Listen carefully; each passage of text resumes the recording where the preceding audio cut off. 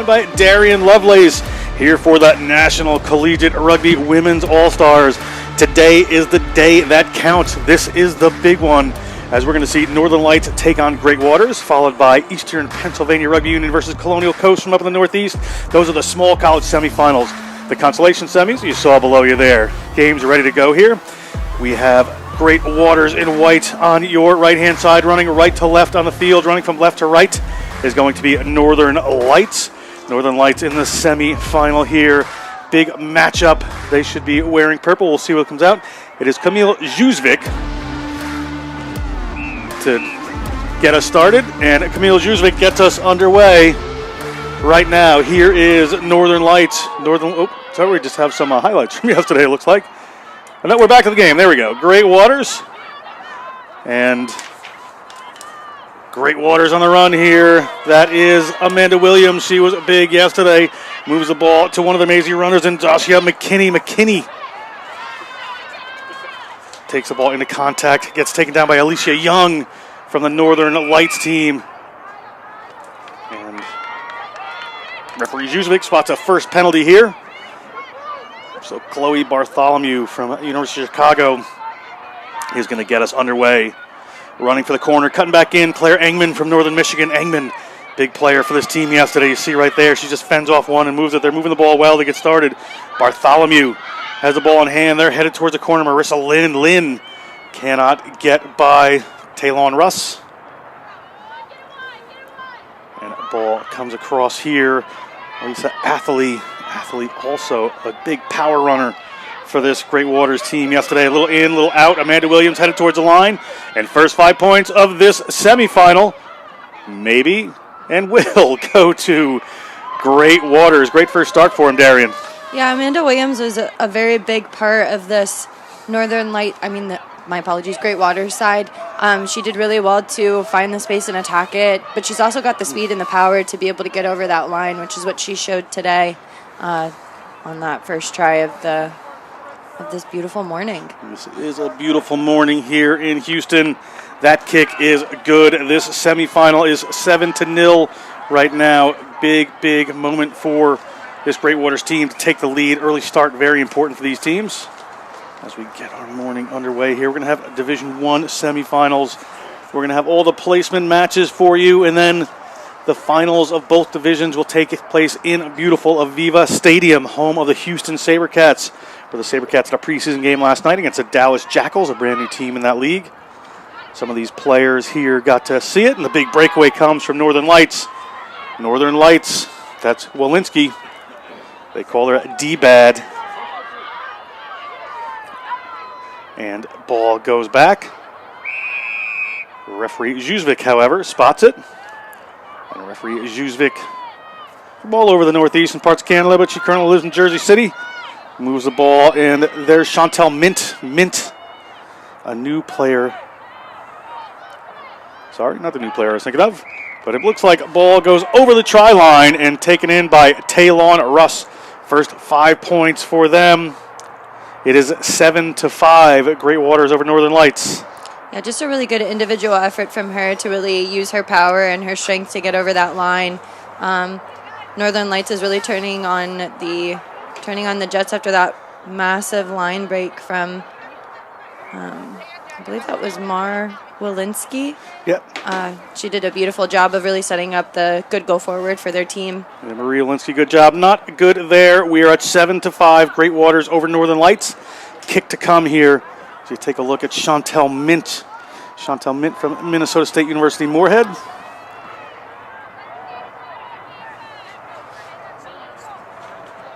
And referee Juzvik on the spot there. Both teams doing a good job of moving the ball to space and finding it and attacking it. As ball moved towards the sideline there, a little push for Great Waters to have to deal with. Great Waters. Big tackle comes in there from Alicia Young. But Great Waters going to continue to move this. There goes Engman inside her own 22, so they have some work to do. Somebody's got to make a big run. Almost right there. Players a little tight on the field, but they're going to move that one wide. Bartholomew. About 30 meters out from their own line. Here's Elisa Athlete from University of Chicago. Hands that ball off to Bartholomew, one of her teammates at that University of Chicago team. And now they move it across field with McKinney. McKinney to Williams. Ball out wide. Is this the gas player in Engman? Can Engman make it? She's across the 40. She's got one player coming after her. Can she beat her? She's got a cover tackle to beat and steps that tackle. She's now beaten 3 or 4 players, and with a presence of mind to offload there, it looks like Great Waters maybe touching this one down through Amanda Williams. Amanda Williams gets another 5-pointer on the board and another lead change as Great Waters goes up 12-5. She's been absolutely incredible this weekend with her ability to run those support lines off of her team. Her fitness has really been demonstrated throughout this whole entire weekend, continuing to show us his repeat performances and continuing to dot it over the line. Great Waters here, coached by Mike Good, with Crystal Hermosillo helping out. And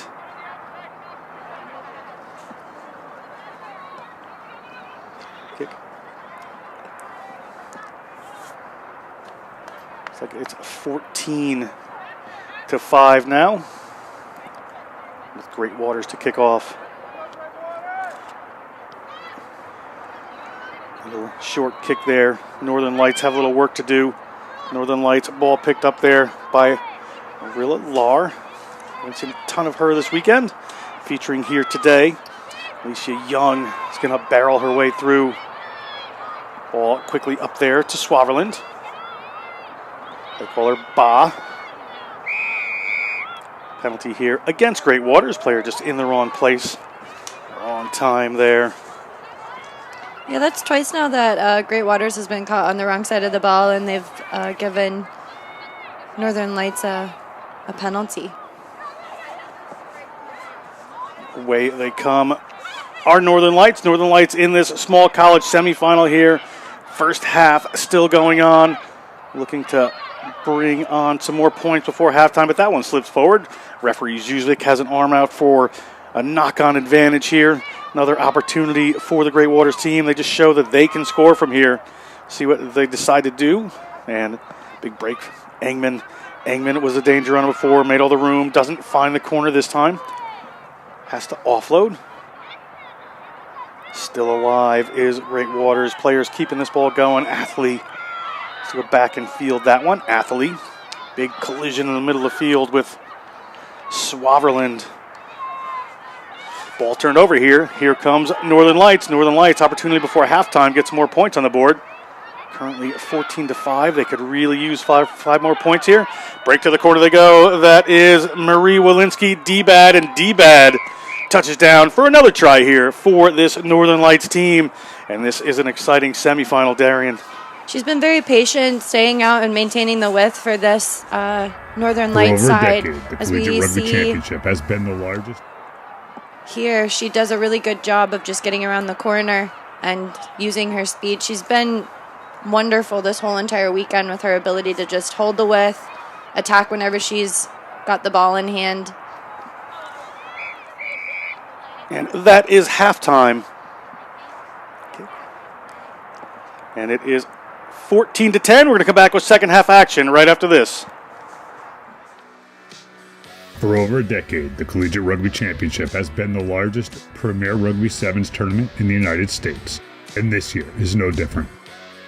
Warner with a little gap. Warner slips through. This is brilliant. It's a bank heist from Colson Warner. Join us for the 12th annual May Madness Sevens on Memorial Day weekend in New Orleans.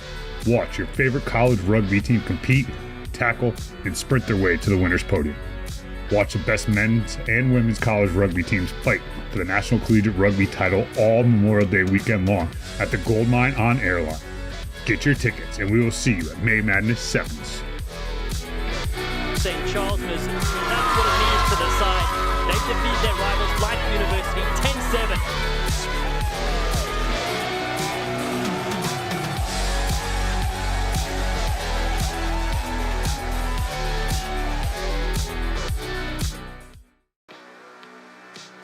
For over a decade, the Collegiate Rugby Championship has been the largest premier Rugby Sevens tournament in the United States, And this year is no different.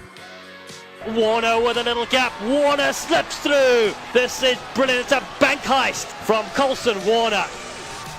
Join us for the 12th annual May Madness Sevens on Memorial Day weekend in New Orleans. Watch your favorite college rugby team compete, tackle, and sprint their way to the winner's podium.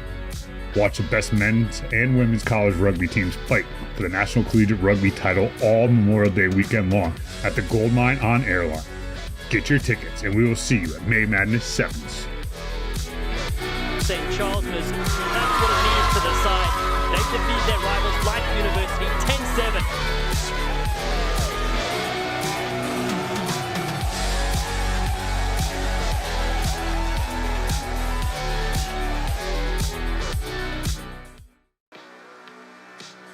For over a decade, the Collegiate Rugby. We are back here in this first small college semifinal where 14-10 is the score. Great Waters in white leads Northern Lights.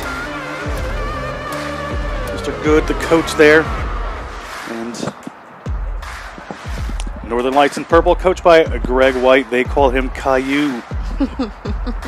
It's a very fitting name. It really is. Referee Camille Zuzvik to get us started here. Kicking off this time will be this Northern Lights team. Northern Lights puts a high one just about 10 meters down. Ball alive here for Great Waters. Great Waters taking the ball sideways, but there's Amanda Williams. She's been very important so far. Steps a couple, steps a third, gets it to Athlete. Athlete puts the ball up to Marissa Lynn. Lynn gets the ball. And Lynn gets it going here. Athlete moves it across field. Ball bouncing around. Northern Lights really trying to come up with that one, but cannot. It is Athlete who is going to come up with it. Athlete, the athlete. There you go. First one of the morning from Darian Lovelace. Here is Bartholomew. Bartholomew is across the 40-meter line. I'm sorry, that was Marissa Lynn. It was fed from Bartholomew. Here is Claire Engman. Claire Engman steps a couple. Claire Engman at the 22. She's got one player to beat and cannot. Taken down to the ground, but good work to clear that up and set the platform from Great Waters, but knock-on comes in. Little too many offloads there, and it's going to be a scrum for Northern Lights. Northern Lights down by 4. They could certainly use some points here. We're doing a good job of moving that ball to space and working it wide. Right from the kickoff, we saw them have a couple of phases where they were able to move it through the hands, and I think that that's working to their advantage against Northern Lights. They're having to go back and forth from the sidelines to cover this defense, and it's leaving a lot of gaps open in the middle for them.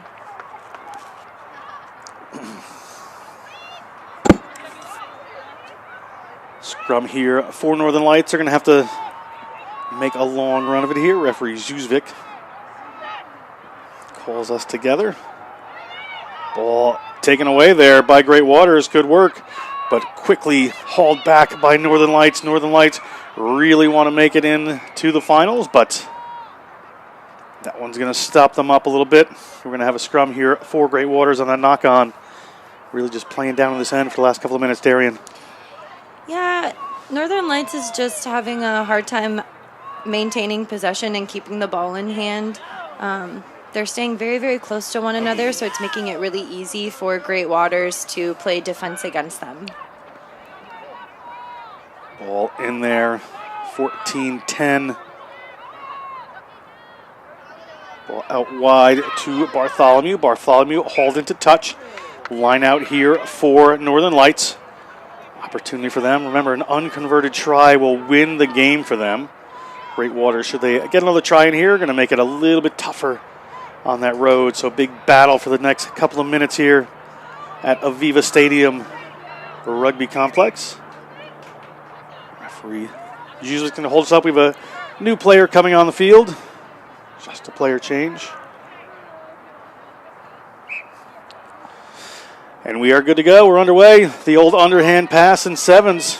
And Northern Lights on the run. Northern Lights Moving the ball, get that ball to Alicia Young. Alicia Young taking the corner there, offloads. A good run coming up here. This is a major moment, offload. They have to make sure they're handling, and they do not, but referee says that went back, doesn't matter. Great Waters is taking that ball away. Great Waters working their way towards the semifinal. As we said, the winner of this will play the winner of the next game, Eastern Pennsylvania versus Colonial Coast. And player just steps out. Going to have a line out here for Northern Lights. Yet another opportunity for them.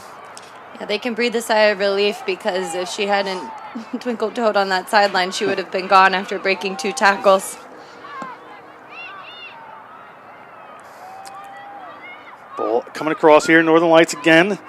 Got to make sure of it here. Got to be very, very aware of your knock-ons and your offloads, not to just spill the ball. Going towards the sideline. There's a little handoff.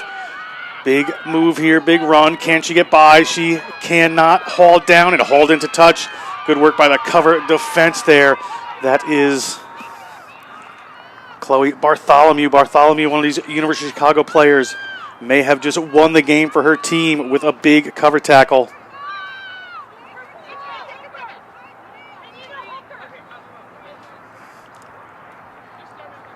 Northern Lights is really going to have to work very hard to get possession back from Great Waters. Ball coming in here for Great Waters. Placeway is going to put this one in. Northern Lights up to contest, and they do. Referee gives a free kick, however, to Great Waters. Said players have closed up the tunnel. You have to keep your width there.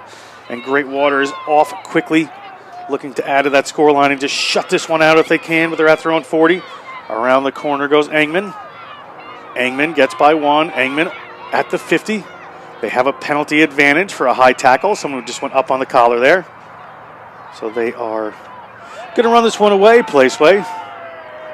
Time winding down. They have to play a little game management here, but they are just going to keep on going if they can. Have done. Get the ball to Lily Sparks. Sparks has found some room, and Sparks hauled down to the 22 there by Amanda Williams. Ball coming the way of Northern Lights. Good work on the ground by this Northern Lights team. And Athlete makes a key tackle there. Ball is up. That is Taylon Russ. Taylon Russ gets a hold of the ball from Mankato State University. Ball. With a side entry, was that Darian? I think that she might have, it looked like she had put up her forearm. That's considered dangerous play, especially if it's around the head region, and it looked like the tackler had made contact a little bit high with her. Glanced away at my list of names for a second there. Thank God for Darian Lovelace on the scene. Can call that one. Ball moved across the field. Bartholomew. This is a little dangerous here, in my opinion, from Great Waters. They're putting themselves in a position where they, one spill of the ball could change things here. And the game should be nearly up. Game management has to be critical at this point. We're at past the 7-minute mark here in the second half, so we are in referee's time. There's Athley, Elsa Athley. Ball brought back there. Here come Great Waters. Taylon Russ puts in a big, solid hit there. Not sure if they realize what time they have here.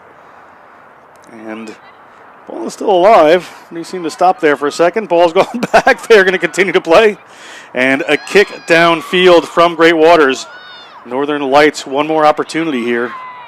Yeah, it looks like fatigue is really starting to set in.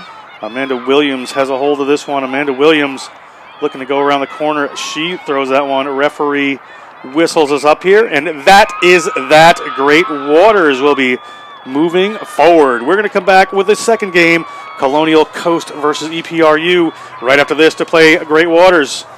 We'll be back. For over a decade, the Collegiate Rugby Championship has been the largest premier Rugby Sevens tournament in the United States, and this year is no different. Join us for the 12th annual May Madness Sevens on Memorial Day weekend in New Orleans. Watch your favorite college rugby team compete, tackle, and sprint their way to the winner's podium. Watch the best men's and women's college rugby teams fight for the National Collegiate Rugby title all Memorial Day weekend long at the Gold Mine on Airline. Get your tickets and we will see you at May Madness 7s. Big bump in that far corner, looking to feed it back on the inside. Darius Law has his twin brother Donovan Law for the opening. Phelan cuts back in, looking for the try line. This man is electric. Here's Phelan, gets the first try in the final. And here's Adegoke. That's the girl we were looking out for. She has got unreal speed, and she just got Another long run. Just had one denied at the end of the first half because they were going to... Warner with a little gap. Warner slips through. This is brilliant. It's a bank heist from Colson Warner. Headed towards the try line and dots it down. He is good. Run there from Claire. Claire looks for a teammate, finds a teammate, gets Annie Henderson. She is looking for the corner. She has beat a couple of people. Is there a cover defense coming across?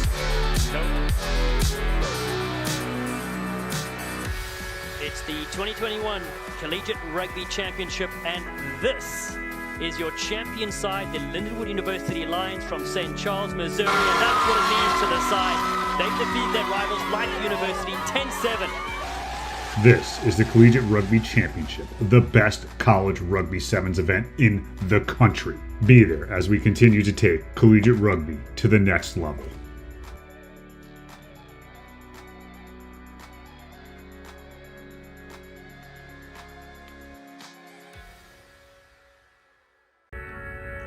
For over a decade, the Collegiate Rugby Championship has been the largest premier rugby sevens tournament in the United States, and this year is no different. Join us for the 12th annual May Madness Sevens on Memorial Day weekend in New Orleans. Watch your favorite college rugby team compete, tackle, and sprint their way to the winner's podium. Watch the best men's and women's college rugby teams fight for the National Collegiate Rugby title all Memorial Day weekend long at the Gold Mine on Airline. Get your tickets and we will see you at May Madness 7s. Big bump in that far corner. What's up, man?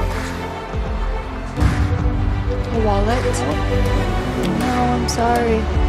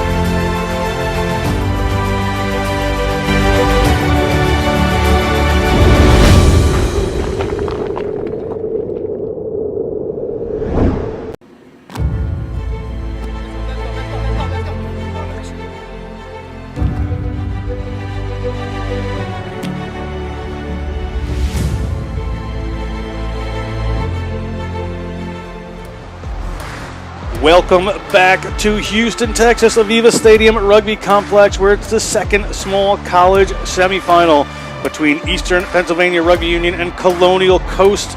John Broker here with Darian Lovelace for this second matchup.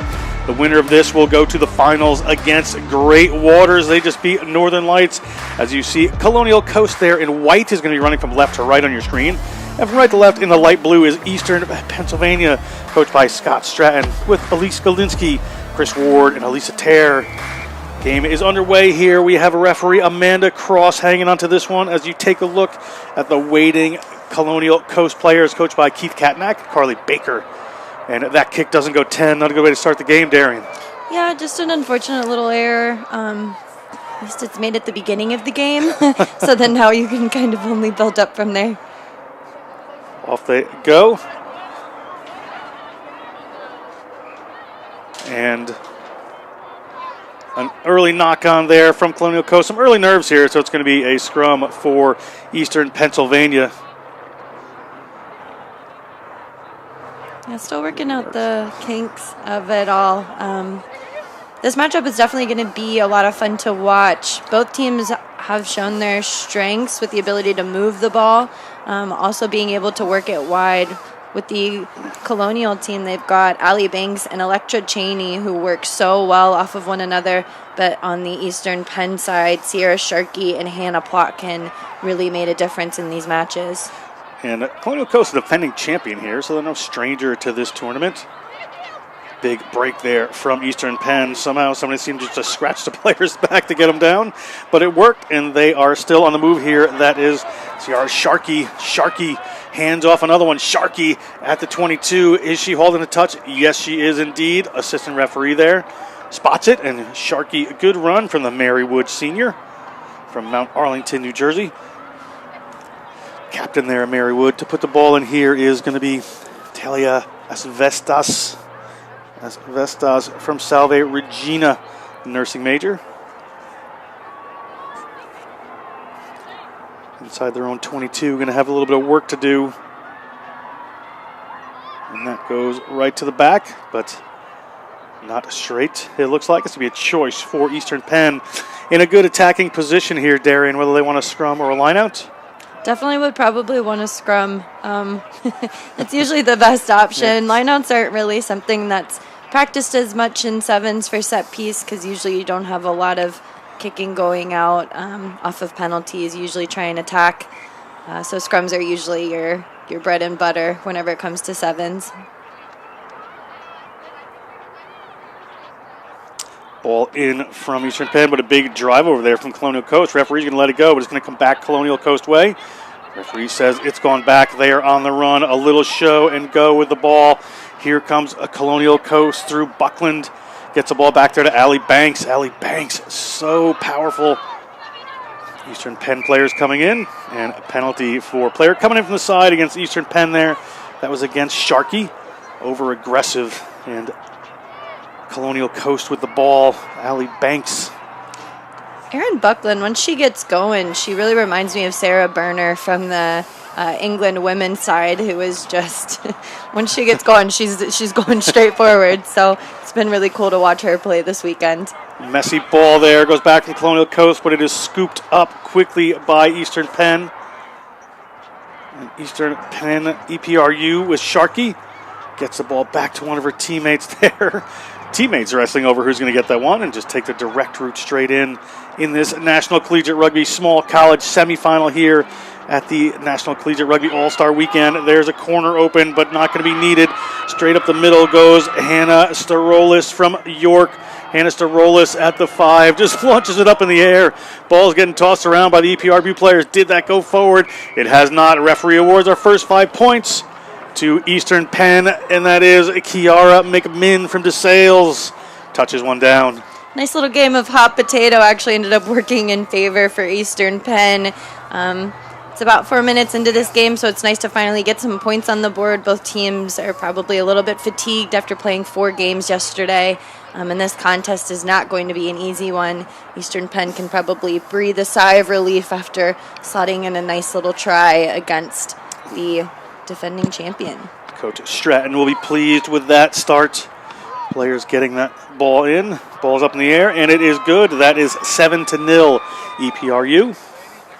So right here we see this beautiful line break. She steps inside. Electra Cheney really wants it though, and she tracks her down just about 5 meters out. Again, we see this little bit of hot potato. Allie Banks almost gets her hands in there. But we've got Kiera McMinn, who is there and anticipating the pass and dots it over. McMinn plays in the second row and as a number 8 and 15s. I say she can just play any position on this 7s team. That's usually how 8 men work. It usually is. You would know. Yeah. Certainly. As the ball goes up there, Buckland trying to keep that one in. Buckland, good work to do so. She's got Banks there to clear that one out. Colonial Coast chance to answer here at their own 40. There was a player wide that they decided not to use. As Buckley gets it and moves it there to Dodge. Dodge just pops it forward. There's the little offload to space, but it looked like it went forward. So Electra Cheney from Endicott College, one of Carly Baker's players there. Just very unfortunate. The Colonial side is really trying to force the passes, and they're staying only on one half of the field, which is making it so that it's very easy for Eastern Penn to just come up and put the pressure on. And after putting themselves under pressure, that's where the forward pass came from. Eastern Penn will be happy with that. It was about 1 minute and 10 seconds left in this first half of this semifinal. Ball comes squirting out, but it looked like it was pushed forward there from Colonial Coast. EPRU winds up with it and headed for the corner, but not going to make it. Now the ball is up to it's not Sharkey. That is Morgan Mattia from East Stroudsburg, and Morgan Mattia, the East Stroudsburg player, touches one down. Another 5 points here. We're at 12-0 Eastern Penn over Colonial Coast as this second half wears on. That is Mattia. She is an integrative organism biology major, and this is her first year playing rugby. Yeah, again, Eastern Penn is just really dominated possession in this first half. They aren't giving the Colonial All-Stars really any room to run, and it's making it so that they don't have the ability to work their strengths and move the ball and continue to attack those fringes. And that one is not going to work for them as they roll towards halftime here. And it is halftime with 12-0 EPRU. Eastern Penn leads Colonial Coast team from up in the northeast part of the country. We're going to step aside for a second, bring you back to the action to see who is going. For over a decade, the Collegiate Rugby Championship has been the largest premier Rugby Sevens tournament in the United States, and this year is no different. Join us for the 12th annual May Madness Sevens on Memorial Day weekend in New Orleans. Watch your favorite college rugby teams compete, tackle, and sprint their way to the winner's podium. Watch the best men's and women's college rugby teams fight for the National Collegiate Rugby title all Memorial Day weekend long at the Gold Mine on Airline. Get your tickets, and we will see you at May Madness Sevens. Big bump in that far corner, looking to feed it back on the inside. Darius Law has his twin brother Donovan Law for the opening. Feeling cuts back in, looking for the try line. This man is electric. Here's Phelan, gets the first try in the final. And here's Adegoke. That's the girl we were looking out for. She has got unreal speed, and she just got another long run. Just had one denied at the end of the first half because they were going to... Warner with a little gap. Warner slips through. This is brilliant. It's a bank heist from Colson Warner. Headed towards the try line and dots it down. He is good. Run there from Claire. Claire looks for a teammate, finds a teammate, gets Annie Henderson. She is looking for the corner. She has beat a couple of people. Is there a cover defense coming across? No.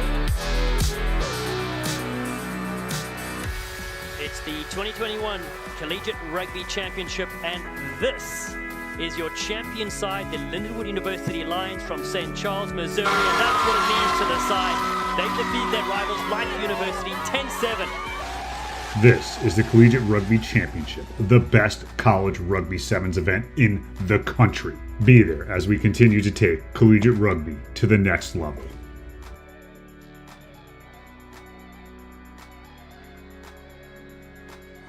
We are back here. Let's take a look at this last try from Eastern Penn.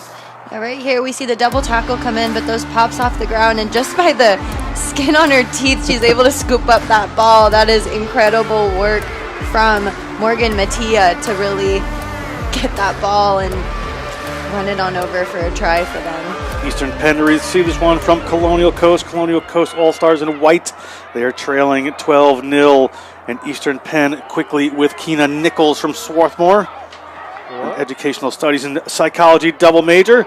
Takes that one and pushes it back into the pocket. Referee Cross spots a penalty from Colonial Coast. That player was not 10 or anywhere close. Yeah, we talked about that yesterday. Teams lacking the discipline to get back 10. She's also, I believe she is a freshman. So this is her first year playing. So she might have not known the rules, but that just bought Eastern Penn 20 meters. Here's Nichols from Salem, New Jersey. Runs into Allie Banks. The Banks tackle looked like it might have been a little high. Referee agrees with me. So referee Cross on the spot there. And Colonial Coast here with a lot of work to do to get back into this game.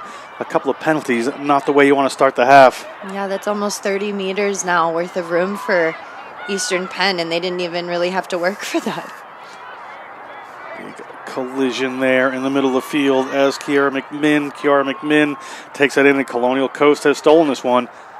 They need some points. They need them fast. They need to get moving here. That tackle was very large, and Banks is going to move that one across. They need to get the ball to an outside runner, but that's not the runner they should have chosen. It's an advantage. They're headed towards the line and touching down. Another 5 points. That's Gianna Calciano, the junior from Loyola. The mechanical engineering major touches one down, and her teammates are very pleased with her. She definitely beat the system on that one. I don't think that anybody was anticipating for her to recognize that tiny little space with the timely pass, but they'll feel good about that as they are shutting out the Colonial Coast. Colonial Coast, bit of a surprise here. Colonial Coast defending champions. The winner of this is going to play Great Waters in the finals. As of now, it looks like that is going to be Eastern Penn Rugby Union, EPRU. So here we see the ball getting moved. This pass was just very up in the air, and she does an incredible job of getting in that tiny space. And then this is the extra effort that she needs, and her team is extremely excited about that try because they can have a little bit more wiggle room now. Calciano from Dunmore, Pennsylvania. Oh my goodness! And look, we've got a 15th man. Colonial Coast has about 4.5 minutes to score 3 tries, and this looks like it may be a start for that if they can get there. That's the Electra Cheney. Electra Cheney, the Endicott College junior, touches down. 5 points, and they need to hurry up with this kick. Yeah, they don't really want to take too much time because they really need about 2 more tries. Actually, 3 in order to really make sure that they seal this game. They need one of those tries to be converted, too. I'm trying to be taking my time here. It's nice to see her finally get that stride going again. Electra Cheney was up and down the sideline yesterday. She did a wonderful job with being able to stretch her legs and finding those tiny gaps as she rounded the corners.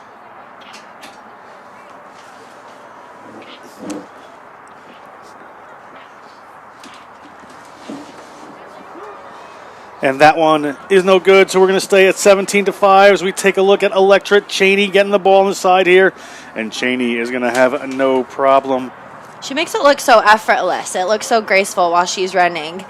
It must be from her exercise science expertise that she's able to remain here through the fatigue and keep those strides going. And stay tuned after this. We're going to have the D1 semifinals. And the local rugby legend Grant Cole will be joining us in the booth for some of these games today. Part of our 3-person broadcast crew. Ball goes out from EPRU. It's going to be a line out with 3 minutes to go from Colonial Coast. Again, need 2 tries, at least one of them converted to tie this up. Just an unfortunate error of going out of bounds. Electra Cheney did a good job of coming across and making that tackle. Another thing, though, that's really making Eastern Penn a very strong contender in this match is their ability to catch the kickoffs and attack. Just an unfortunate error, though. Ball down, and Colonial Coast is up with it. They've got some work to do here. Colonial Coast on the move. Get the ball into the hands of Melissa Drexler, but taken away there by Keena Nichols. Tina Nichols. We're going to need a sub here. We have penalty, knock on there by Eastern Penn as time is winding down. About 2 minutes to go on the game clock here. Scrum for Colonial Coast.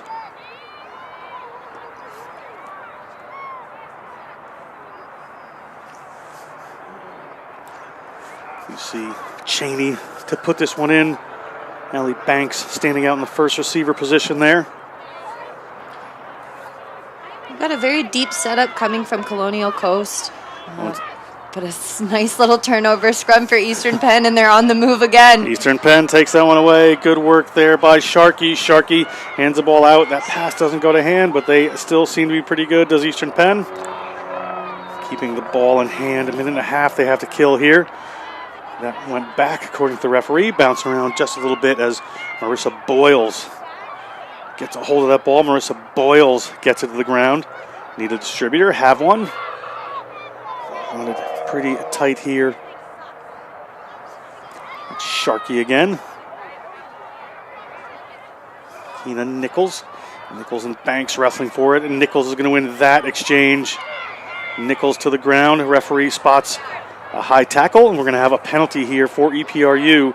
With under a minute to go, they decided to quick tap it, but this is going to seal it here as Yara Sharkey is going to touch this one down.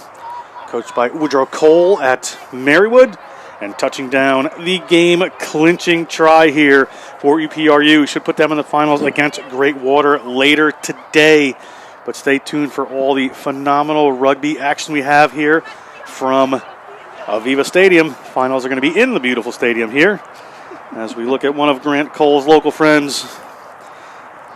Wow, that is original. I'm not sure why we have the tube band out on the field. But okay, that makes it fun here. Referee spots that, and that's the end of our game. We're going to take one quick other look here at this final try, and that's the end of our game as these teams have settled it. It is going to be Eastern Penn going to that finals against Great Waters, and Northern Lights will play Colonial Coast. We're going to step away. We're going to be back with D1 semifinals, Midwest versus Mid-America, then Upstate New York versus Texas. We will be back right after this.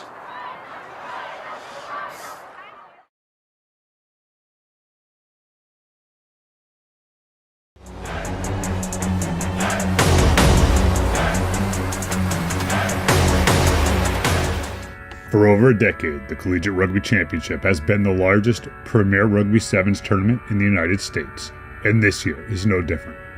Join us for the 12th annual May Madness Sevens on Memorial Day weekend in New Orleans. Watch your favorite college rugby team compete, tackle, and sprint their way to the winner's podium. Watch the best men's and women's college rugby teams fight for the National Collegiate Rugby title all Memorial Day weekend long at the Goldmine on Airline. Get your tickets, and we will see you at May Madness Sevens. Big bump in that far corner, looking to feed it back on the inside. Darius Law has his twin brother Donovan Law for the opening. Phelan cuts back in, looking for the try line. This man is electric. Is Phelan gets the first try in the final. And here's Adegoke. That's the girl we were looking out for. She has got unreal speed, and she just got Another long run. Just had one denied at the end of the first half because they were going to... Warner with a little gap. Warner slips through. This is brilliant. It's a bank heist from Colson Warner. Headed towards the try line and dots it down. He is good. Run there from Claire. Claire looks for a teammate, finds a teammate, gets Annie Henderson. She is looking for the corner. She has beat a couple of people. Is there a cover defense coming across?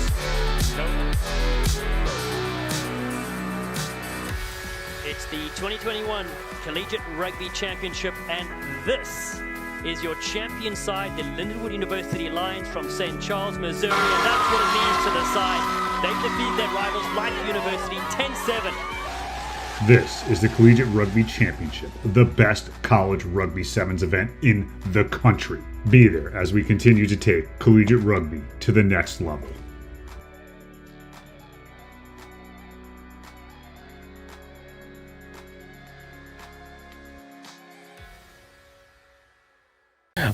I think NCR is something that is 270 plus colleges that are in it. It's bringing together the smaller group of colleges that may not be as well-known brands in the college arena, but they've got dedicated people who are looking to sort of build this game of rugby. It's probably the largest playing base in college because it's the largest number of colleges that are out there. Crowns a national champion in 7s and 15s every year, and it's only growing. More and more teams are coming in, men and women.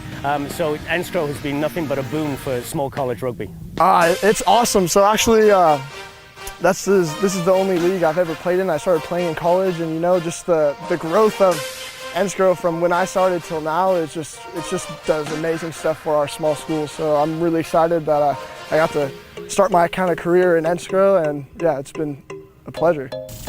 Playing in NCR has given me a chance to step away from the bad influences in my life. I play rugby now. Welcome back as you take a look at the competitors here for this Division I semifinals with Alana Gregory taking over this one. That was Maggie Burns to kick that off for Midwest versus Mid-America, Battle of the Mids. John Broker with Darian Lovelace here for this D1 matchup. Going to be a great one. Grant Cole back in a second to join us, give us his expertise inside the booth here. Mid-America is on the move, but turned over there. There's Maggie Burns. Maggie Burns, very quick thought there to get things going is Maggie Burns. And she's digging that one out of this contact area. They have to get this one going, but Hannah Foltz happy to do that. Grace Bryson from University of Minnesota puts that pass out, and a first attack at the line here. Let's see if they can get it. That is Ciara Stannerson Edwards from University of Northern Iowa. The movement and exercise science major gets the first 5 points, and Midwest are on the board. It didn't look like they had much to work with. They had 4 people in that original ruck, so there wasn't much. There wasn't much numbers on the outside, but Grace Bryson did a really good job of recognizing that they had a lot of space on the right-hand side, and Ciara Stannerson Edwards maintained her width and was just able to put on the burners. Good early punch there from Midwest. I really like seeing that. They were at the match last night after the tournament and stayed for the whole thing. I was pretty impressed with that. And now they're out early this morning, making sure it all counts. Out in that brisk Houston evening, Grant Cole. It was a little chill here last night for that game, but preseason getting underway in Major League Rugby, and that one is going to go the 10 meters, but knocked on. Good fortune here and a knock-on advantage for the Midwest. See what they can make out of this as busting right through an early hole and then an offload. It doesn't go to hand, but Maggie Burns winds up with that one again. Maggie Burns offloads there.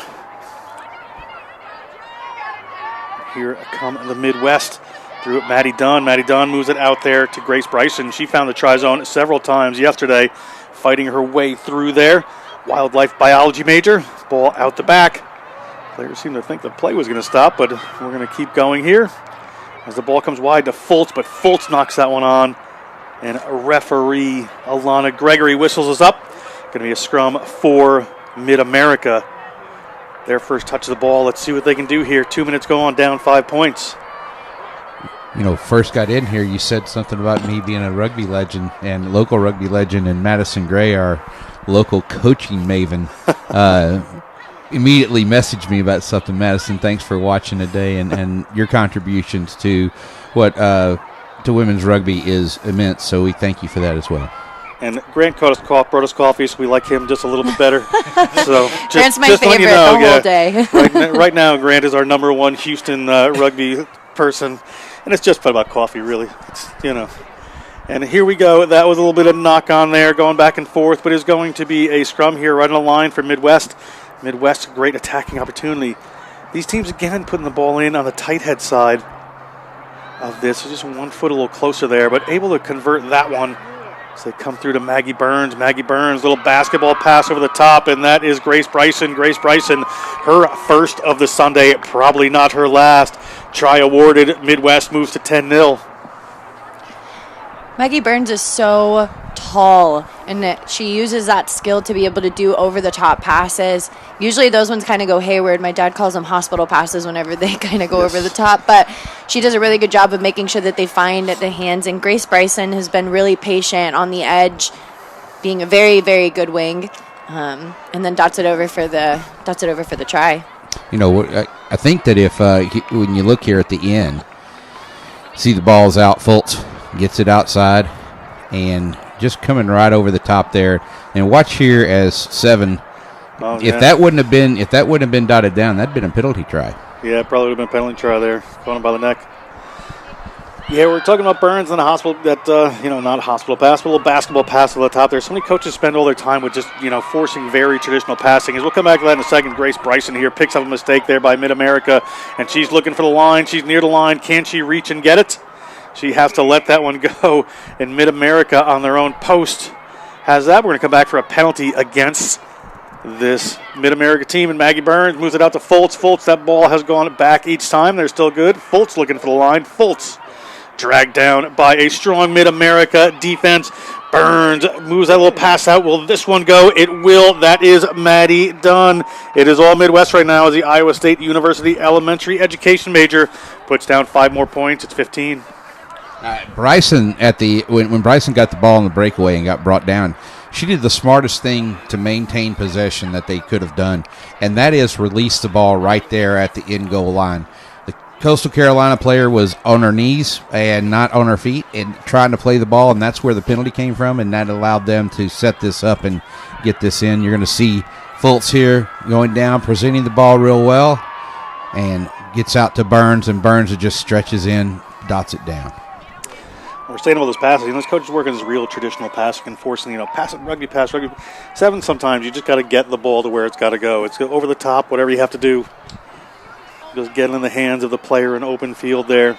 Passes are fine as long as they find the hands. Yes. Then you get yelled at if they don't. It doesn't matter how it gets there as long as it gets there. And a lot of times when it hits the hands, you got to make sure it stays in the hands. Yeah. So catching is just as important of a skill as passing in this respect.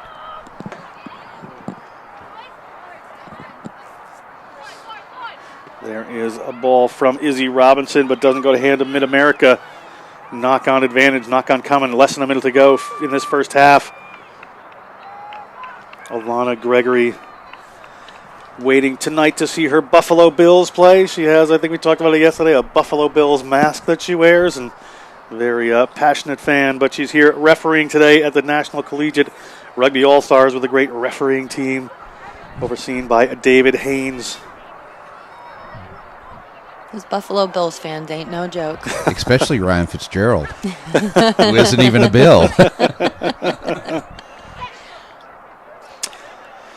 Ball in again from Fultz. Fultz is going to move that one out. A little bounce pass there.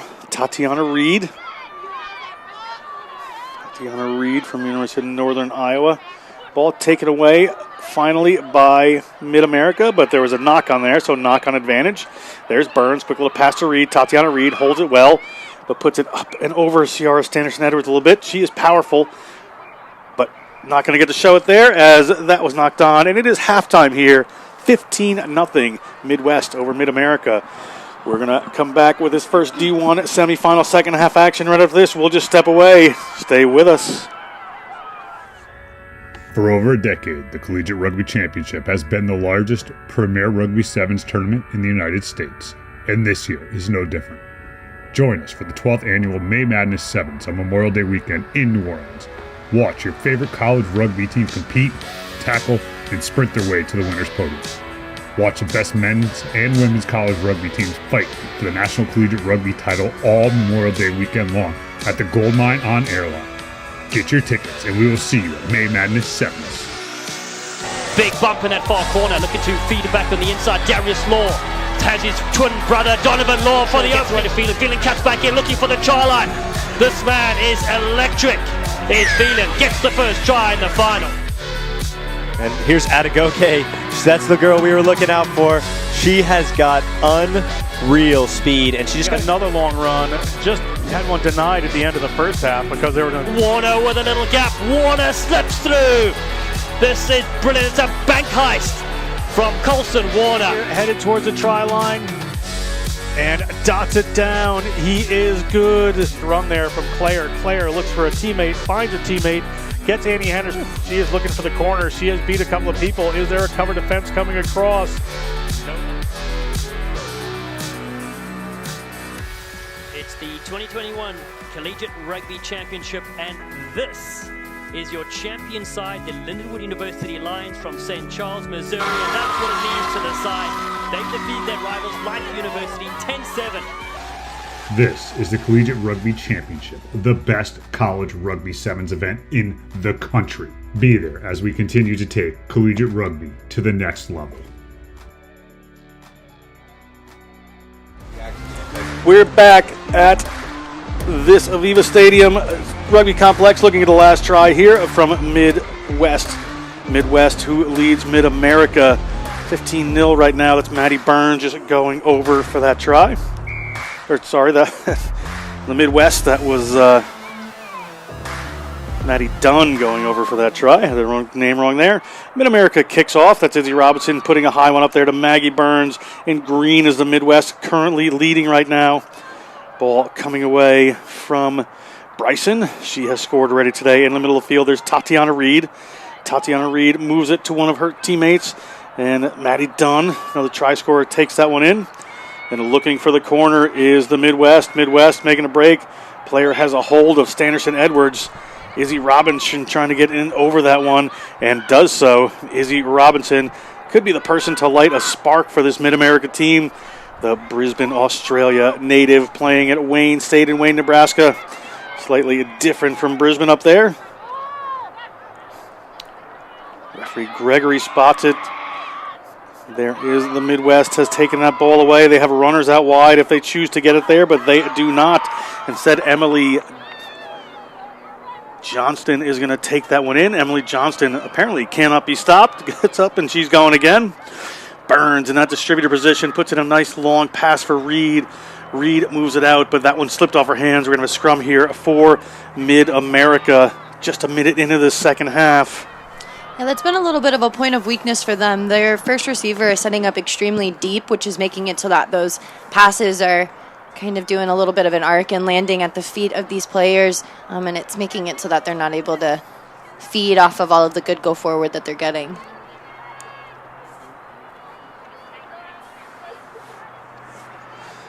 Izzy Robinson to put this one in. Played for the Sunnybank Dragons in Australia before coming to Darren Barner's team. Out wide for Mid-America. Is this player going to be able to turn the corner? They have one cover tackle to come, and who else but Ciara Stanison Edwards takes her down into touch. Great work by the 15's fullback and the sweeper here for this Midwest team. Yeah, she definitely cleaned that one up. That one looked like it was a sure try until we saw her kind of come into view. She loves to make those tackles right in the backfield, and the Midwest can breathe a sigh of relief after she made that massive hit.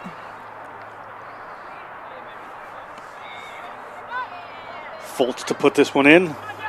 Taken away by Mid-America. Robinson puts in another one of those little kick passes, which she hasn't missed one yet as a scrum half. It's kind of impressive, to be honest. She's done it 2 or 3 times over the weekend. Maggie Burns paying attention to one of these Mid-America players. They had nowhere to go. Burns trying to get in over this ball. Mid-America has other ideas. Trying to take this one up the middle. Good defense here from the Midwest, but penalty. High tackle against Midwest. Mid-America. It looked like she was getting some really good go forward. I understand that it was dangerous play. However, I think that she might have been off to the races had that not gotten called back. Nice, significant distance made there from Robinson. They're at the 22 of the Midwest. 4 minutes to go here. They still have time.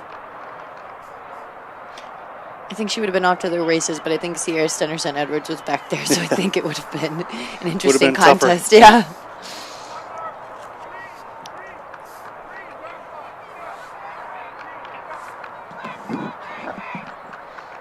Ciara Stennerson Edwards reminds me a lot of Olivia Ortiz. She's the scrum half for Team USA. However, their demeanor and their ability to make these tackles and their body type. And as I say that, I think I just had the curse of the commentating. That was a beautiful step by her. Good step there by Lauren Nelson. Lauren Nelson, the Wayne State College player, steps around. Human Service Counseling major. She's from Fort Calhoun, Nebraska. And she touches down for 5 points. Izzy Robinson, she has a good boot, does Robinson. Could be a big difference here They have 3 minutes to go. Going to need to get a couple more tries down. And that one is good. It is 15-7 Midwest over Mid-America as we take another look. Yeah, we see this lineup that's taken cleanly. Izzy Robinson does a beautiful pass, and then we see the show and go. She just rounds that corner, but that little step on the right foot to then come around on the left, and then the transfer of the ball into one hand goes to show that she is going nowhere but into that try zone.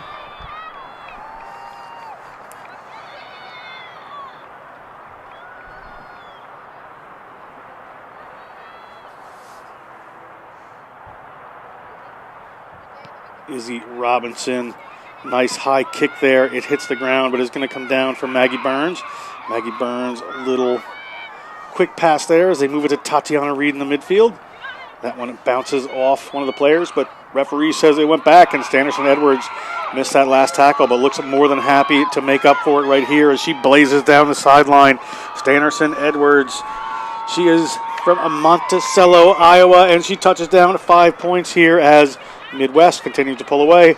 She definitely slid into that try zone to make sure that she was able to secure the try. She's had an incredible game in this first round of games for us. From the University of Northern Iowa, the junior has done a wonderful job of making sure that she's making those tackles, and also shows that she's able to find the try zone herself. I hope it gets hot. Right angle from Burns, but didn't quite have the distance.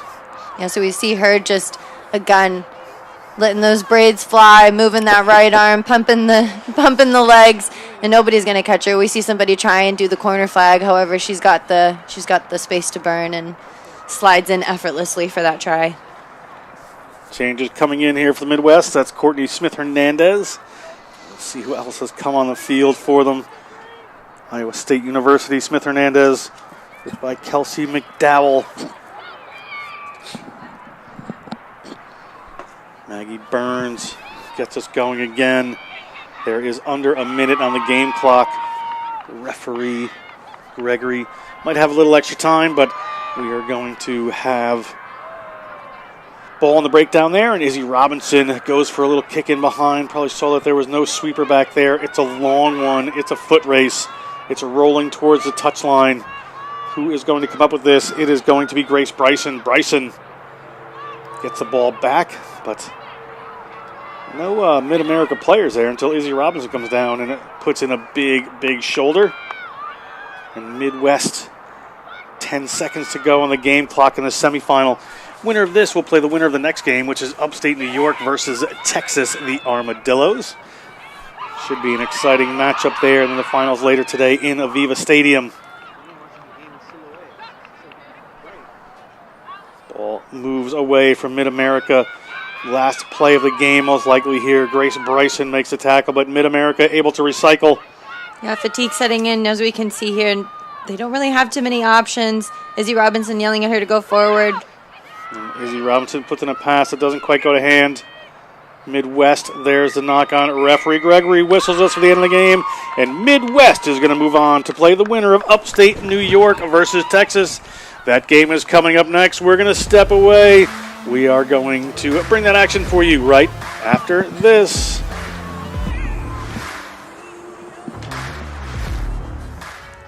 For over a decade, the Collegiate Rugby Championship has been the largest premier rugby sevens tournament in the United States, and this year is no different. Join us for the 12th annual May Madness Sevens on Memorial Day weekend in New Orleans. Watch your favorite college rugby teams compete, tackle, and sprint their way to the winner's podium. Watch the best men's and women's college rugby teams fight for the National Collegiate Rugby title all Memorial Day weekend long at the Gold Mine on Airline. Get your tickets, and we will see you at May Madness Sevens. Big bump in that far corner, looking to feed it back on the inside. Darius Law has his twin brother Donovan Law for the opening field. Phelan cuts back in, looking for the try line. This man is electric. Here's Phelan, gets the first try in the final. And here's Adegoke. That's the girl we were looking out for. She has got unreal speed, and she just got another long run. Just had one denied at the end of the first half because they were going to... Warner with a little gap. Warner slips through. This is brilliant. It's a bank heist from Colson Warner. Headed towards the try line and dots it down. He is good. Run there from Claire. Claire looks for a teammate, finds a teammate, Gets Annie Henderson. She is looking for the corner. She has beat a couple of people. Is there a cover defense coming across?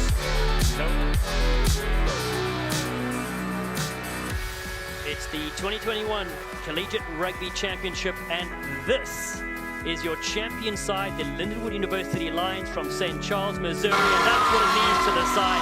They've defeated their rivals, Light University, 10-7. This is the Collegiate Rugby Championship, the best college rugby sevens event in the country. Be there as we continue to take collegiate rugby to the next level.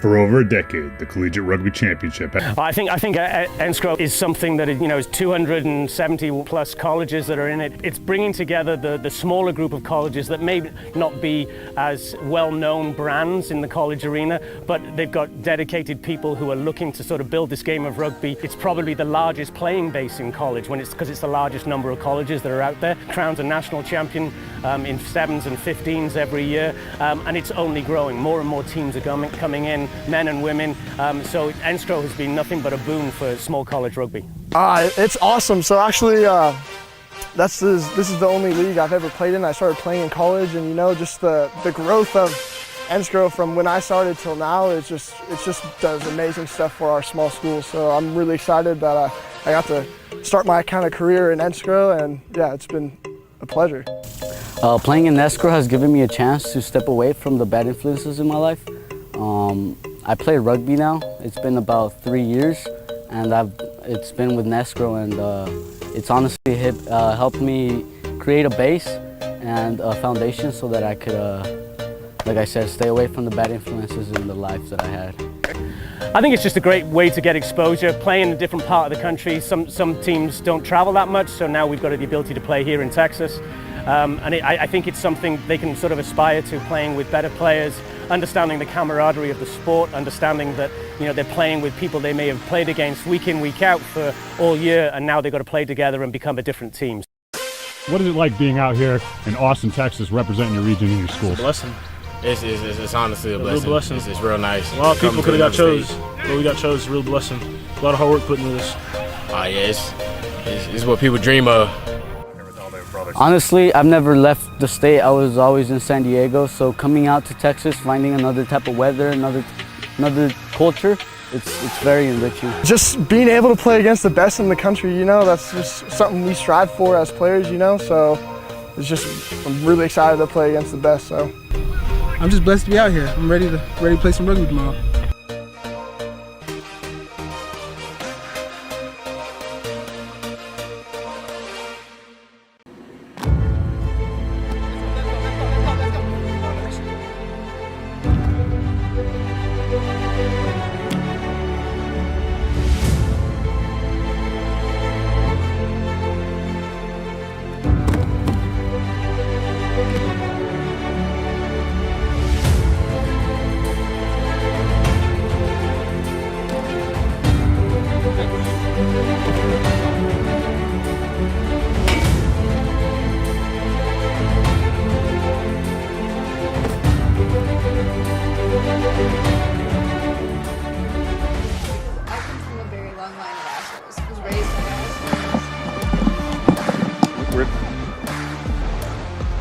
We're back here at AVEVA Stadium. It is the second semi-final. Somebody's got the war paint on. That's upstate New York and Texas there. Upstate New York and Texas. We are underway here. We are ready to get going as Texas is in white, running from left to right on your screen. And in the lovely colors, remnant of a South American team, Ryan Ginty and I seem to have different opinions. I thought it was Colombia. He thinks it's Peru. We're going to come back here for an offsides. Upstate New York against the Texas Armadillos, a local team here, as local as you can get, even though some of them had to travel from a couple of different parts of this great state. And the Armadillos on the run here. Nice little spin move from Owira, immaculate Owira. And did Owira touch that one down? A try awarded there. Quick early try, 5 points. Referee for this one, Carolyn Waters. And Owira adds her experience from Texas A&M. She's a grad student, but played 15s and 7s for Kenya, and just shows it right there as upstate New York is going to have some work to do. That kick is not going to be good. We're at 5-0. Texas really getting the ball rolling here down south. They came to play today. They certainly did. We'll take another look at it here. Yeah, we see the wonderful support line. She keeps those legs going, but it's this line right here that's back on the inside with the spin move. She just backs herself, and she recognizes that try zone. It's nothing foreign to her, and she dots it down for a try. We just had good awareness right there. We are underway again. Upstate New York, the D1 team. They had two teams, a team in a small college as well. They're going to get a hold of this one and try to make a break. They need to make amends here. They're down by 5 points.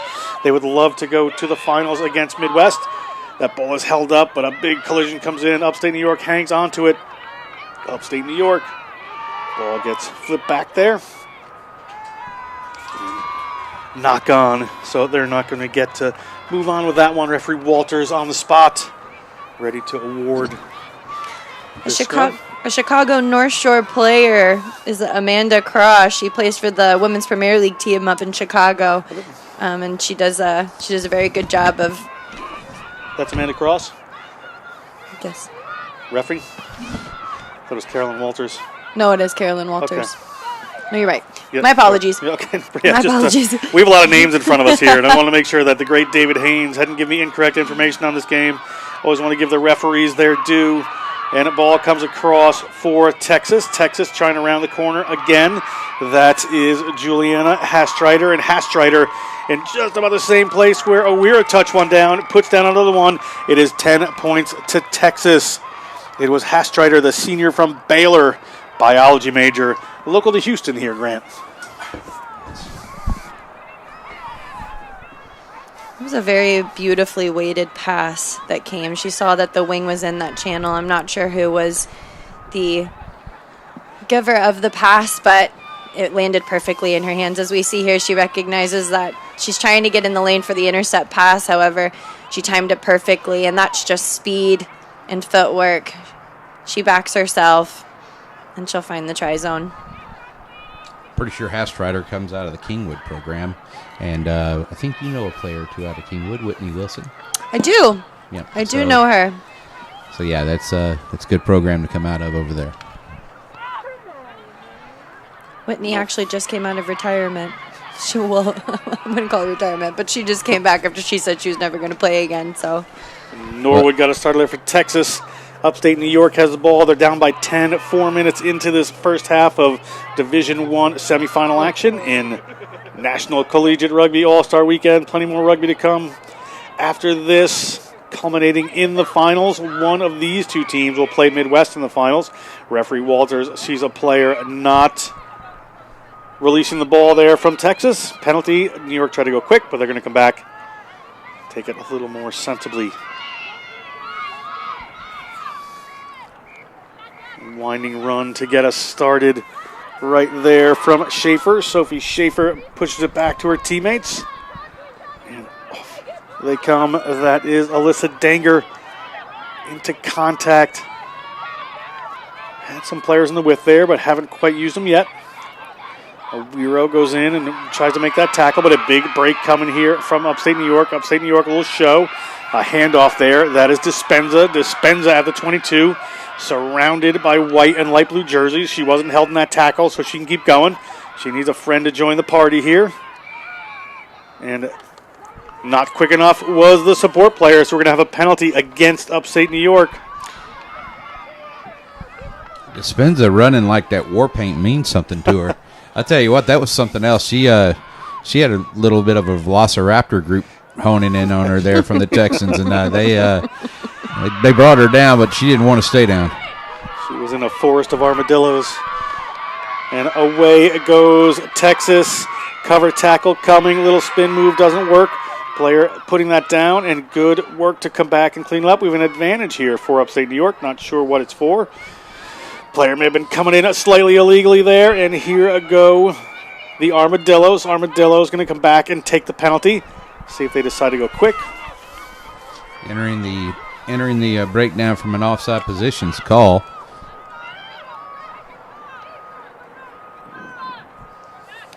And Norwood, how do you pronounce her first name again? Julia. She told you to pronounce her first name a certain way. Beyonce. Oh, Beyonce. Sorry. That's right. Oh, how could I forget? Accomplished musician and scrum half, Julia Norwood. Julia will do karaoke later. She's doing the Super Bowl this year. Referee going to come back. We may have a card coming here against Upstate New York for just too many penalties inside their 22. So a player off there is Dolce Mascolo. Dolce Mascolo is going to take a little break. That's about 20 seconds left in this first half of the second D1 semifinal. Winner of this takes on Midwest and the final game of the day in beautiful AVEVA Stadium. Stay tuned for that. It is going to be an exciting one. So to settle that discussion about colors, I think Natalie Marchino would be very happy. You know, Natalie Marchino, the USA Sevens player, but she also went on to play for Columbia. And she and I think she'd settle that by saying, yes, the Peruvian flag is red and white, and the Colombian flag is UHATS. In our game, we play with our hearts. We don't play with sticks, bats, or gloves. We don't wear shoulder pads or helmets. We keep playing when it hurts. And we leave everything on the field. What we wear must be built for our game.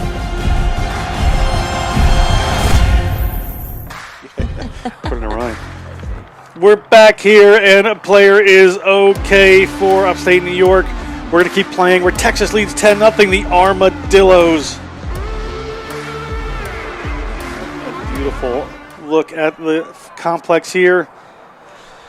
As Alyssa Danger, she's been fantastic, is going to have to go off the field with the medical crew. We'll hope that she's okay. The Ithaca College senior, television radio major with a minor in anthropology.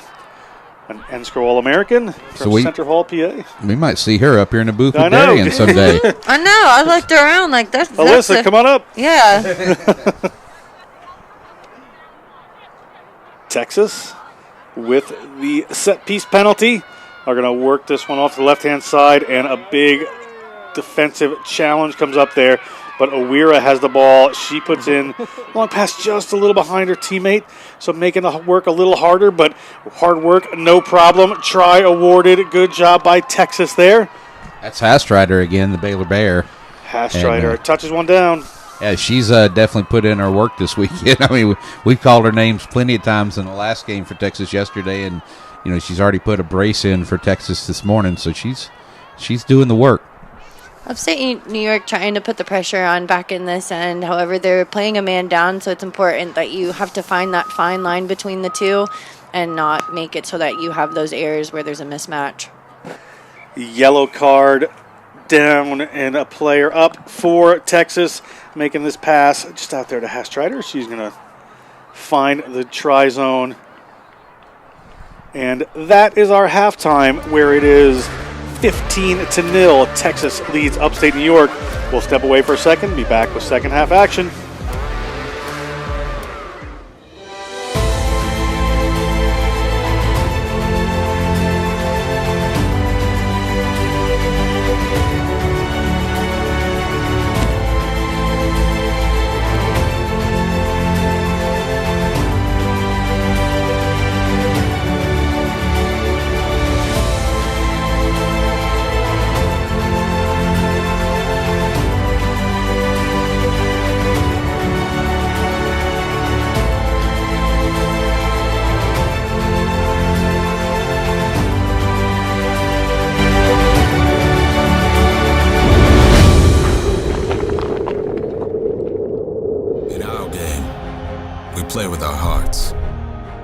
Play with sticks, bats, or gloves.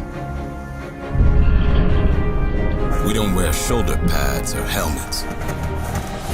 We keep playing when it hurts. And we leave everything on the field.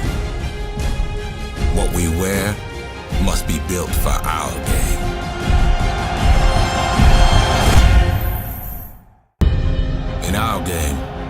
We play with our hearts. We don't play with sticks, bats, or gloves. We don't wear shoulder pads or helmets. We keep playing when it hurts. We are back here in Houston, Texas, where Texas, the hometown Armadillos All-Star team, leads upstate New York in a battle to make it to the finals. Amanda Cross is refereeing. We had that incorrect here at AVEVA. I said that's what they write on a piece of paper. That's what I say.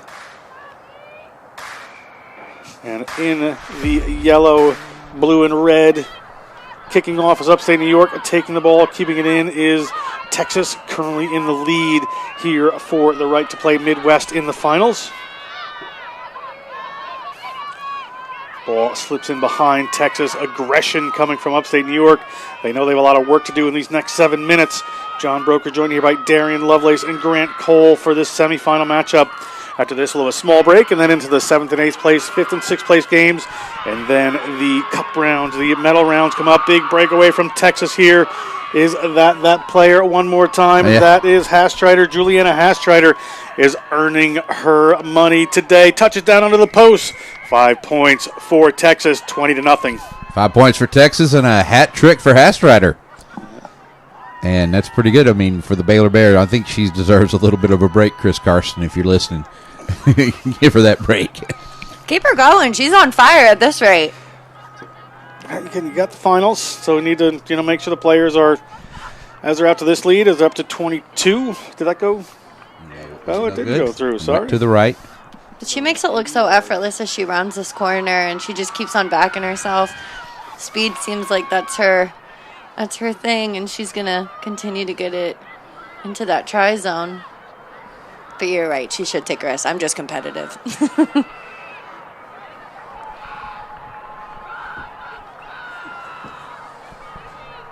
Chris Garston is coaching this Texas team, and they've taken a time to, Chris is coaching the University of Texas team as well as a co-founder and big organizer of the Round Rock Rage, the new women's team in Texas in the northern Austin area.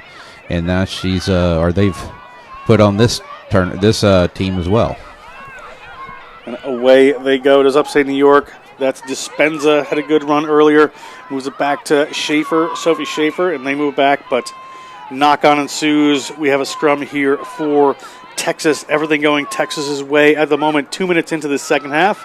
5 minutes for upstate to make some amends here, or it will be Texas through to the finals.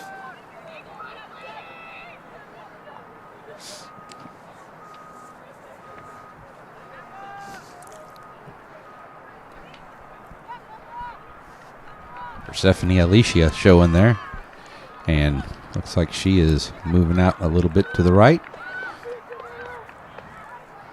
and going off the field. Change there for Texas. Grant Cole with the view from up here. Texas ball in. Norwood, so important to this team. Intelligent game manager, but that one ripped away by upstate New York.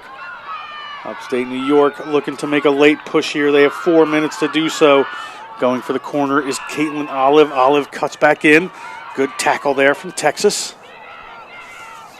Ball coming across field.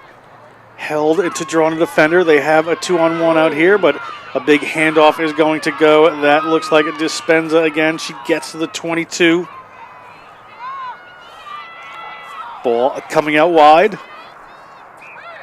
Little looping runner coming. Two good defenders playing patiently there, but a big handoff comes in. Spin move. They're at the try zone. They're over. That's Maggie Biter from Niagara University, the junior social work major, touches it down, and upstate New York on the board. And Terry, we wouldn't usually tell a player to go around and isolate themselves like that, but Biter seemed confident, huh? Right, and she definitely knew that she needed to get that one over if she's going to run off by herself. She really showed that she was able to power over. I thought that it was almost held up with the tackle, but she went over that line with some intent.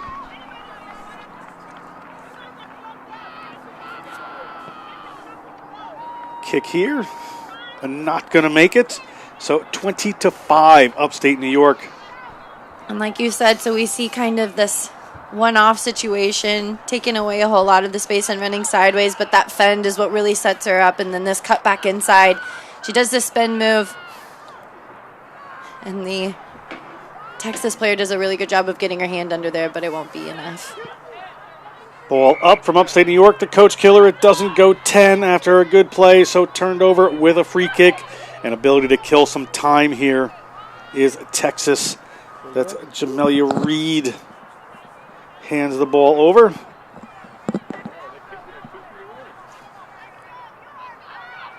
Tap. Moving it off to the right-hand side. Not going to hand. Little knock-on comes in. Reed had a nice line of run there. It could have made a big break. We're going to come here. We're going to have a scrum here for upstate New York. Upstate New York would like to go quick as we're winding down here. Under 2 minutes to go on the game clock. Referee Cross may have a little more time.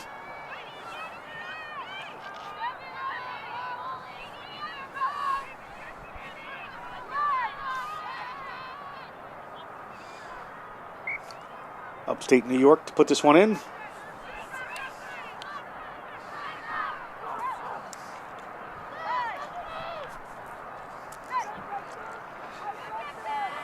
Upstate New York, minute and a quarter to go. A lot of room, a lot of points to make up here. Going off to the left-hand side. Big contest coming in for the ball, but it comes back to upstate New York. A little show and go. Player moving it out wide. There is Dispenza. Ball up to Caitlin Olive. Caitlin Olive trying to get by a cover tackle. Push back in, brought into touch. Under a minute to go in the game clock here. It looks like Texas is going to be taking on the Midwest in the finals. That should be an exciting one. And upstate New York will move to the 3rd and 4th place game. Very impressed with Texas. It's almost like they're herding them to the side of the sideline. Their defense has been very patient, and they've been having exceptional discipline and not really causing too many penalties, which is making it so that upstate New York isn't able to get those tries. Well, herding is what Cowboys do, you know. You got my joke. The jokes are flying fast and furious. They'll keep coming during the day. Upstate New York making a long, late break for it here. Take some points on the board. Take some confidence into that 3rd and 4th place game. Ball goes up. Texas takes it away, however. Referee whistles. We're going to come back here, I believe, for a scrum. There is time for it for upstate New York. A little knock on there from Texas. It didn't materialize. Referee Cross. And it looks like this might be the last play of the game, but it would probably feel very good for upstate New York to just get in one more try before this game ends. They've played a very hard-fought match. Ball taken away by Texas. They would do well to just put this in a touch, but they've knocked that one on. I don't know if the referee has spotted it. She has done. And a referee whistles for the end of this semifinal. It is going to be Texas moving on to play Midwest. Mid-America will play upstate in the 3rd and 4th place game later on today. We are going to step aside, be back with the 7th and 8th place matches in about 20 minutes. We'll see you then. For over a decade, the Collegiate Rugby Championship has been the largest premier rugby sevens tournament in the United States, and this year is no different. Join us for the 12th annual May Madness Sevens on Memorial Day weekend in New Orleans. Watch your favorite college rugby teams compete, tackle, and sprint their way to the winner's podium. Watch the best men's and women's college rugby teams fight for the National Collegiate Rugby title all Memorial Day weekend long at the Gold Mine on Airline. Get your tickets, and we will see you at May Madness Sevens. Big bump in that far corner, looking to feed it back on the inside. Darius Law has his twin brother Donovan Law for the opening. Phelan cuts back in, looking for the try line. This man is electric. Is Phelan gets the first try in the final. And here's Adegoke. That's the girl we were looking out for. She has got unreal speed, and she just got another long run.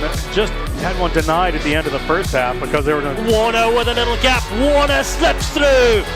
This is brilliant. It's a bank heist from Colson Warner. Headed towards the try line and dots it down. He is good. Run there from Claire. Claire looks for a teammate, finds a teammate, gets Annie Henderson. She is looking for the corner. She has beat a couple of people. Is there a cover defense coming across?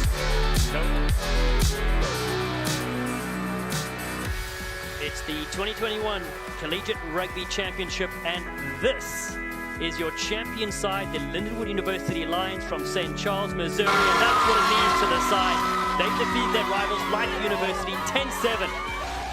This is the Collegiate Rugby Championship, the best college rugby sevens event in the country. Be there as we continue to take collegiate rugby to the next level.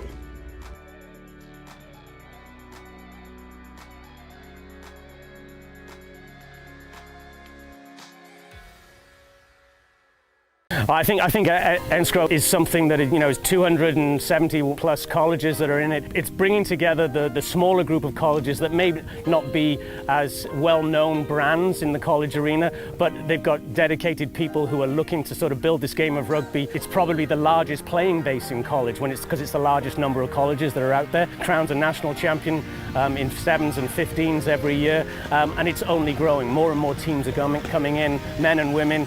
So NCR has been nothing but a boon for small college rugby. It's awesome. So actually, this is the only league I've ever played in. I started playing in college, and just the growth of NCR from when I started till now, it just does amazing stuff for our small schools. So I'm really excited that I got to start my kind of career in NCR, and yeah, it's been a pleasure. Playing in NCR has given me a chance to step away from the bad influences in my life. I play rugby now. It's been about 3 years, and it's been with NCR, and it's honestly helped me create a base and a foundation so that I could, like I said, stay away from the bad influences in the life that I had. I think it's just a great way to get exposure, playing in a different part of the country. Some teams don't travel that much, so now we've got the ability to play here in Texas. And I think it's something they can sort of aspire to, playing with better players, understanding the camaraderie of the sport, understanding that they're playing with people they may have played against week in, week out for all year, and now they've got to play together and become a different team. What is it like being out here in Austin, Texas, representing your region and your schools? Blessing. It's honestly a real blessing. It's real nice. A lot of people could have got chose, but we got chose. Real blessing. A lot of hard work put into this. It's what people dream of. Honestly, I've never left the state. I was always in San Diego, so coming out to Texas, finding another type of weather, another culture, it's very enriching. Just being able to play against the best in the country, that's just something we strive for as players, so I'm really excited to play against the best. So I'm just blessed to be out here. I'm ready to play some rugby tomorrow.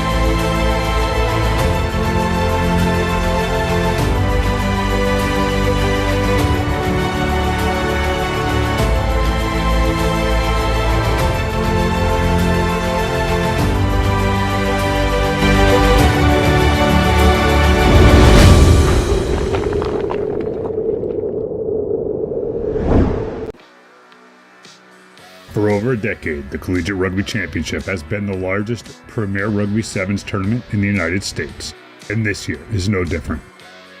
Warner with a little gap. Warner slips through. This is brilliant. It's a bank heist from Colson Warner. Join us for the 12th annual May Madness Sevens on Memorial Day weekend in New Orleans. Watch your favorite college rugby team compete, tackle, and sprint their way to the winner's podium. Watch the best men's and women's college rugby teams fight for the National Collegiate Rugby title all Memorial Day weekend long at the Gold Mine on Airline. Get your tickets and we will see you at May Madness 7s. St. Charles, that's what it means to the side. They defeat their rivals, Light University, 10-7.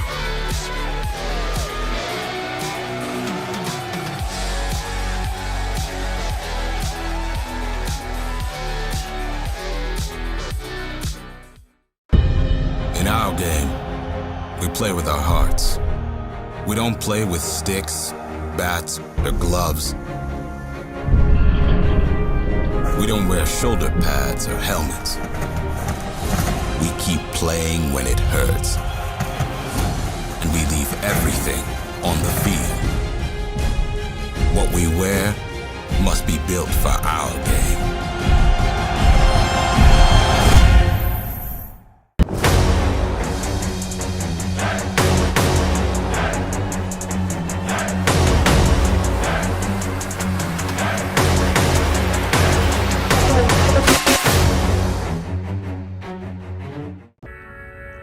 For over a decade, the Collegiate Rugby Championship has been the largest premier Rugby Sevens tournament in the United States, and this year is no different.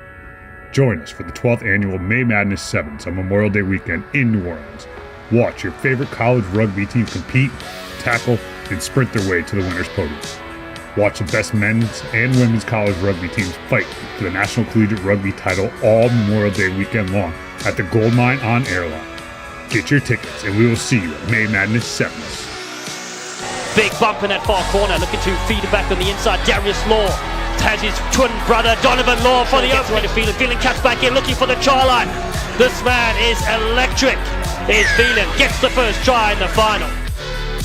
And here's Adegoke. That's the girl we were looking out for. She has got unreal speed, and she just got another long run. Just had one denied at the end of the first half because they were going to... Warner with a little gap. Warner slips through. This is brilliant. It's a bank heist from Colson Warner. Headed towards the try line and dots it down. He is good. Run there from Claire. Claire looks for a teammate, finds a teammate, gets Annie Henderson. She is looking for the corner. She has beat a couple of people. Is there a cover defense coming across?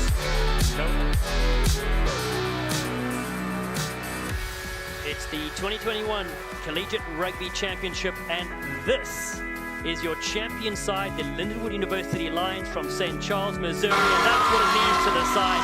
They defeat their rivals, Light University, 10-7. This is the Collegiate Rugby Championship, the best college rugby sevens event in the country. Be there as we continue to take collegiate rugby to the next level.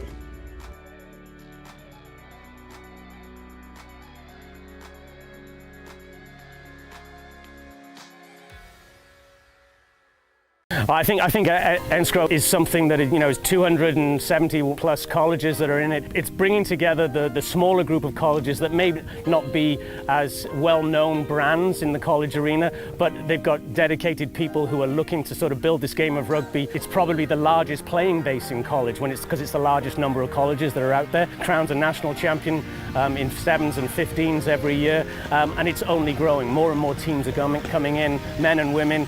So NCR has been nothing but a boon for small college rugby. It's awesome. So actually, this is the only league I've ever played in. I started playing in college, and just the growth of NCR from when I started till now, it just does amazing stuff for our small school. So I'm really excited that I got to start my kind of career in NCR, and yeah, it's been a pleasure. Playing in NCR has given me a chance to step away from the bad influences in my life. I play rugby now. It's been about 3 years, and it's been with NCR, and it's honestly helped me create a base and a foundation so that I could, like I said, stay away from the bad influences in the life that I had. I think it's just a great way to get exposure, playing in a different part of the country. Some teams don't travel that much, so now we've got the ability to play here in Texas. I think it's something they can sort of aspire to, playing with better players, understanding the camaraderie of the sport, understanding that they're playing with people they may have played against week in, week out for all year, and now they've got to play together and become a different team. What is it like being out here in Austin, Texas, representing your region and your schools? Blessing. It's honestly a real blessing. blessing. It's real nice. A lot of people could have got chose, State. but we got chose. Real blessing. A lot of hard work put into this. Yeah, it's what people dream of. Honestly, I've never left the state. I was always in San Diego, so coming out to Texas, finding another type of weather, another culture, it's very enriching. Just being able to play against the best in the country, you know, that's just something we strive for as players, you know, so I'm really excited to play against the best, so. I'm just blessed to be out here. I'm ready to play some rugby tomorrow.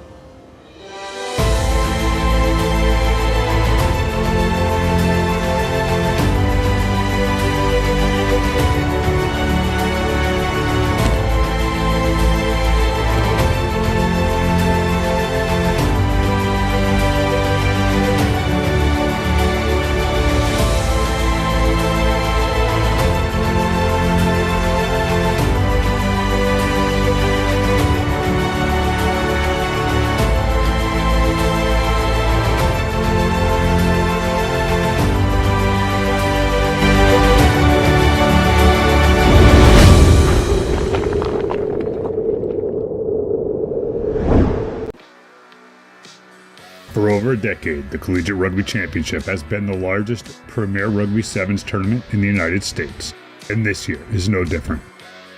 Warner with a little gap. Warner slips through. This is brilliant. It's a bank heist from Colson Warner. Join us for the 12th annual May Madness Sevens on Memorial Day weekend in New Orleans. Watch your favorite college rugby team compete, tackle, and sprint their way to the winner's podium. Watch the best men's and women's college rugby teams fight for the National Collegiate Rugby title all Memorial Day weekend long at the Gold Mine on Airline. Get your tickets and we will see you at May Madness Sevens. St. Charles, Missouri. That's what it means to the side. They defeat their rivals, Light University, 10-7.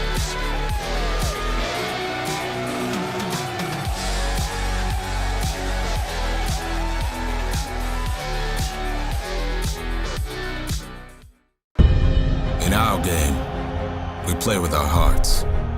We don't play with sticks, bats, or gloves. We don't wear shoulder pads or helmets. We keep playing when it hurts. And we leave everything on the field. What we wear must be built for our game.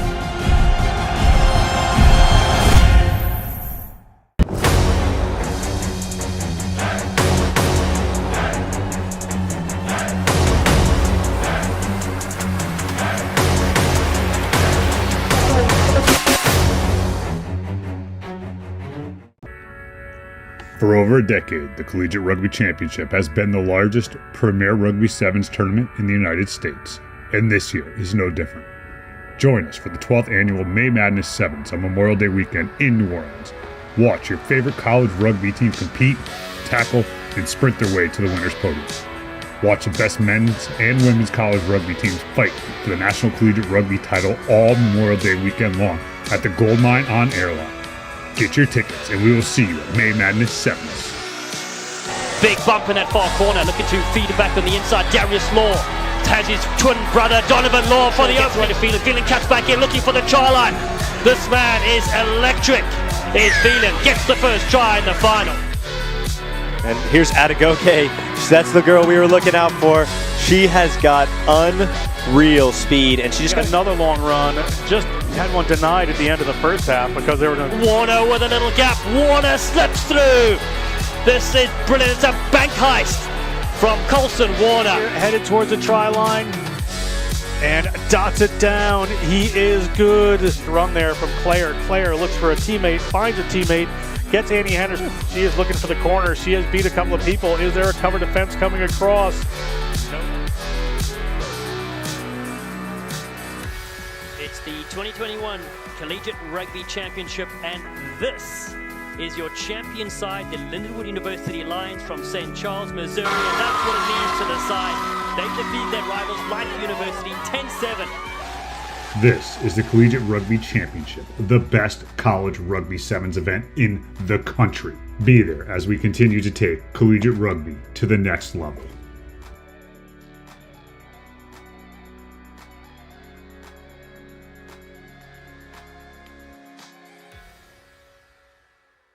I think NCR is something that is 270 plus colleges that are in it. It's bringing together the smaller group of colleges that may not be as well-known brands in the college arena, but they've got dedicated people who are looking to sort of build this game of rugby. It's probably the largest playing base in college because it's the largest number of colleges that are out there. Crowns a national champion in 7s and 15s every year, and it's only growing. More and more teams are coming in, men and women.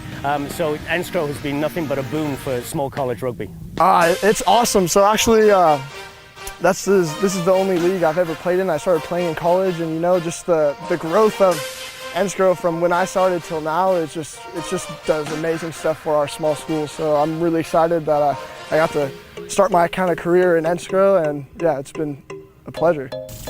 Playing in NCR has given me a chance to step away from the bad influences in my life.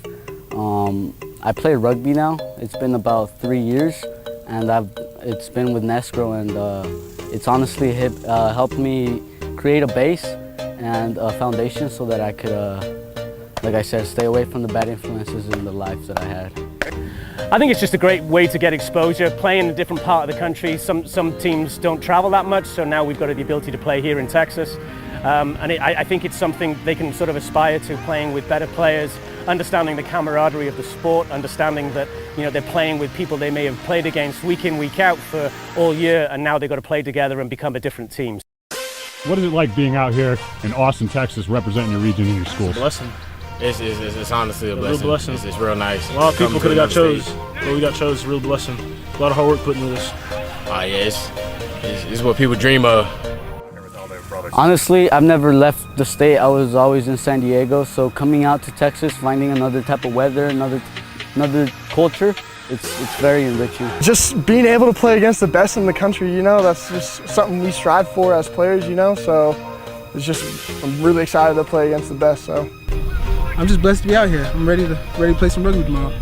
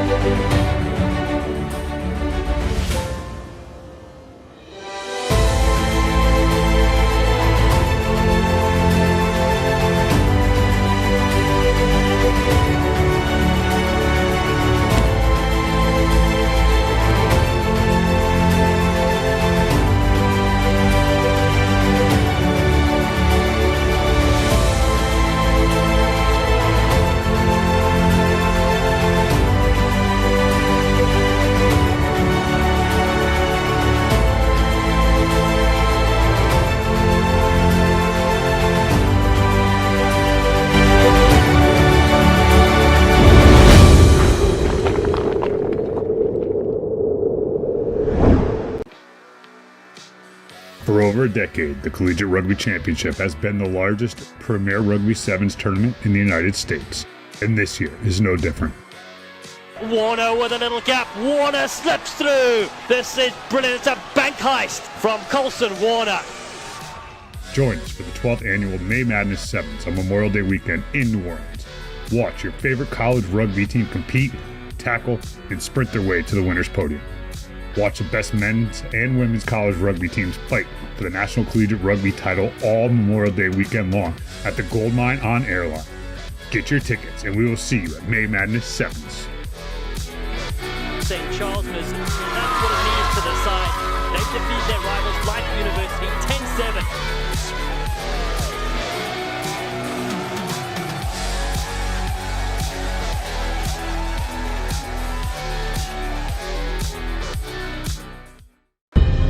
In our game, we play with our hearts. We don't play with sticks, bats, or gloves. We don't wear shoulder pads or helmets. We keep playing when it hurts. And we leave everything on the field. What we wear must be built for our game.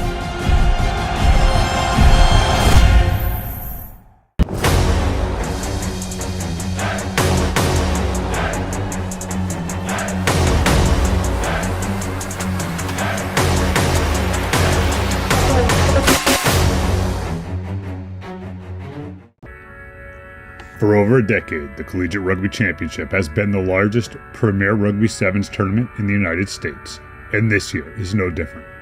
Join us for the 12th annual May Madness Sevens on Memorial Day weekend in New Orleans. Watch your favorite college rugby team compete, tackle, and sprint their way to the winner's podium. Watch the best men's and women's college rugby teams fight for the National Collegiate Rugby title all Memorial Day weekend long at the Gold Mine on Airline. Get your tickets, and we will see you at May Madness 7s. Big bump in that far corner, looking to feed it back on the inside. Darius Law has his twin brother, Donovan Law, for the opening. Feeling cuts back in, looking for the try line. This man is electric. Is Phelan gets the first try in the final. And here's Adegoke. That's the girl we were looking out for. She has got unreal speed, and she just got another long run. Just had one denied at the end of the first half because they were going to... Warner with a little gap. Warner slips through. This is brilliant. It's a bank heist from Colson Warner. Headed towards the try line and dots it down. He is good. Run there from Claire. Claire looks for a teammate, finds a teammate, gets Annie Henderson. She is looking for the corner. She has beat a couple of people. Is there a cover defense coming across?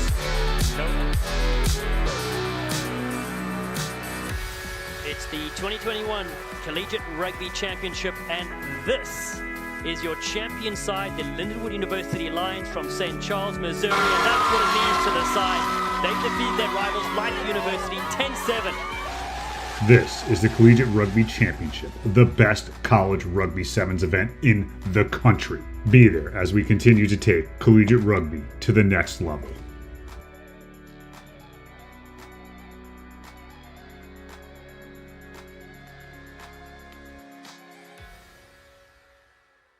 I think NCR is something that is 270 plus colleges that are in it. It's bringing together the smaller group of colleges that may not be as well-known brands in the college arena, but they've got dedicated people who are looking to sort of build this game of rugby. It's probably the largest playing base in college because it's the largest number of colleges that are out there. Crowns a national champion in 7s and 15s every year, and it's only growing. More and more teams are coming in, men and women. So NCR has been nothing but a boon for small college rugby. It's awesome. So actually, this is the only league I've ever played in. I started playing in college, and just the growth of NCR from when I started till now, it just does amazing stuff for our small schools. So I'm really excited that I got to start my kind of career in NCR, and yeah, it's been a pleasure. Playing in NCR has given me a chance to step away from the bad influences in my life. I play rugby now. It's been about 3 years, and it's been with NCR, and it's honestly helped me create a base and a foundation so that I could. Back to Houston, Texas. This is Grant Cole with Darian Lovelace. Own color for me today. That's for Steve Cohen out there, just being very appropriate. And we've got Ohio Valley and Allegheny Rugby Union up next in the small college playoffs. And here's the kickoff with Darian's favorite referee, Pete Chamberlain, has got the middle, and look at that. Allegheny takes off. That is Cassandra Lee. That's Ohio Valley takes off. That's Cassandra Lee just taking off down the field, but she has knocked it on. Oh, actually, she dropped it, and Allegheny knocked it on, so it's going to be a scrum to Ohio Valley, and that's a quick start for us, Darian. Yeah, she picks up this ball nicely. Does a little bit of a fend off of the left arm and then just continues to punt her legs, but that's a really good chase down. She gets it around her, and then the knock-on just happens right there. She tries to pop it off to her teammate. And here we go back to the action with Ohio Valley putting it in here. Not much of a contest there. Ball's out. And long pass is bobbled, but it's bobbled backwards. And here we go back to Cass Lee again. Cass Lee getting run down by Southern. Morgan Southern there with the red hair and playing, looks like she plays in at scrum half there for Allegheny. But penalized there, looks like not rolling away is a call by Chamberlain. And Franny Strella has got the ball, and she's wrapped up. Now the ball's out going through the hands of Van Amberg and then out to Izzy Small. Izzy Small taking it around the side. Izzy Small heading for center and dots it down, getting 5 points for Ohio Valley. Yeah, her last name might be Small, but that's a big try for her. She brings it on over the line. I'm sure that they're going to breathe a sigh of relief after they get the first try on the board for us today. Good play there by Ohio Valley to keep the ball in hand, making sure it stays. Even though it's not clean, it stays. Small there with the step around the side of Ryan Reinhardt. Reinhardt yesterday had a lot of running in, so she may be a little bit tired today. When you got a tournament day like this, what's recovery like, that night for day 2 so you can get back into it? You have to hydrate. It's important to flush out everything, but also stretching, if you can get in the pool, is important. One thing that they made us do whenever I played sevens was they would make us drink tart cherry juice. That's an anti-inflammatory, so recommend that, 10 out of 10. But also just making sure that you're taking care of your body, putting on some compression, all of that good stuff. My post game may not be something that the specialists call for, but a strength and conditioning coach I know and love well, Ed Costner, swears by it, and that is a chocolate shake. Okay, that I can definitely get behind. Going here, Ohio Valley with possession again. That's Jill Wood carrying outside to Van Amberg dots it around, and then it's going to be run out to the side again. Little tug there on the jersey of Kara Whalen, but Whalen not going to get caught. Whalen going to center. Whalen dotting it down for another 5 points for Ohio Valley. Yeah, that was a graceful looking try. She just kept on pumping her legs through. We saw a little bit of a jersey grab. However, she had the momentum going, and she'll dot it down for another try for Ohio Valley. As we see here, she's coming around the corner. One swipes at her. One gets a hand on her, but she's just got way too much force coming. Continues to pump those legs, and then she'll dot it down for a try. Kick is good. That's bringing the score 12-0 in favor of Ohio Valley over Allegheny here in the small college playoffs. Coming back to the line. Want to give a shout out today to the Hark Sharks, the Houston Area Rugby Club Sharks, and that is the local D1 women's senior club. They're out here volunteering. They've done, run touch, set up, provided lunches, and even yesterday, one player's forgot her cleats, and they sent somebody to the store to get her cleats. So shout out to the Hark Sharks for all their hard work. Sally Buckner and team, you folks have done great. Just love to see that out of our rugby community here in Houston. Coming back to the action, it's going back and forth between Allegheny and Ohio Valley. No advantage is gained by a knock-on, and then Chamberlain says he sees hands in, and he's going to give a penalty to Ohio Valley. Well, it looks like they weren't back 10, so depending on how this advantage goes right here, that advantage went well, and that's Emma Van Amberg And she's going to take it to center and dot it down for another Ohio Valley try. Yeah, it's been Ohio Valley this whole entire first half, it seems. They're able to keep the ball in hand, not too many handling errors, and they've got a lot of speed that's coming from Kara Whalen and Emma Van Amberg. Yes, she definitely showed her speed and says, I wanna buy into whatever you're doing. Yeah. As we see here, perfect little pass. She works to get back so that she's got a little bit of depth and she's behind the player, and that's just determination that's written all over her face. She's ready to go. You know, that's 3 tries from 3 speedsters from Ohio Valley.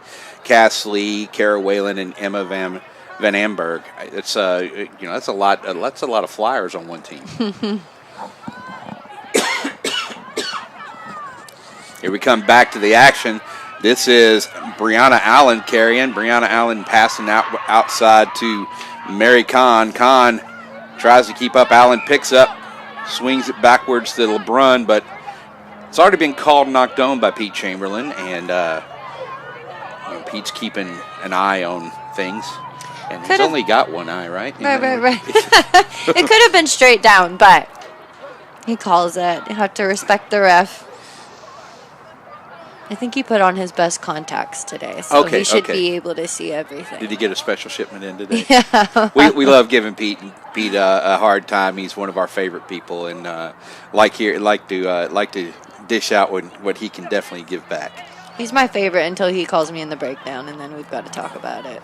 Hey, Ohio Valley here with the take, going over to the try scorer, Kara Whalen. Kara Whalen evading tackles, fending off one, fending off a second, passing back to her team, and that is Jill Wood with the carry and the knock-on. And that is halftime, says Pete Chamberlain. 19-0 Ohio Valley over Allegheny Rugby Union in the Small College Championships. Folks, don't go anywhere. We'll be back in just a couple of minutes with the second half of this match.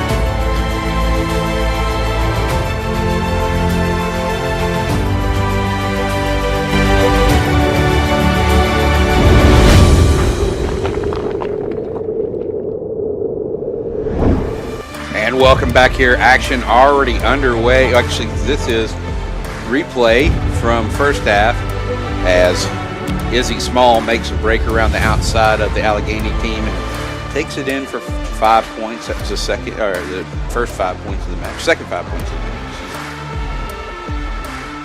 Got things a little mixed up here. Chamberlain getting his count, making sure he's got the right number of players on the field on both sides before he starts his timer.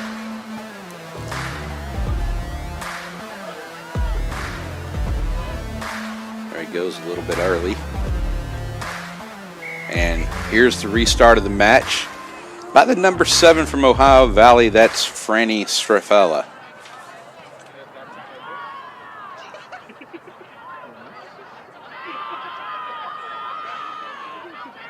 And Kara Whalen picks up that ball. She is a very ball-hungry player. She's always getting first or second touches on the ball. Aaron Ward with the carry now. Ward stepping around the outside of her defender. Ward gets brought down, but Ward has the try. Carrie Stonis with the cover defense and catching up with her, but not soon enough. And on the board again is Ohio Valley. We haven't seen much possession go the other way, and they're starting off the second half really showing how much they're dominating it. Whenever they've got the ball in hand, they're finding those little gaps. They're turning on the speed, and Allegheny just is not able to recover.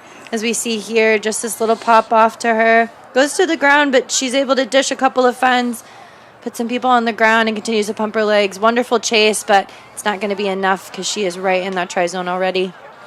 Stone is showing some speed there. I mean, did we miss something this weekend with that player? We haven't called her that much. I mean, maybe she needed to be on the field a few more times for Allegheny. She saw her friends turn on the speed, and now she needs it.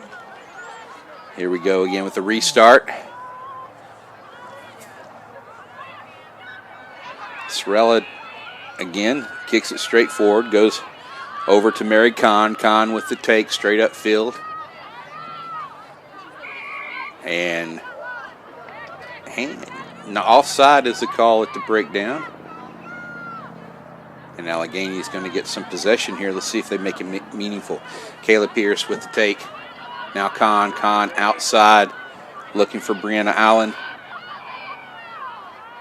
And ball's a little knocked on there. Ohio Valley takes advantage of the knock on, takes possession. Back inside Ohio Valley to Castley. Now out. There's a knock on by Ohio Valley, says Chamberlain. Everybody kind of treating the ball right now like a hot clarinet. It just keeps on getting bounced around there.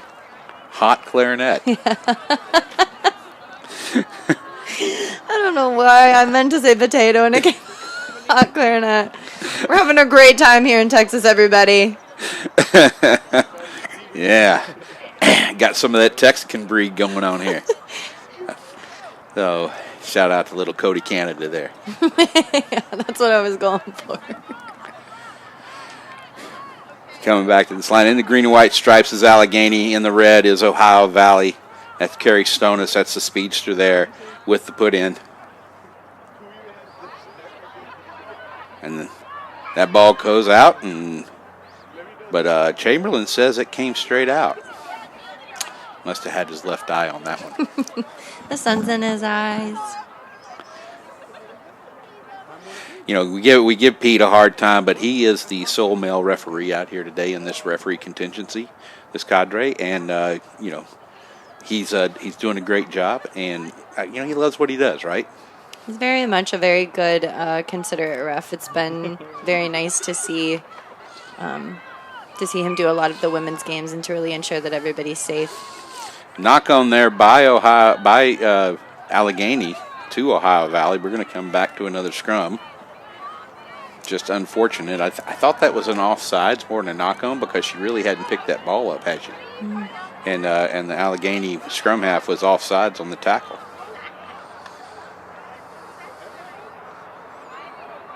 I really like how everybody's got these double braids in today. That's usually the signature Sevens hairstyles for women is the double braids because it stays out of your face. And once you get going, you see them kind of fly in the wind and it boosts your confidence a little bit more. Well, I can tell you, Darian, when I play mudfish sevens, I definitely like to have my beard double braided in a French braid. Oh, bless. And here we go. That is Kayla Warren. Breaking a tackle, finally getting brought down by Gianna Georgiana. And, oh, my goodness, took the ball right away from her. That is Jaden Barr with the just being just absolutely destructive. Now outside, that's Franny Cervarella. And then out wide, they go to Haley Kanya. And Haley Kanya gets in for a try for Ohio Valley. It was a very skilled play that happened. The little step back inside made it so that wing that was on the outside for Allegheny really had to cut in to make sure that she didn't get around. Here comes a replay. We've got a massive hit that comes in. She almost does like a a dance move on the ground, but we see the play continue to go on. Ohio Valley is really doing a good job of moving this ball. And then right around the corner, she's able to dot it down for a try. Again, we see here just the ball movement, moving it to that player. She sees that she's committed this one and then pins that last defender.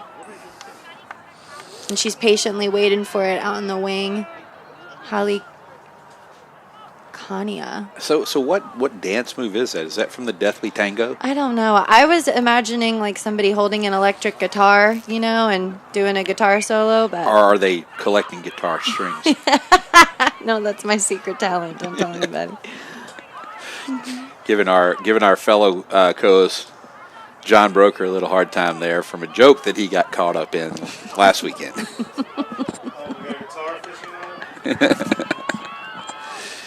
Allegheny there with the ball. Gianna Georgiana going to ground. And Ohio Valley pegged for not rolling away there. I'm going to have to trust Pete on that one. I didn't see what happened there. Now outside, Georgiani again. Actually, that's Delaney Mavron-Hallis. And picked up at the base. Running with it is Ohio Valley. That's the number 1, Jaden Barr, again with the big hit earlier. Back outside to Aaron Ward. Ward tumbling forward. Gets it to Kaylee Houghton. Houghton outside. Gets it up to Kara Whalen. Now Whalen back to Ward. Ward. Not really finding too much success here. And as I say that, I am cursed today. Kara Whalen just continues to go through there on the try. It didn't look like they were getting much go forward as everybody was just looping around and running sideways. But she ran a beautiful line, and the defense just couldn't continue to fold around. Yes, Kara Whalen feeling the vibes from the commentator's booth. Yeah. Gets in there, sees it outside the opening, and just takes her off around the outside corner there and taking it in for another try to Ohio Valley. Ohio Valley definitely being dominant in this match. Is that 4 tries for Kara Whalen? Or is that 3? That's 2 in this game for her. Okay. That's a brace for her in this game. They've kind of spread the tries around a little bit, Ohio Valley has. They've got some pace. And we are near the end looking to see if Pete's going to whistle this one up. And Pete has whistled this up. And we're going to go to break now. We'll be back in a few minutes with our next match.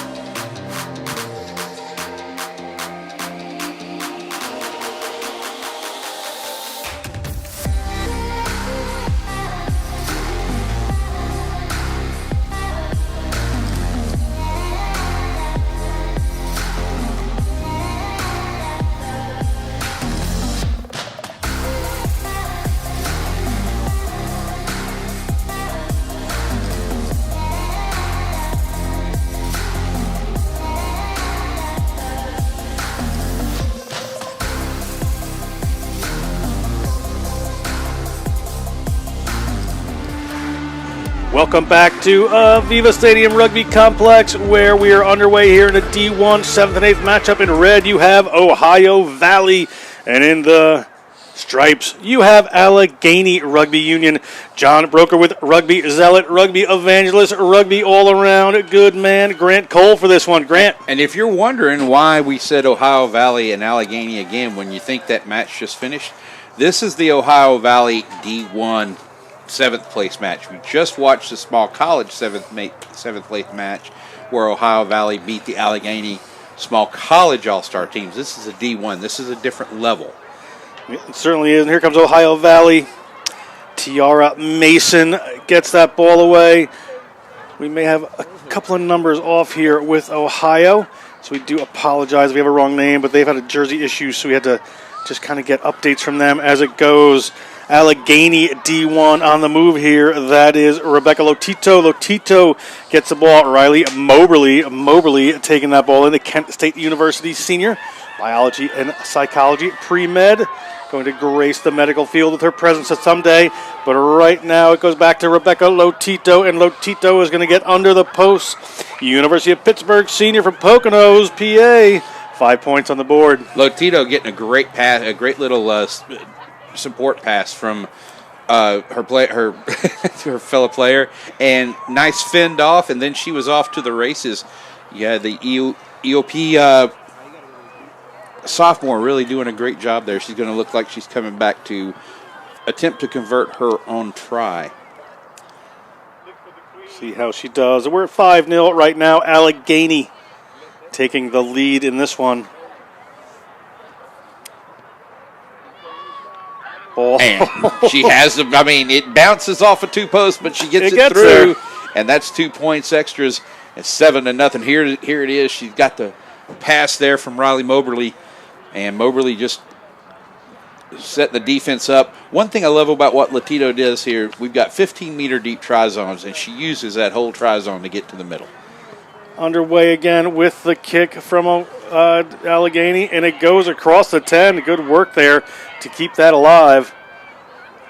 Player is going to take it into contact. Ohio player just rolls over that. They thought there was going to be a penalty for a second, but we'll keep it alive as Moberly gets the pass. Moberly hands that one off and gets an attempted offload away, but it knocked on there. Unfortunate for Sophia Schweitzer, the sophomore from Kent State, Medina, Ohio native. Played with the Lady Buzzards in high school. Lady Buzzards. Okay, I'm not sure what that is. I just thought you would appreciate the mascot of the team. Yeah. So that's why I went with that, Grant. And here we have Ohio. Ohio Valley, had a lot of speed on their small college team, but most of this team is a power team. So be interested to see what they can do here against an Allegheny D1 team that's been a lot of speed. And Jada Graham for Allegheny. It takes that ball away and powers through. The offload game is strong from Schweitzer. Ball is out there to the try scorer. She puts a little offload in there. Steps back in. Does Carly Weiss. And it is a touchdown for a second try here. 12-0. Allegheny takes the lead in this 7th and 8th place matchup. Let's see who our try scorer is here. That's Sophia Schweitzer. And that's just great support play there by the Kent State sophomore. Looking to come inside, get another 5 points for her team. Looks like Lotito is trying to take the extras again from a bit of an angle. A little tougher one this time.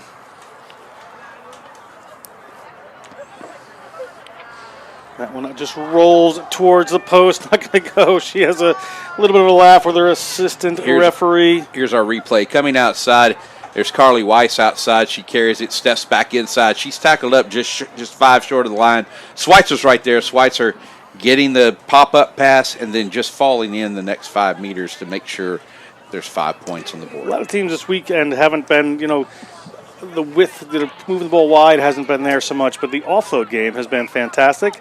Speaking of fantastic, that is not. The kick does not go 10. And we're going to have a free kick at the 50-meter line for Ohio Valley. They're down 12-0, 4 minutes and 45 seconds into this first half. They are going to want to get some points on the board here before the break. It's Allison Cosin with the carry. Up goes Ohio. Ohio Valley driving forward. Good contest there from Allegheny. Allegheny scoops that one up and drags it away. Jada Graham held by the shirt, just unable to get away. Ball's up in the hands of Riley Saunders. Riley Saunders weaving her way through some Ohio traffic. Offloads back to Carly Weiss. Carly Weiss hands a couple of people off. Weiss, the junior from Youngstown State University. Driving over Ohio State. Big contest there, but scooped up and good to go. Referee, however, has spotted a player playing the ball in the ruck, and we are going to go to a penalty. Ohio Valley is going to take this one quick. Riley Moberly does a good job getting that player to the ground, but she may have just whacked her head on the turf here. She seems to be okay. And not back 10 is the call. It looks to me like Moberly did not get back 10, and so Ohio Valley is going to kick it downfield. Fine touch. We're going to restart this about midfield. Good opportunity here. Under a minute to go in this first half. 7th and 8th place Division I game here. Bragging rights on the line. Players never done. They always competitive, want to make sure they finish that higher slot, Grant. Yeah. Hey, how about the weather out here today? It is beautiful Texas weather. It started off in the 40s this morning. It's getting up a little higher into the 50s right now. By the time the finals, it'll be in that low 60s, high 50s area. I would like a little high 60s myself, but that's, just because I'm coming from an area where it's currently 15 degrees. So, but these players, this is beautiful weather for them. Sun shining here at AVEVA Stadium Rugby Complex. The finals are going to be in the stadium, so stay tuned for that later on today. National Collegiate Rugby putting on a great weekend. Houston Area Rugby Club women's team, the Hark Sharks, have been instrumental in making this happen this weekend, Grant. We were talking about them earlier, having, gone and got some shoes, gone and got some other stuff just to make the tournament come off. And got to give props to Sally Buckner and the women there at Hark Sharks. They've done a great job this weekend getting things going. And they're the Hark Sharks. I like it. Yeah, it's a good name. I've got one of my favorite T-shirts. My wife hates sharks, and she won't even let my Hark Sharks T-shirt be near her T-shirt bin. Really? Yeah. That's how much she hates sharks? That's how much she hates sharks. And it's the coolest rugby T-shirt I got. Is there a story there? Did she have a run-in with a shark at some point? I have no and just clue, doesn't man. like them, or she just doesn't like sharks. Yeah, okay. And then she'll surprise me one day by watching a documentary on them. I don't get it. Latito there with the pickup. Wow, that's great. Yeah, good work there. And there goes Rebecca Latito. Breaking down the sidelines is Carly Weiss. Gets that ball up to Graham, but a little knock-on creeps in. And that's halftime, 12-0. Allegheny Rugby Union is leading Ohio Valley. We'll be back with second half action in just a minute.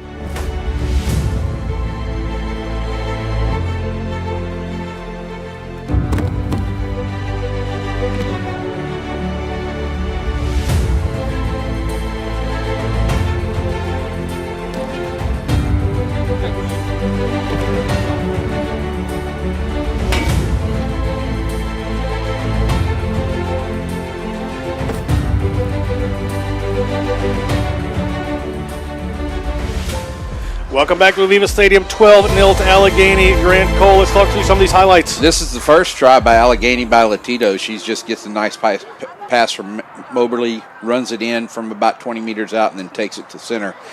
You know, one thing about this D1 seventh place match, this is almost the opposite scores in the first half from the small college Allegheny versus Ohio Valley match. So here we go, outside Weiss gets it. Weiss is going to get tackled up, and then she pops it up to Schweitzer, and Schweitzer just takes it over for the next 5. We are underway here in live action as Ohio Valley in red kicks off Moberly. No problem with that one. Moberly been so strong, coached by Hannah Henry there at Kent State University. Coming across the line. There they go. Good move by Saunders. Riley Saunders hauled down. Hands that ball up. Looks like a little knock-on. Crept in there. Referee going to whistle it up and bring us back here. Saunders just kept pumping her legs, and their tackler was Mira Earhart. You just couldn't get low enough to stop her legs from moving. She tackled her around the waist, and Saunders just kept going, and Earhart couldn't bring her down. And then once she turned around, she got slowed down enough to get the cover tackle in there.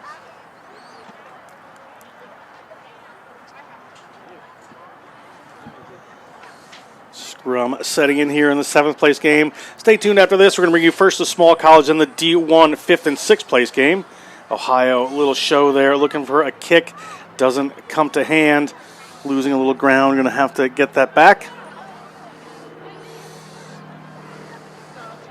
Ohio gets a penalty. Allegheny, a little crack in their defense there. Graham maybe just a little overzealous on that one. Ball out to the width.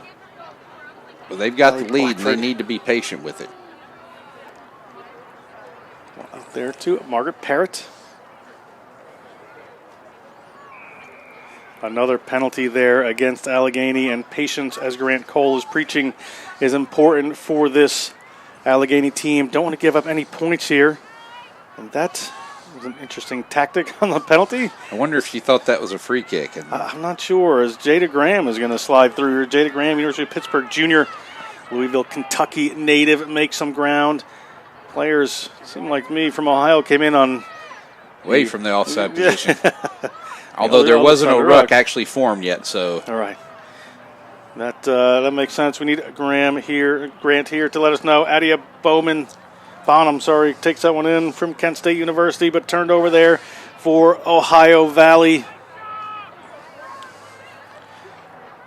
Runners out to the width to the right here. If they can move it out there, we're going to see what Ohio decides to do. Ball in contact. Referee calling some people off there, but it's sort of sitting there. There we go. Underway again. We had an offsides. We have an advantage here for Ohio Valley. Ohio Valley moves that one. Player getting back up. That looked like a little slip forward, but referee says everything's cool. Let's keep playing. So Allison Cosson takes that one. Ohio Valley just making sure they've got a little continuity here and keeping ball in hand. Earhart spinning, taking that one around. They're at the 40-meter line of Allegheny. 10 minutes gone, 4 minutes to go in this contest. Ohio Valley needs to pour something on right here as ball goes to one of their waiting players. They're down on the ground now. Leisner puts that one in. Hand off from Ohio Valley, making better ground now. It is up into the hands. One of their waiting players there, but penalty against for not releasing. And Allegheny is going to get out of jail free on this one, and a big break is going to go ahead, and a long run ahead of her in this 5th and 6th place game. It will be their last game of the day. Riley Saunders just striding it out there, and now she sees she's not going to be Chloe Rabhandari. Yeah, Fondry just doesn't want to let her go, but game is okay. Somebody just comes in and scoops that up. After all that good work, Sophia Schweitzer is going to take the points. A biological anthropology major from Kent State University. That Highland Lady Buzzards team touches down a try, and looking like 7th place is going to be theirs is Allegheny Division I. Sophia Schweitzer there with the support play again. That's a brace for her, and both of those tries are off of support play by her. So great job there by Schweitzer. And Schweitzer's, the Kent State sophomore, is taking a break there. It says Kent State. Is it Kent State? No. Yeah, it is Kent State. Kent State. And here's a look. We have Riley Saunders doing the work, Youngstown State counseling major. Talk about her. She was a D1 national champion with Quinnipiac. Oh, I thought I knew that name. Called some Quinnipiac games in the past.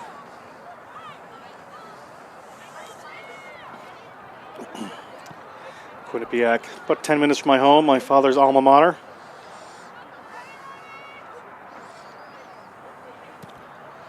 Here's restart.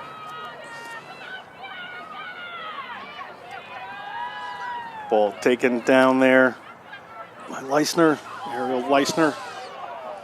Player. Number 9 there, Earhart, is doing so much work, and she's taking some pretty hard, heavy contact. She really is. There's Aviana Mateo. Mateo moves the ball out wide in the hands of Carly Weiss, and Carly Weiss is going to find the line. Carly Weiss, one of the Youngstown players. Carly Weiss touches it down. 5 more points as we have about a minute left to go. And Allegheny's showing that the story of day 2 is at speed kills. Yes. You know, we saw in the small college game just a second ago that Ohio Valley small college team had a speedy team, and Allegheny's small college team was not speedy. This game, Allegheny's D1 team is very speedy and is shutting out the Ohio Valley D1 team. So speed kills on day 2. And that kick is no good. There's about 45 seconds left in this contest as we take another look. That try coming around the corner, that's Aviana Mateo with the pass outside to Carly Weiss. Weiss just striding it out. She's got the pace. She's got everything she needs to take it to center and get that dot down for 22 to bring that score 22-0. Long kick this time from Allegheny, just trying to kill off this clock. A little kick back comes from Ohio Valley. They would love to have the last say. Jada Graham, happy ball in hand all the time, still going, works her way through a couple of more. She has done so much hard work in this game and all weekend. That's Jada Graham, the Louisville native, 2021 All-Conference player in Allegheny. To get the last say, a great try, well-deserved. Allegheny Rugby Union will be our 7th place Division I team. John, did I say speed kills? You said speed kills. Yes, speed kills. So Jada Graham shows us the speed kills in this match. Ohio Valley definitely showing the weariness of day 2 after a 4-match day in day 1, and but putting out really well. They played hard, and the scoreline shows that Allegheny just made the most of their possessions, and we saw the pace. That's game there. And that's the end of our game. We're going to be back with the 5th and 6th small college game and then the D1 game in just a minute. Darian Lovelace has been saving up that Nightingale voice to bring you this next matchup. We'll be right back.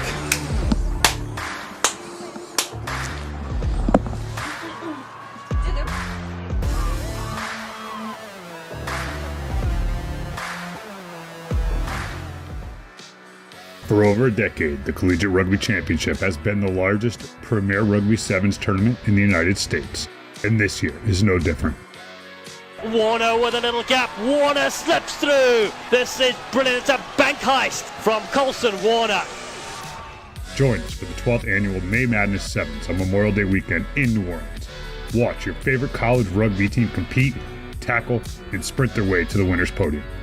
Watch the best men's and women's college rugby teams fight for the National Collegiate Rugby title all Memorial Day weekend long at the Gold Mine on Airline. Get your tickets, and we will see you at May Madness Sevens. St. Charles, that's what it means to the side.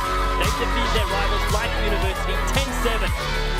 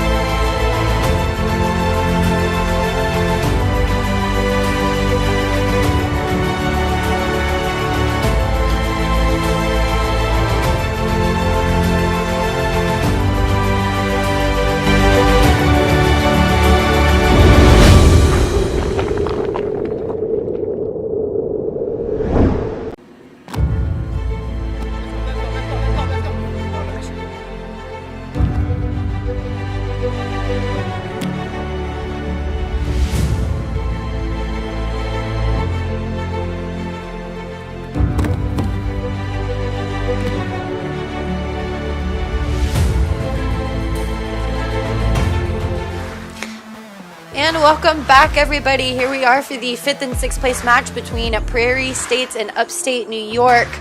We've got Upstate New York in that blue and yellow color combo, and then the Prairie States over on our right in green.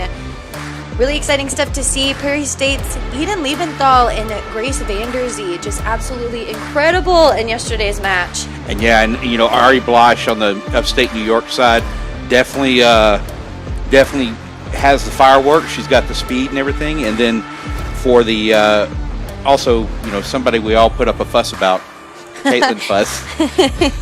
Yeah, she definitely causes a rift every time. We see a replay for Ohio Valley, who just took the win. They were incredible in this last game against, Allegheny, who did a very good job of winning that 7th place match. They were dishing out some massive hits, but were able to find the line continuously and had so much incredible speed. We see their power as they were able to power through a lot. She does that little step back inside. She has been an incredible athlete this weekend with her ability to just continue to go forward and find the try line, keeping those legs moving. Here we see them dish and fence. We saw that little chase down that happened whenever the Sir got in the way. Very good work. And then the pickup was really what saved it for that Allegheny side. And Sophia Schweitzer there with the pickup. She had a brace on that in that game, and here we go. This is still the first match. We haven't really started the match we were going on with yet. But this was a big hit. And Darian, we were talking in the last 2 matches about how speed kills in the second day.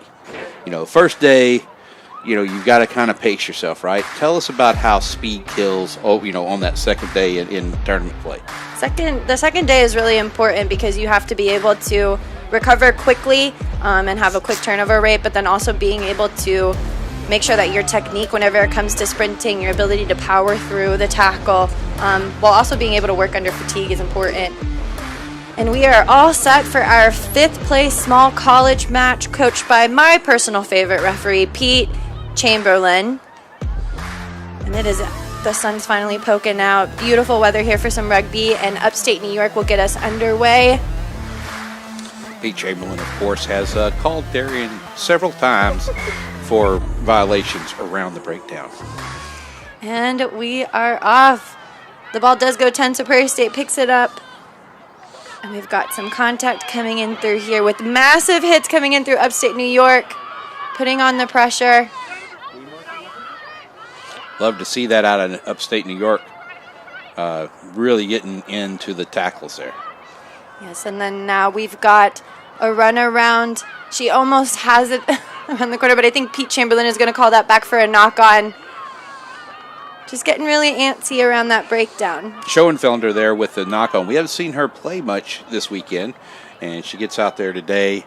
Had a good carry, but when she got tackled, as she was trying to dish it off to Trixie Joe Schlechter, she knocked it. It came out of her hand and went forward. She's definitely trying to find the speedster. So we'll have our first scrum of the game going to Upstate New York.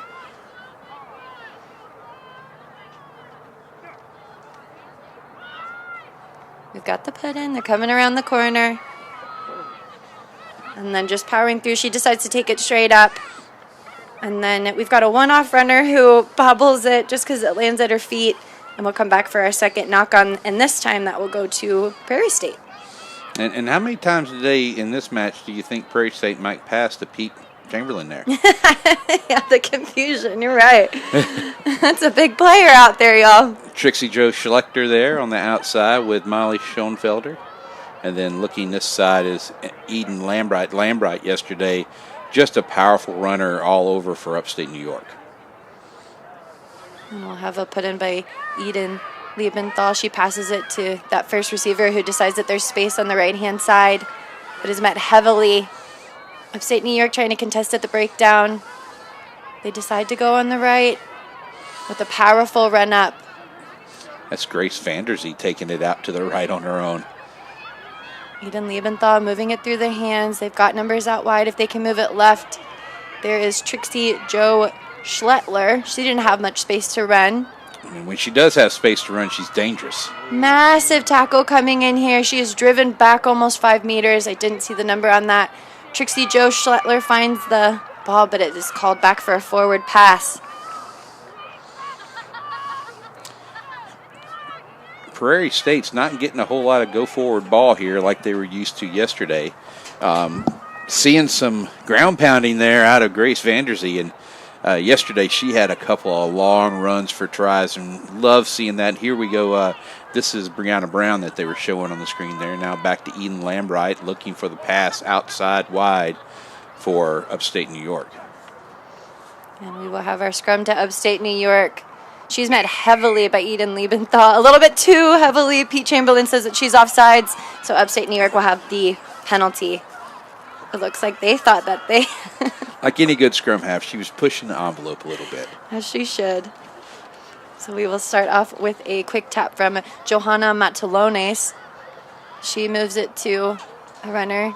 That's Costello with the run. Now Bendel. Continuing to pump her legs through, just driving through the tackle. Ball's loose down at the base of the ruck, but it's picked up. And then we've got a high tackle, Pete Chamberlain. Oh, and she's in the try zone. My apologies. And it looks like Pete Chamberlain is probably going to talk to Trixie Joe Schlettler about making sure that she puts that tackle a little bit lower. Not sure what else Trixie Joe could have done there to bring that player down, but yeah, got up a little high. Very big play. And now it will be 5-0, our first try of the game. First try out. Upstate New York up 5-0, 4 minutes gone in this match. Prairie State's, and here's the try. Ball's outside, passed out. That's to Caitlin Fuss, and Fuss getting a seatbelt tackle from Trixie Joe Schlechter there, but still getting the try in. There's Grace Vanderzee there. Had plenty of tries to her name yesterday and some smashing tackles. We will get ready for our second kickoff of the game. It looks like Madison Costello will take this kick. Brianna Brown there for Prairie State. Costello's kick. And the kick goes behind the head of Eden Liebenthal, but she's able to pick it up quickly. Runs up to make the attack. And now she's looking for those runners, but she's met heavily by Upstate New York, who's really putting on the pressure and making those big hits. But there she is, rumbling up, and she's able to get the offload. And Prairie States are on the up and up. Still continuing to pump those legs. Ruck is secured. And if they can move it wide, they do have the numbers to be able to do it, but she decides to attack at the line. Trixie Joe Schlettler puts on a little bit of footwork and is turning on some speed. Still's got it, and with almost a jersey grab, the foot race is on.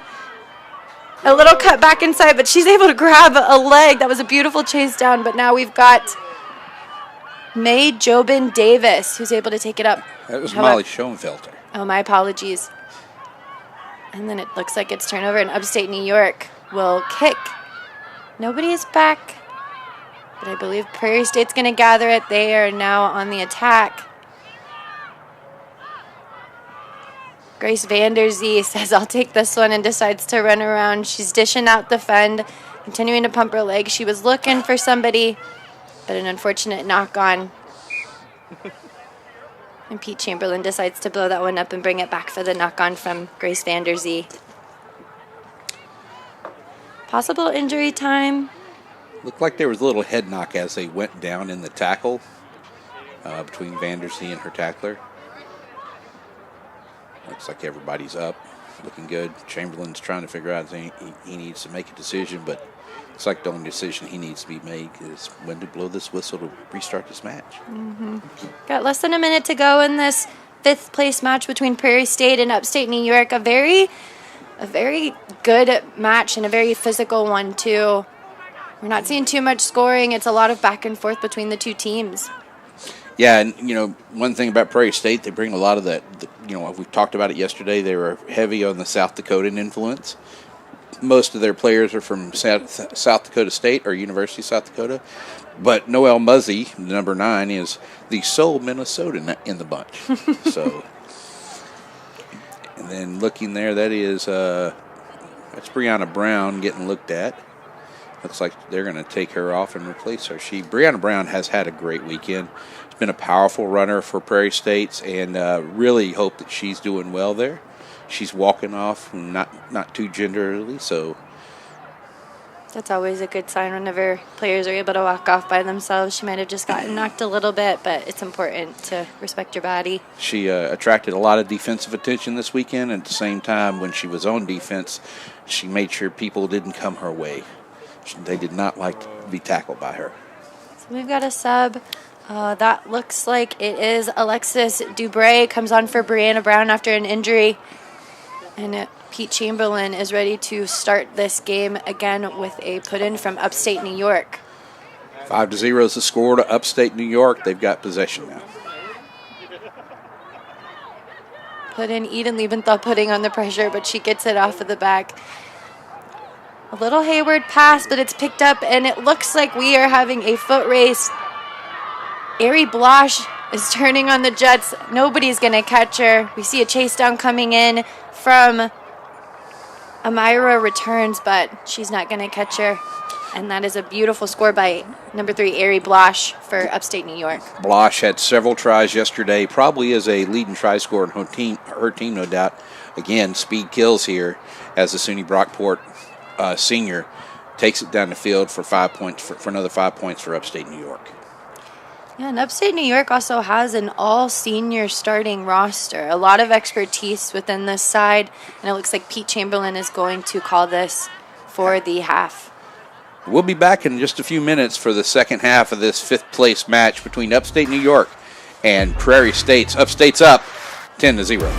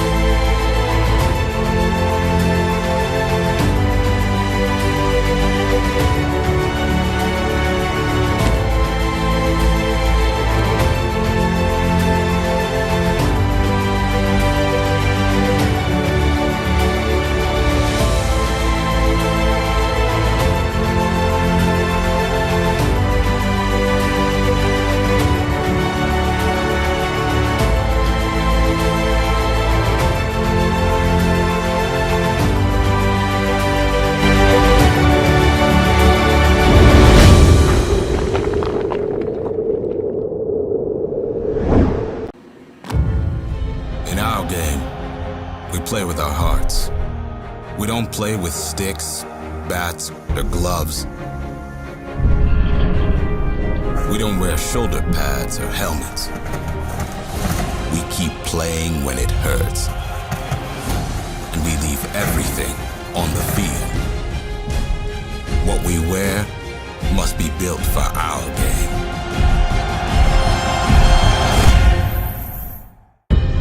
In our game, we play with our hearts.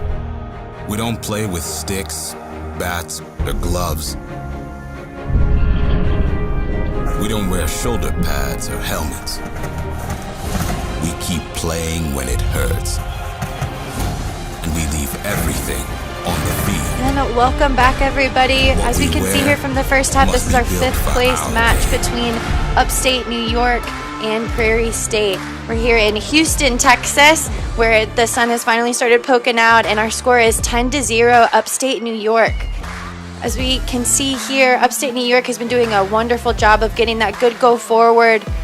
We see the first try of the match as she's able to round the corner and get the offload, and then we see her just jot it down for the try.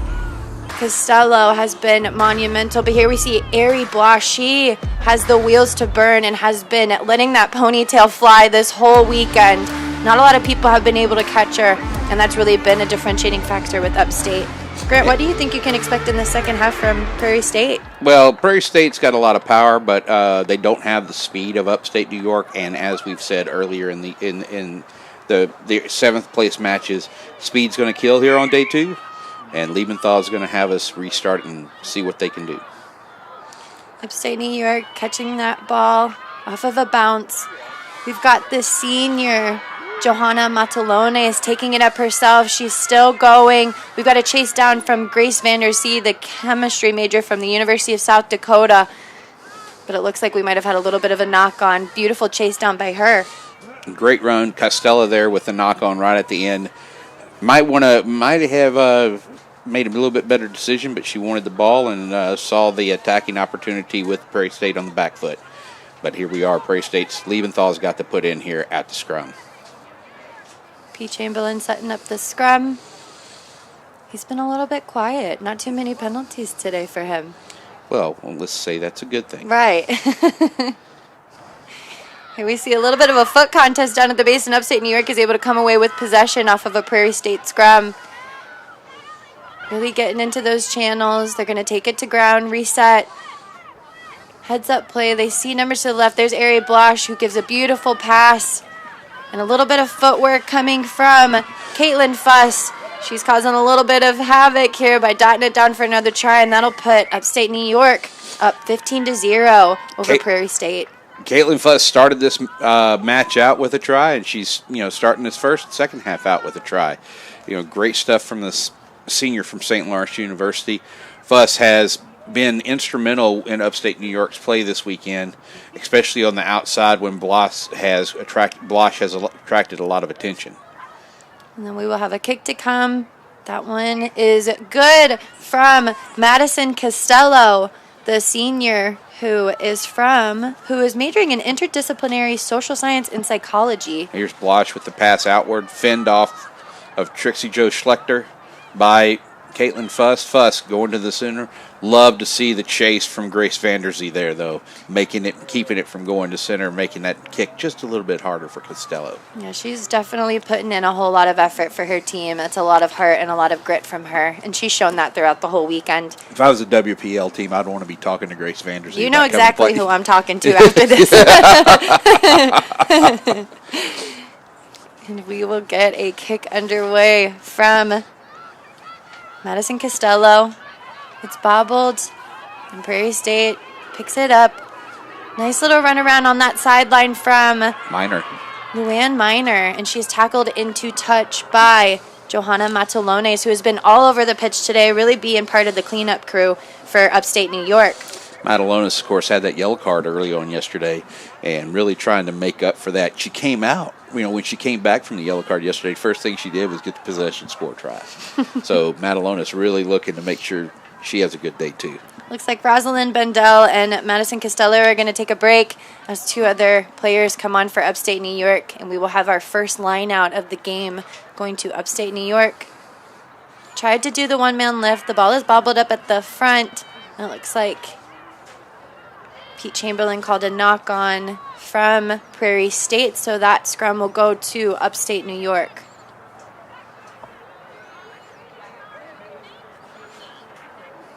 There is Trixie Jo Schlettler. She hasn't really had too much room to be able to move, but she's got the speed if they're able to get it into her hands.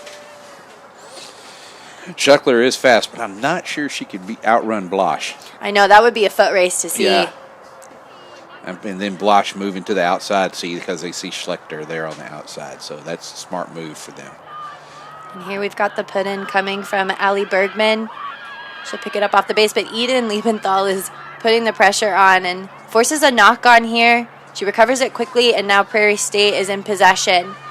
They decide to move the ball to the right and move it right to Trixie Jo Schlettler.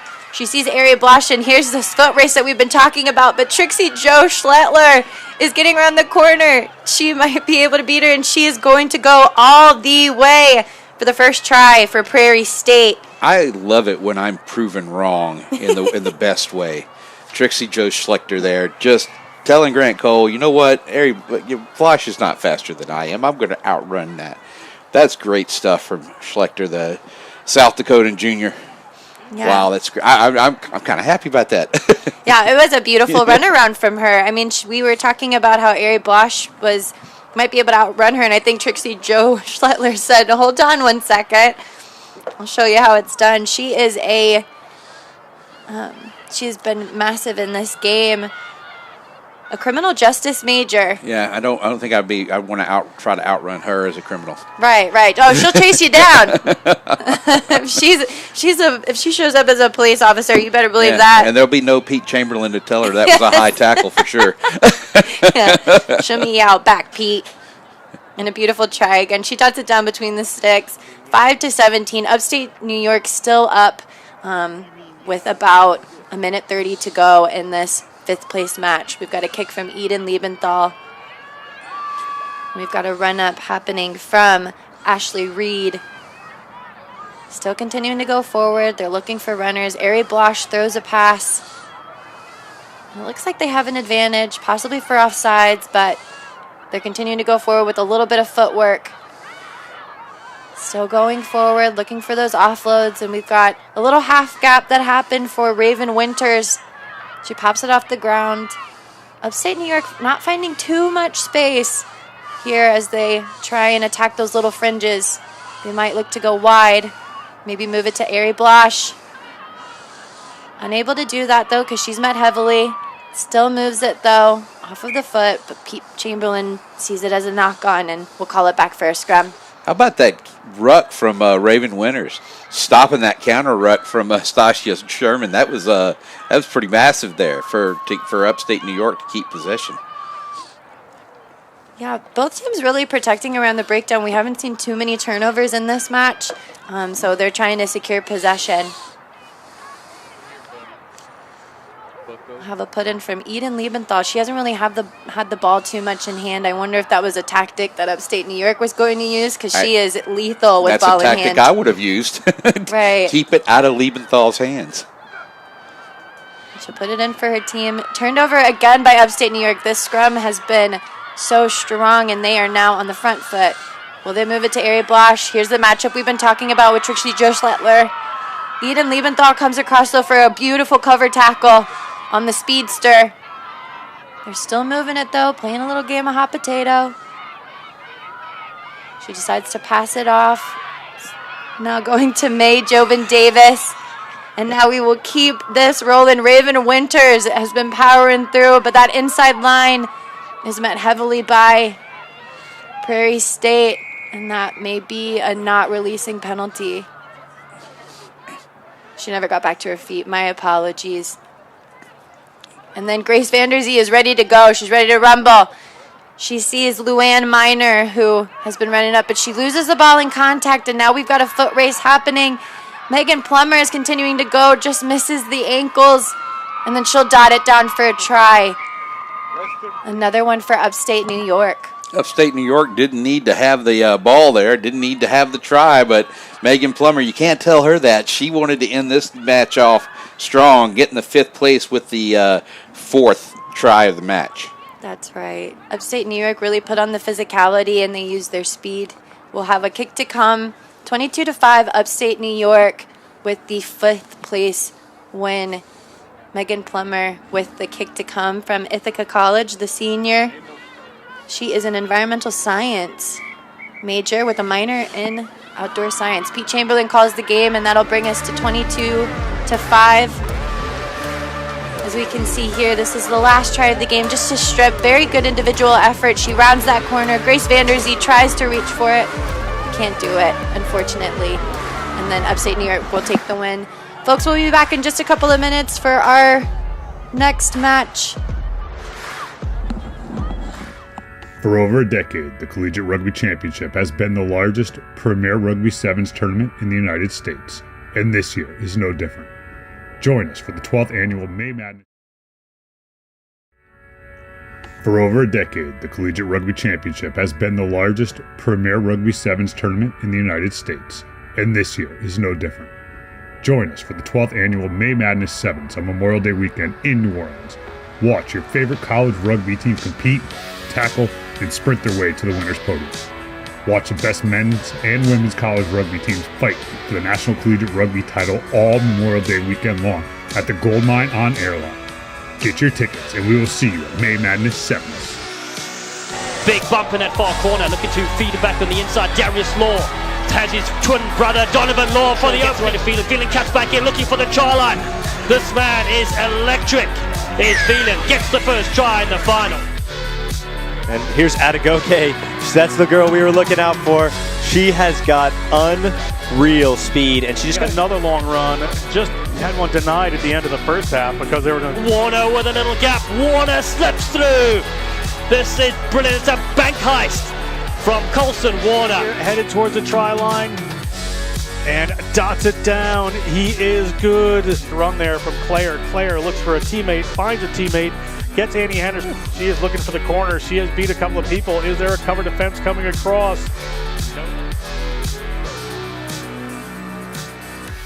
It's the 2021 Collegiate Rugby Championship, and this is your champion side, the Lindenwood University Lions from St. Charles, Missouri, and that's what it means to the side. They defeat their rivals, Life University, 10-7. This is the Collegiate Rugby Championship, the best college rugby sevens event in the country. Be there as we continue to take collegiate rugby to the next level.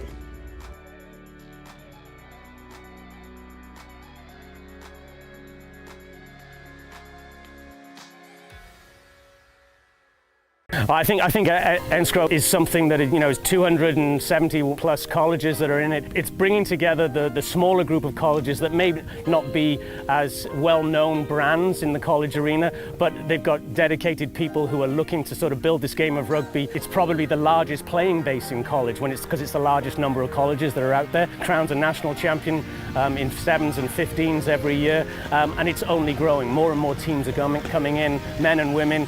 So NCR has been nothing but a boon for small college rugby. It's awesome. So actually, this is the only league I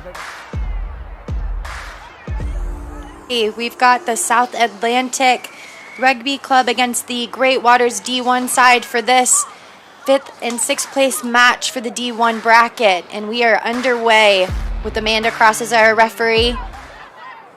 Got in a run up, but a counter ruck is coming in very heavy from this Great Water side, putting on the pressure, and now we've got a change in possession. Keeping the ball alive by doing that little offload. We've got Brianna Smith, who has been really dominating possession. The Great Waters dishing out fens left and right. Lily Hess is not going down easy. And now they might look to go wide. Oh, my apologies, Bailey Sandel. No problem there. Darren, good to be with you here. This is an exciting. These teams don't want to go home empty-handed. This is playing for placement. Important to both these teams. We're going to have a good matchup here. It looks like Amanda Cross is going to blow that one up. It's a not releasing penalty against Great Waters. And the Southern Atlantic side will take possession down in their own end.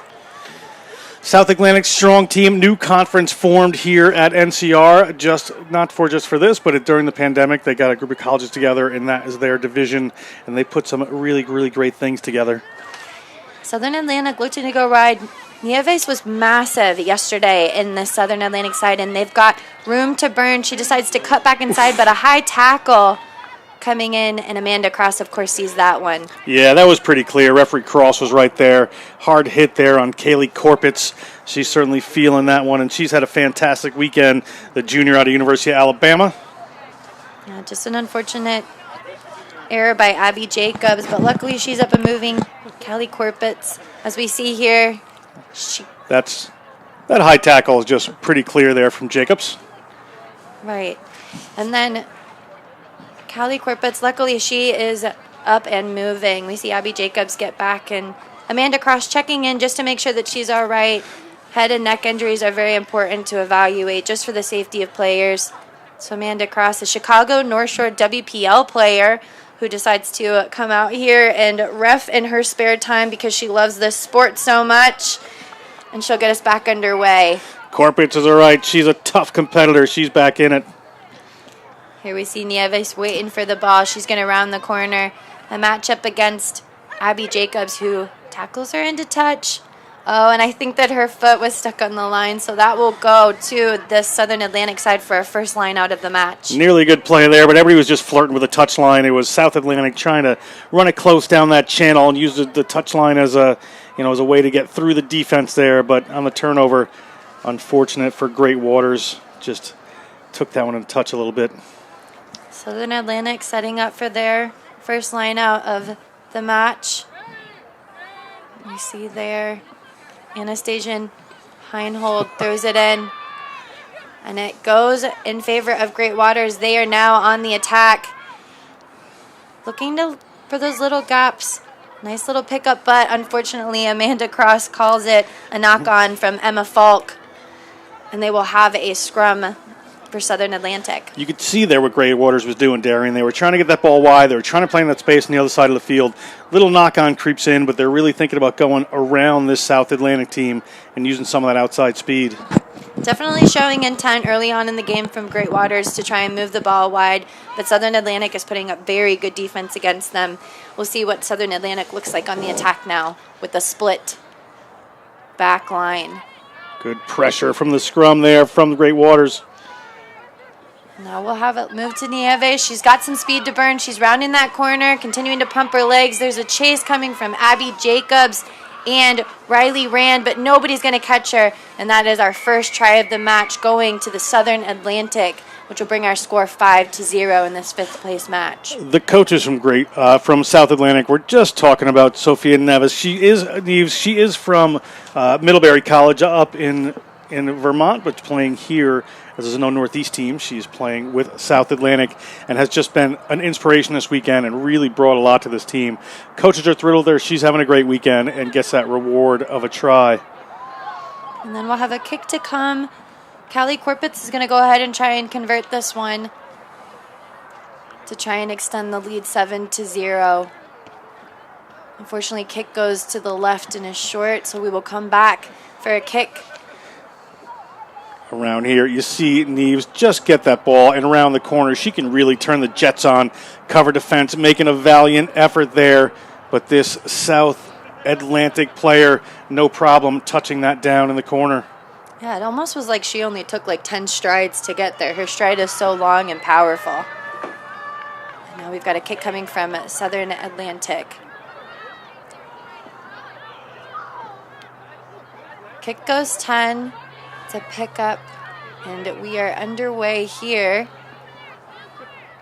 Christine Markowitz is going to go ahead and take the contact. Looked like she was jumbled up under there. Great Waters showing intent to move it wide. They move it to Bailey Sandel, who's always a very strong runner. Great offload. She gets it off to her teammate, Susie Dawson. She continues to pump her legs, is trying to keep the ball alive, but is met heavily. Great Waters again on the move, looking to move it wide. Abby Jacobs decides to step inside. But here comes Lauren Lawston. Abby Jacobs with a nice little show and go, continues to run. There's two defenders back there, but she steps back on the outside. She's trying to find her support player. And dishes it back to Susie Dawson, who takes the contact. Southern Atlantic putting in a little bit of a contest. Now they look to move it wide. Again, Lauren Lawston with the ball. She decides to take it to the line, is met heavily. But a counter ruck coming in. Southern Atlantic is really starting to put on the pressure, but a massive boompa from Bailey Sandel. She is trying to find that try zone for her team. They've got one outside if they decide to use her. Looks like Kristen Markowitz is on the run, and she'll jot it down for a Great Waters try. Markowitz from the University of Wisconsin-Eau Claire gets the rewards, but Bailey Sandel, what a bump off she had, taking on two players. The University of Wisconsin Stevens Point player from the central part of Wisconsin. We'll take a look here as ball gets popped up and it comes across to Sandel. And here she is, no problem with those two. Those look like bowling pins to her, rocks them right over. Now just moves the ball as they've drawn all those defenders in nice and wide. Try, no problem. And that'll extend the lead 7-5. Great Waters now taking over. With the kick to come, we've still got a little bit of time left. Here we see Bailey Sandel again dishing that fend that is lethal. They get the ball wide, and then she's got nothing but green grass in front of her. Markowitz right on the post. They've tied it up. Oh, they've taken the lead. The kick was good there. So 7-5. And Amanda Cross is ready to get this game underway for the final play. Lauren Lawson will go ahead and kick. Very deep kick from her, but it's fielded cleanly, and we're on the run with Southern Atlantic. She dishes a fend. Bailey Sandel coming across to make some big contests, and she tackles her out of bounds. And that is halftime. Grey Waters is leading 7-5 in this 5th place D1 match. Folks will be back in just a few minutes.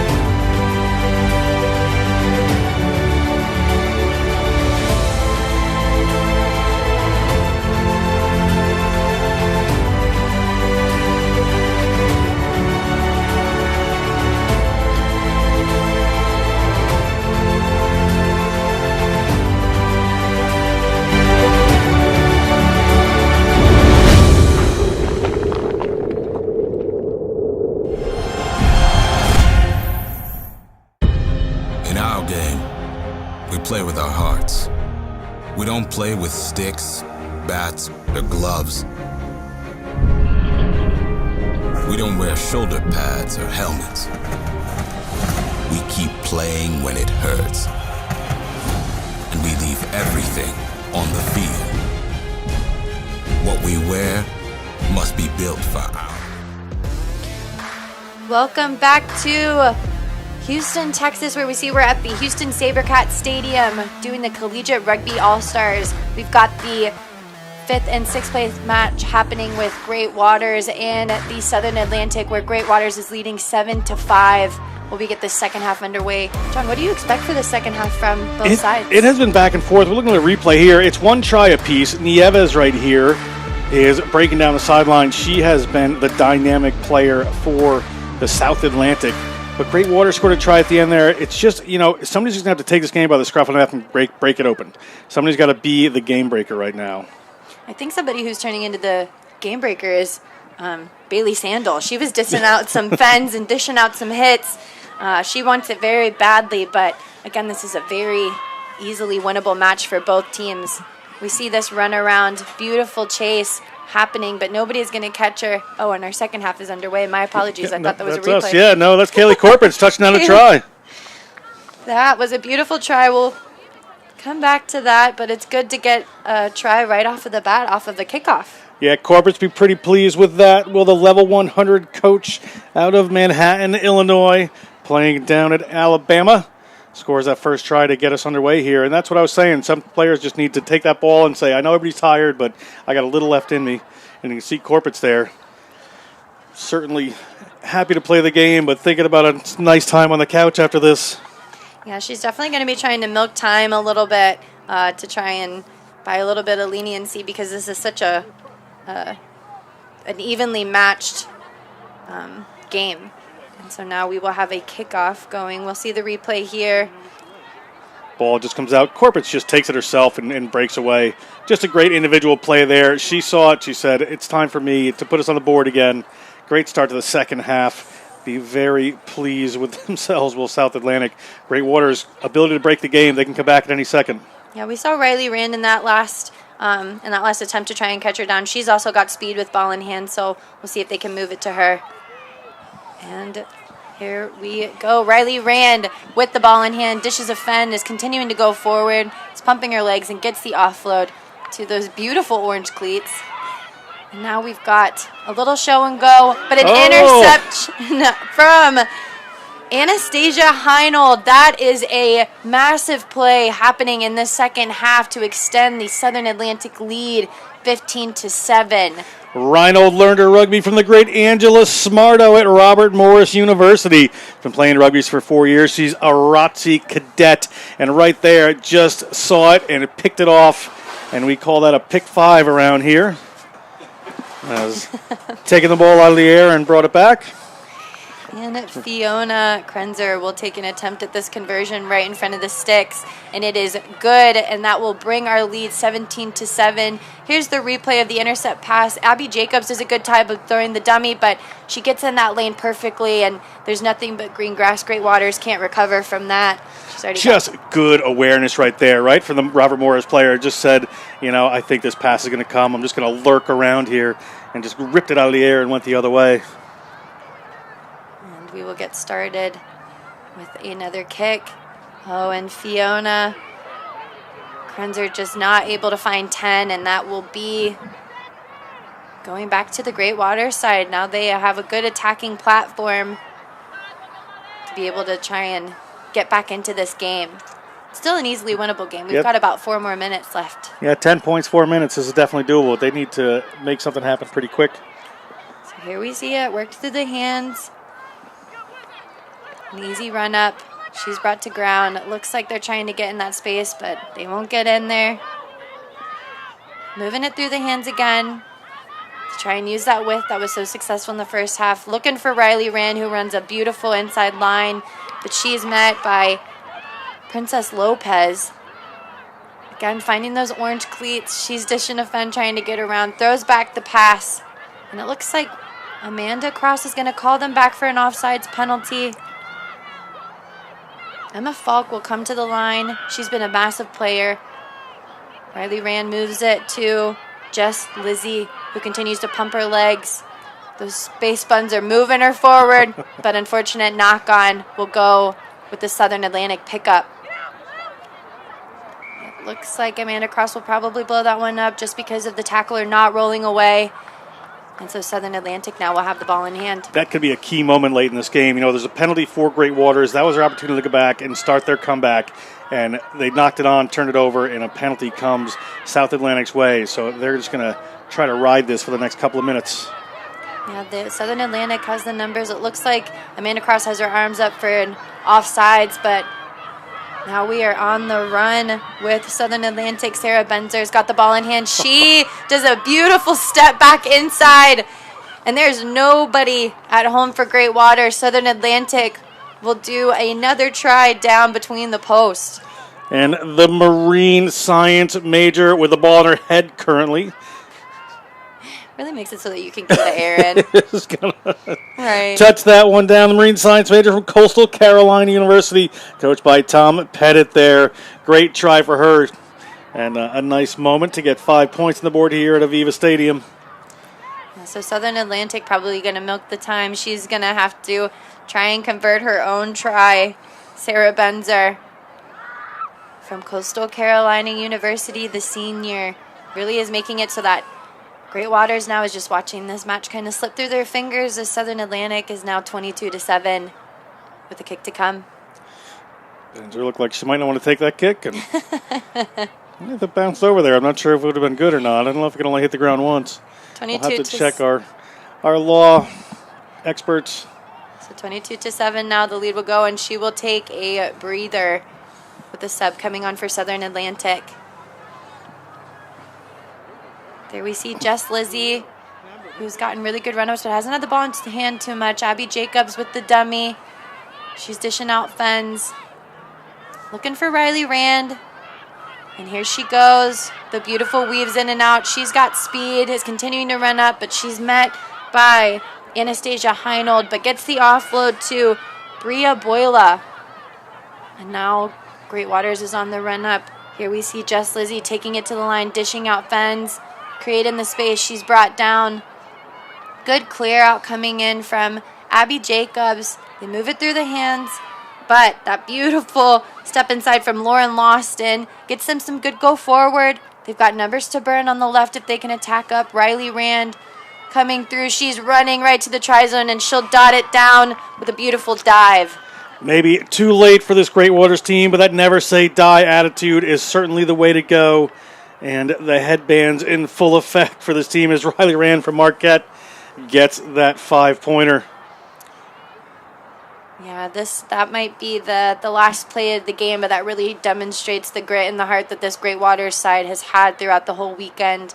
With a kick to come, we're at 22-12 for this 5th place match. Folks, we've got the 3rd and 4th place matches coming up for this small college and D1 championship. Please stay tuned.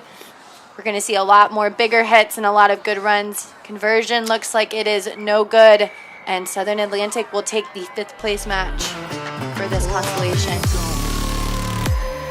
And thank y'all for tuning in. We'll see you in just a few minutes with the 3rd and 4th match for the small colleges. Please stay with us. Northern Lights versus Colonial Coast.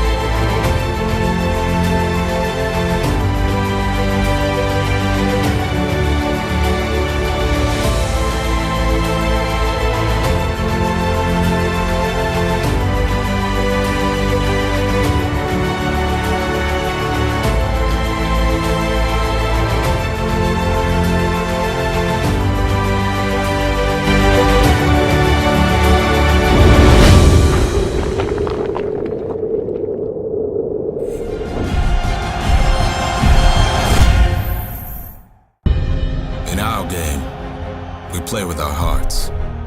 We don't play with sticks, bats, or gloves.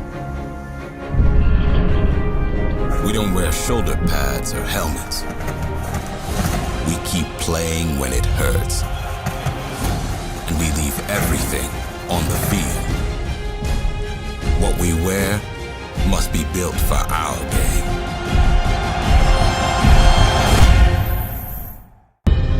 In our game,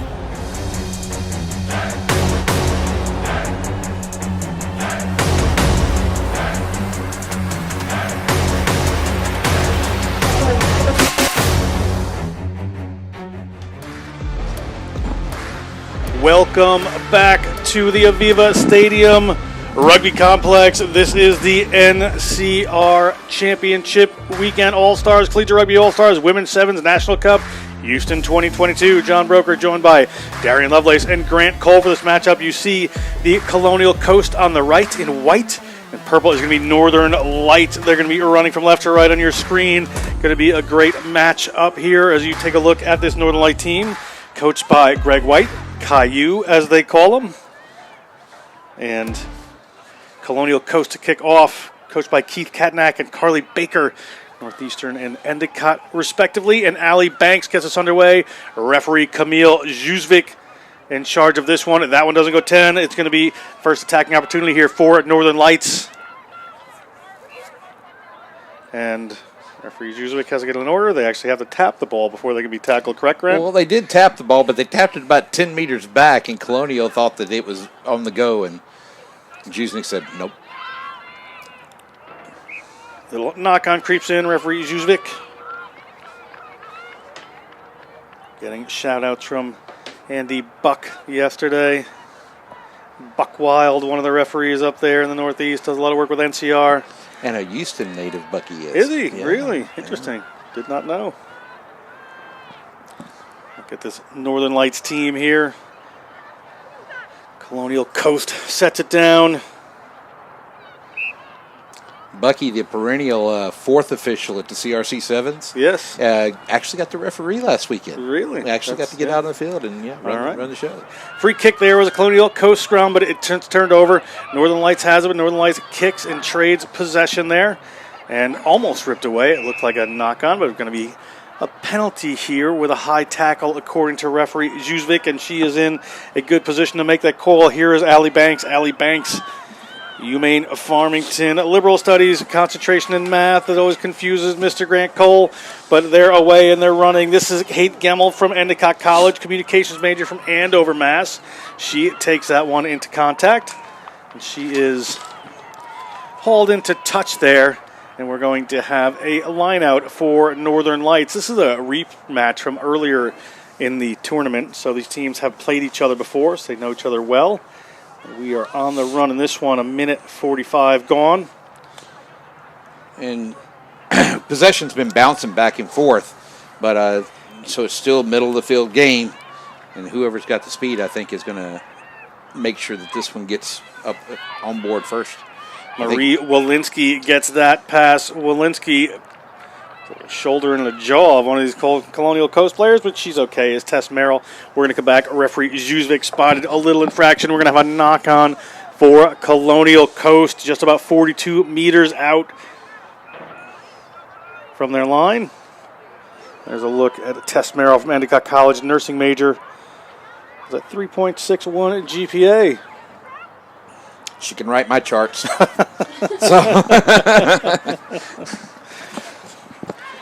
Ball in there, taken out back by Northern Lights. Northern Lights on the run. Northern Lights, big solid hit comes in there from Drexler. But ball alive. Breaking it down the side there is Chantel Mint. Icky gets taken down into the tackle, and off they come. Looking for an offload there, but they're going to have to go to the safety of the breakdown. But they move it away quick through Haley Hammond. Haley Hammond puts that one up, and this player does not want to be stopped. It's Taylon Russ.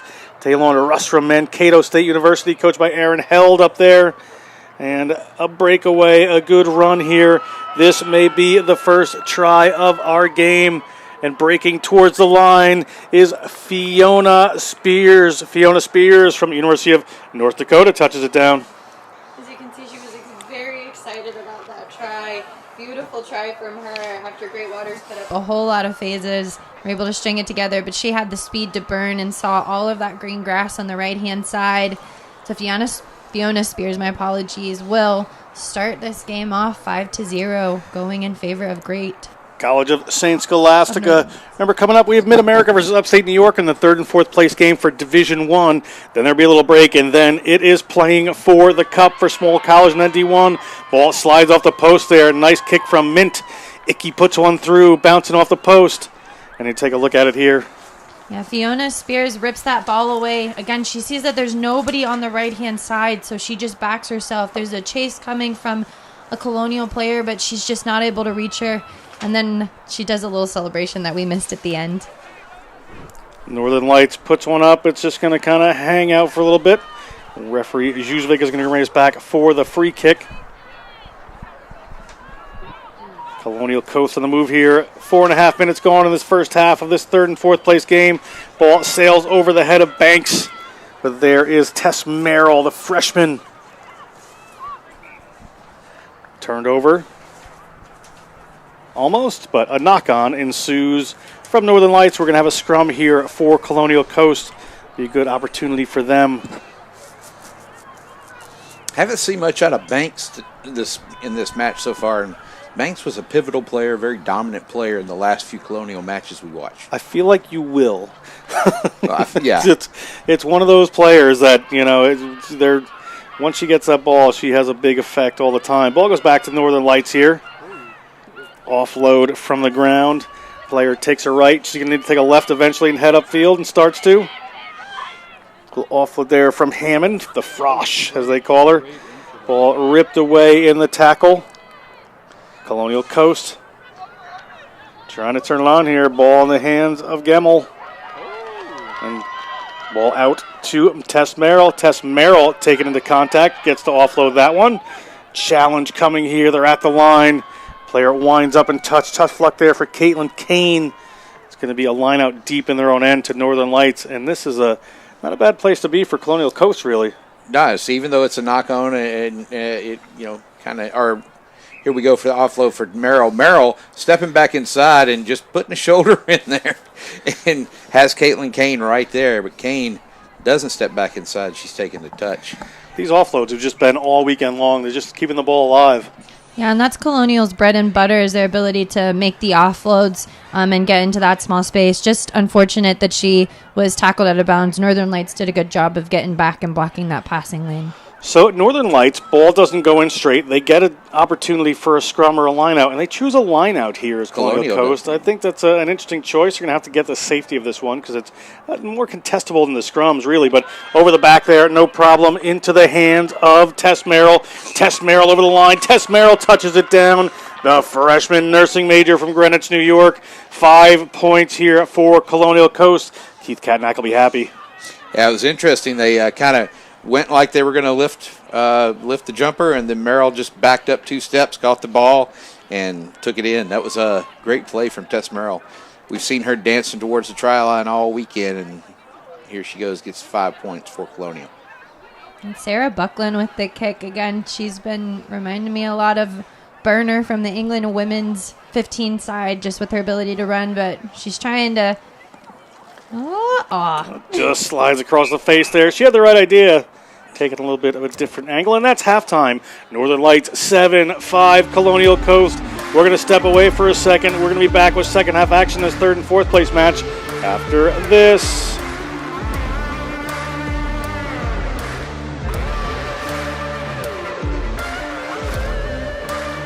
Play with our hearts. We don't play with sticks, bats, or gloves. We don't wear shoulder pads or helmets. We keep playing when it hurts. And we leave everything on the field. What we wear must be built for our game. For over a decade, the Collegiate Rugby Championship has been the largest premier Rugby Sevens tournament in the United States, and this year is no different. Warner with a little gap. Warner slips through. This is brilliant. It's a bank heist from Colson Warner. Join us for the 12th annual May Madness Sevens on Memorial Day weekend in New Orleans. Watch your favorite college rugby team compete, tackle, and sprint their way to the winner's podium. Watch the best men's and women's college rugby teams fight for the National Collegiate Rugby title all Memorial Day weekend long at the Gold Mine on Airline. Get your tickets, and we will see you at May Madness Sevens. St. Charles, that's what it means to the side. They defeat their rivals, Light University, 10-7.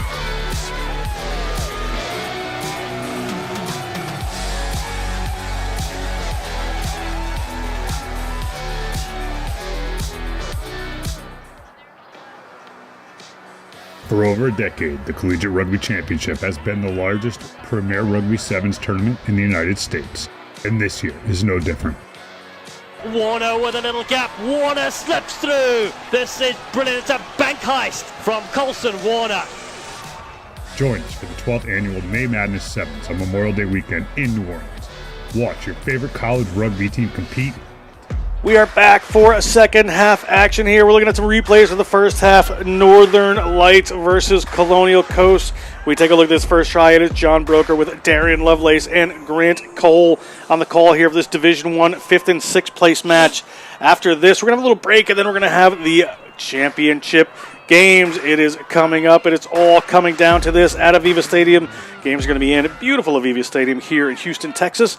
We take a look at Colonial Coast just moving the ball. Oh, sorry, we're live here, excuse me. Though we're still in replay as I was looking away. My apologies to you all. Colonial Coast down by 2 points, looking to make something happen. They certainly have the players. That one slips forward. Referee Zuzvik has spotted it. And we're going to have a scrum here for Northern Lights. Somebody's got a little bit of a, looks like a headache or something there on Northern Lights.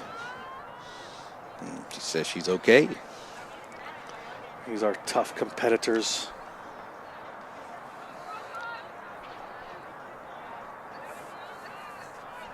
Just under a minute gone here. 2 points in it for Northern Lights.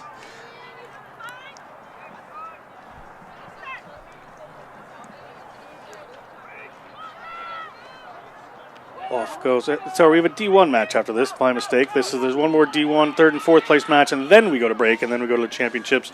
Getting ahead of myself here on a Sunday afternoon, but a try comes there from Alicia Young, a Diablo from the University of North Dakota. Colton Gopfert, her coach there, and she touches down here as Northern Lights under the watchful eye of Caillou, their coach, Greg White, are starting to push the lead down. Devilish little run around the side from Young there. And running just like, like we said all day, speed's going to kill, and that kind of speed she had definitely got her to the line. Yeah, she had a Colonial player on her. We'll see the replay here. She attacks up, and Diablo is right on her heels and comes around that left in between that tiny gap. We see a chase down coming from Colonial, but you've got to put a shoulder into a big runner who's on her way right to the try zone. She dots it down in order to extend that lead, 12-5, Northern Lights. Mint, you see they wear the number 9. They call her Icky, but she's from Minnesota State University Moorhead, playing for Athena Aitken. But she's been so instrumental in all the moves here today. She took that break off the back of that scrum, found a little space, got the offload away. Nice try. And we are underway here again. Colonial Coast, ball in hand with Tess Merrill. Tess Merrill puts a little pass in there. And bringing you a little bit of music for a second there, but a knock-on ensues. We're going to have a scrum here for Northern Lights. Now we're going to hear Darian Lovelace just start singing. One or the other.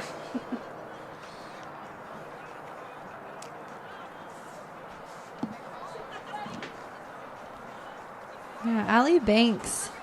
I want to see her with ball in hand a little bit more. She's so elusive once she gets going with her ability to recognize the space and attack it, but maintain her patience. They have a penalty here. She may get your wish.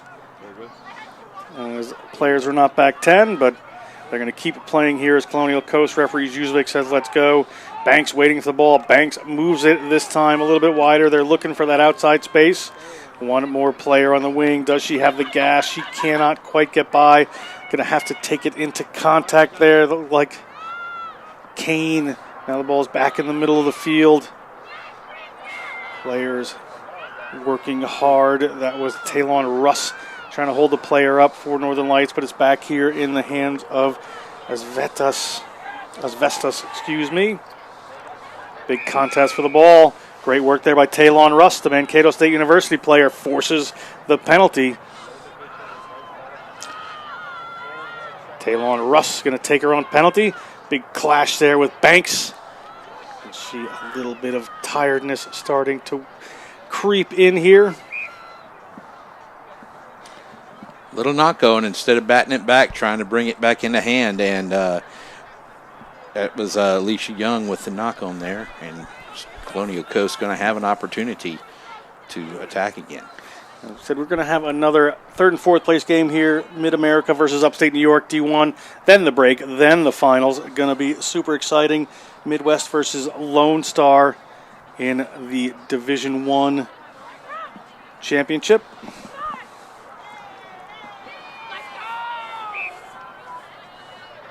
Referee Juzvik is going to bring us up here. Northern Lights really happy to roll this one out. 2 minutes and a quarter left. You see Electra Cheney from Canton, Connecticut to put this one in for Colonial Coast. Those white jerseys, a little blue and red there, but taken away by Northern Lights. They're on the attack again. They're just trying to own some space between a couple of defenders and does well. Does Swaverland. They call her Ba from College of St. Scholastica. And a ball into the hands of Walensky. Walensky gets the ball back up there to Alicia Young. Alicia Young gets the ball into the hands of a waiting teammate. That's Swaverland again. Swaverland getting hauled towards the try line. Just puts the ball back up. And it comes down the way of Northern Lights. But a player on the wrong side there. Penalty, Northern Lights opportunity here. You see the 5-meter line. They're about 10 meters out from the line. And wasting no time is Chantel Mint. And Icky heads towards the corner there. Chantel Mint gets the ball to one of her waiting teammates. That's Taylon Russ. See the player in front of her. She's going to battle her way to the try line, and she's going to get there. The senior child development major from Minnetonka, Minnesota, Taylon Russ. That was a powerful run by Russ. Just kept moving forward, kept pumping her legs, and fell right into end goal to dot it down. It's nice to see her score. She's been physical throughout the whole entire weekend, so her being able to really show her full capability of getting over that line and powering through people really goes to show her work rate throughout the weekend. Powerful and gets herself in the right places. You know, she gets outside of those players, kind of flat to the gain line. You'll see here. She's kind of close. You know, ball comes back out. She's not going to back way up. She backs her power. Is able to just work her way right over here. Northern Lights extending this. Greg Caillou White must be very pleased with his team as we're coming to the 14-minute mark on the game clock. So we are close to done. It looks like the third-place team is going to be Northern Lights. Colonial Coast, defending champions, will take 4th this year. Ball is taken into touch. And referee Juzvik whistles a third-place winner in Northern Lights. You see Taylon Russ's delight there. Colonial Coast will have to take 4th. Great matchup. Stay tuned with us. We have the 3rd and 4th place match coming up here for Division 1. We're going to be right back with Mid-America versus Upstate New York in a minute. Stay with us. For over a decade, the Collegiate Rugby Championship has been the largest premier Rugby Sevens tournament in the United States, and this year is no different. Join us for the 12th annual May Madness Sevens on Memorial Day weekend in New Orleans. Watch your favorite college rugby teams compete, tackle, and sprint their way to the winner's podium. Watch the best men's and women's college rugby teams fight for the National Collegiate Rugby title all Memorial Day weekend long at the Gold Mine on Airline. Get your tickets, and we will see you at May Madness Sevens. Big bump in that far corner, looking to feed it back on the inside. Darius Law has his twin brother Donovan Law for the opening. Feeling cuts back in, looking for the try line. This man is electric. Here's Phelan, gets the first try in the final. And here's Adegoke. That's the girl we were looking out for. She has got unreal speed, and she just got another long run. Just had one denied at the end of the first half because they were going to... Warner with a little gap. Warner slips through. This is brilliant. It's a bank heist from Colson Warner. Headed towards the try line and dots it down. He is good. Run there from Claire. Claire looks for a teammate, finds a teammate, gets Annie Henderson. She is looking for the corner. She has beat a couple of people. Is there a cover defense coming across? It's the 2021 Collegiate Rugby Championship, and this is your champion side, the Lindenwood University Lions from St. Charles, Missouri, and that's what it means to the side. They defeat their rivals, Life University, 10-7. This is the Collegiate Rugby Championship, the best college rugby sevens event in the country. Be there as we continue to take collegiate rugby to the next level.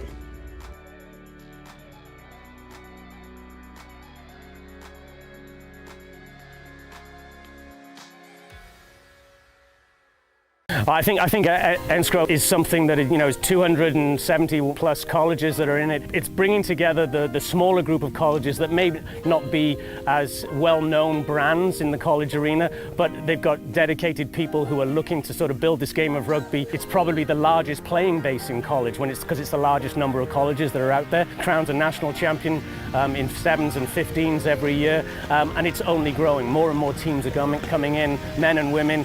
So NCR has been nothing but a boon for small college rugby. It's awesome. So actually, this is the only league I've ever played in. I started playing in college, and just the growth of NCR from when I started till now it just does amazing stuff for our small school. So I'm really excited that I got to start my kind of career in NCR, and yeah, it's been a pleasure. Playing in NCR has given me a chance to step away from the bad influences in my life. I play rugby now. It's been about 3 years, and it's been with NCR, and it's honestly helped me create a base and a foundation so that I could, like I said, stay away from the bad influences in the life that I had. I think it's just a great way to get exposure, playing in a different part of the country. Some teams don't travel that much, so now we've got the ability to play here in Texas. I think it's something they can sort of aspire to, playing with better players, understanding the camaraderie of the sport, understanding that they're playing with people they may have played against week in, week out for all year, and now they've got to play together and become a different team. What is it like being out here in Austin, Texas, representing your region and your schools? It's a blessing. It's honestly a real blessing. It's real nice. A lot of people could have got chose, but we got chose. It's a real blessing. A lot of hard work put into this. It's what people dream of. Honestly, I've never left the state. I was always in San Diego, so coming out to Texas, finding another type of weather, another culture, it's very enriching. Just being able to play against the best in the country, that's just something we strive for as players, so I'm really excited to play against the best. So I'm just blessed to be out here. I'm ready to play some rugby tomorrow.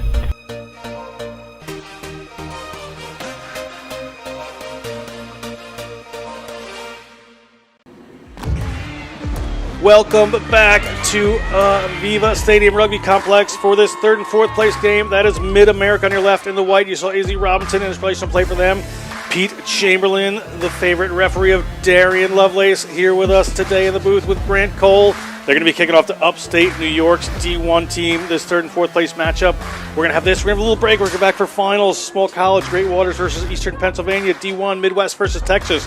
But right now, we have to see this one through as these players are playing for third place. Izzy Robinson from Wayne State ready to get us going. The senior puts up a high hanging kick. Well done, taken down by the New York team in those lovely blue, red, and yellow jerseys. My favorite jerseys of the weekend, Darian. On an unfortunate little bobble that happens there that will result in our first scrum to Mid-America. Referee Chamberlain has the first scrum of the game here. Sophie Schaefer.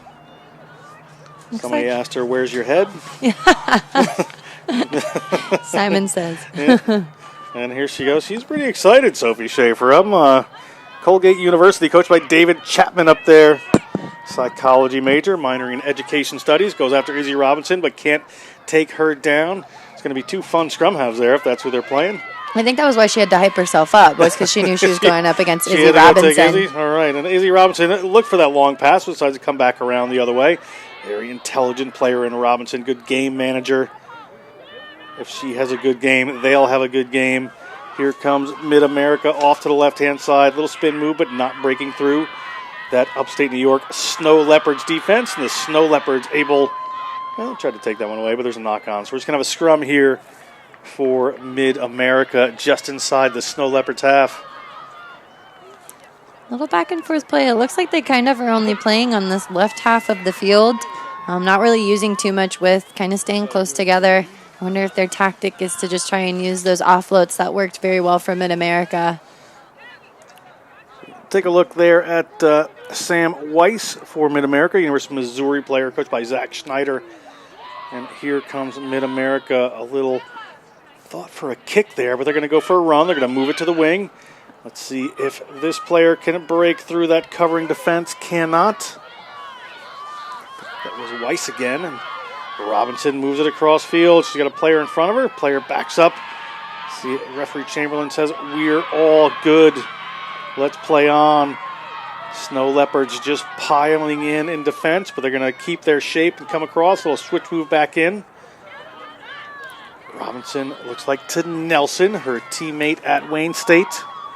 Coached by Darren Barner up there in northeastern Nebraska. Good program. Izzy Robinson in her final year, where she returns to the sunny climes of Brisbane, Australia. They move the ball across. Nelson again gets it wide. Little bobble there from Weiss, the University of Missouri player. Knocked it on. We're still at zeros here, about 3 minutes into the game. Going to be a scrum here for Upstate New York. Yeah, just took her eyes off of the ball for 1 split second. That could have resulted in a long line break because there wasn't really anybody on the right-hand side after a break on the left from Mid-America. Just have to really focus on catching the ball before you decide to take off, just to ensure that you got possession. Scrum right at their own 40-meter line. It's going to be Sophie Schaefer, captain of Colgate, from one of the Welsh-named towns in Pennsylvania. Balachinwyd, I'm not sure if that's pronounced correctly. Maybe Grant Cole speaks Welsh as we continue to move this game along. Upstate New York, little step in, little step out. Across the 50-meter line they go. That looked like Ramsey, one of the St. Bonaventure players. We'll double-check that. Not so. That is Caitlin Olive from Clarkson University, a student coach team. She's a freshman. She's from Menham, New Jersey, and she is in the tri-zone. Pete Chamberlain happy with it. 5 points here for Upstate New York. Snow Leopards take the first lead. That looked like just a really good straight run on a drift defense coming from Mid-America. Those straight runs work so well. The freshman Caitlin Olive really found that gap and was just able to bat down her head and get to step in towards that tri-zone. As we see here, just a really nice straightening up of the run because Mid-America was coming across, and that's just opening up the stride. You can see the intent. She's pumping those legs. Pete Chamberlain, not as fast as she is, and he gives her the try down for Upstate New York. Ball over the head of this Mid-America team. And maybe, see what referee Chamberlain says here. A little bit of a mess down there. Let's come back to Mid-America. A little show there. Turning upfield, power running. Robinson moves it wide. They have some open space out here. The foot race is on. And a cover defender is working hard to get there. But it may not be enough, as off goes this player from Mid-America. And Mia Balderas is going to touch it down, the freshman from the University of Arkansas. Very, very good speed. That was all set up by Lauren Nelson, who was really doing a good job of manipulating the space. She wiggled her way out of one tackle, threw a dummy, dished to fend, gave it to Izzy Robinson, who's always good off of the left hand with her passes, and then gives it to Mia Balderas, who showed her speed and says she would also like a track meet of a try for herself as well.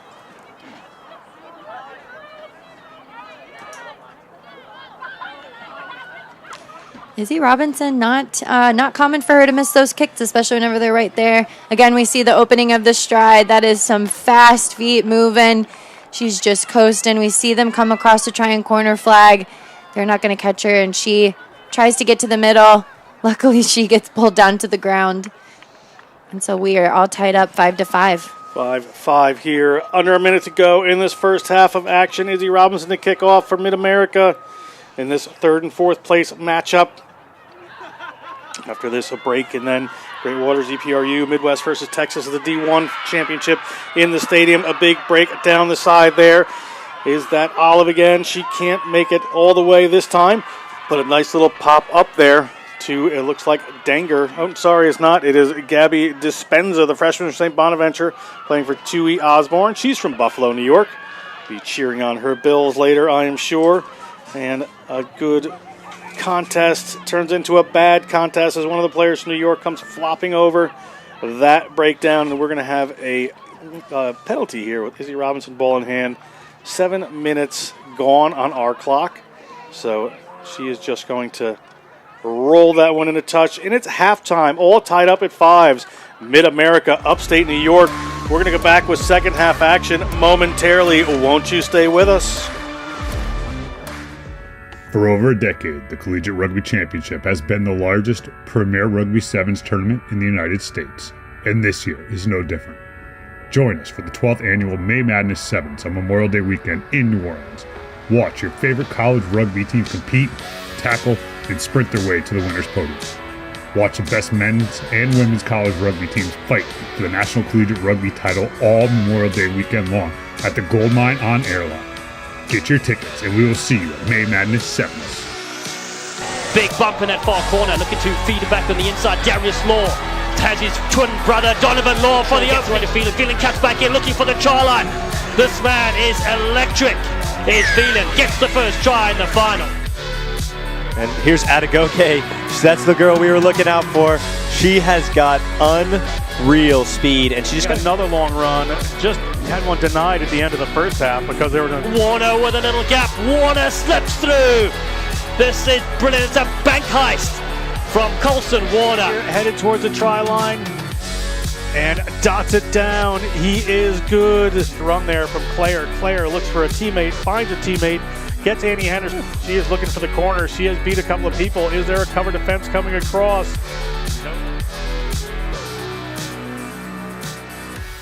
It's the 2021 Collegiate Rugby Championship, and this is your champion side, the Lindenwood University Lions from St. Charles, Missouri, and that's what it means to the side. They've defeated their rivals, Life University, 10-7. This is the Collegiate Rugby Championship, the best college rugby sevens event in the country. Be there as we continue to take collegiate rugby to the next level.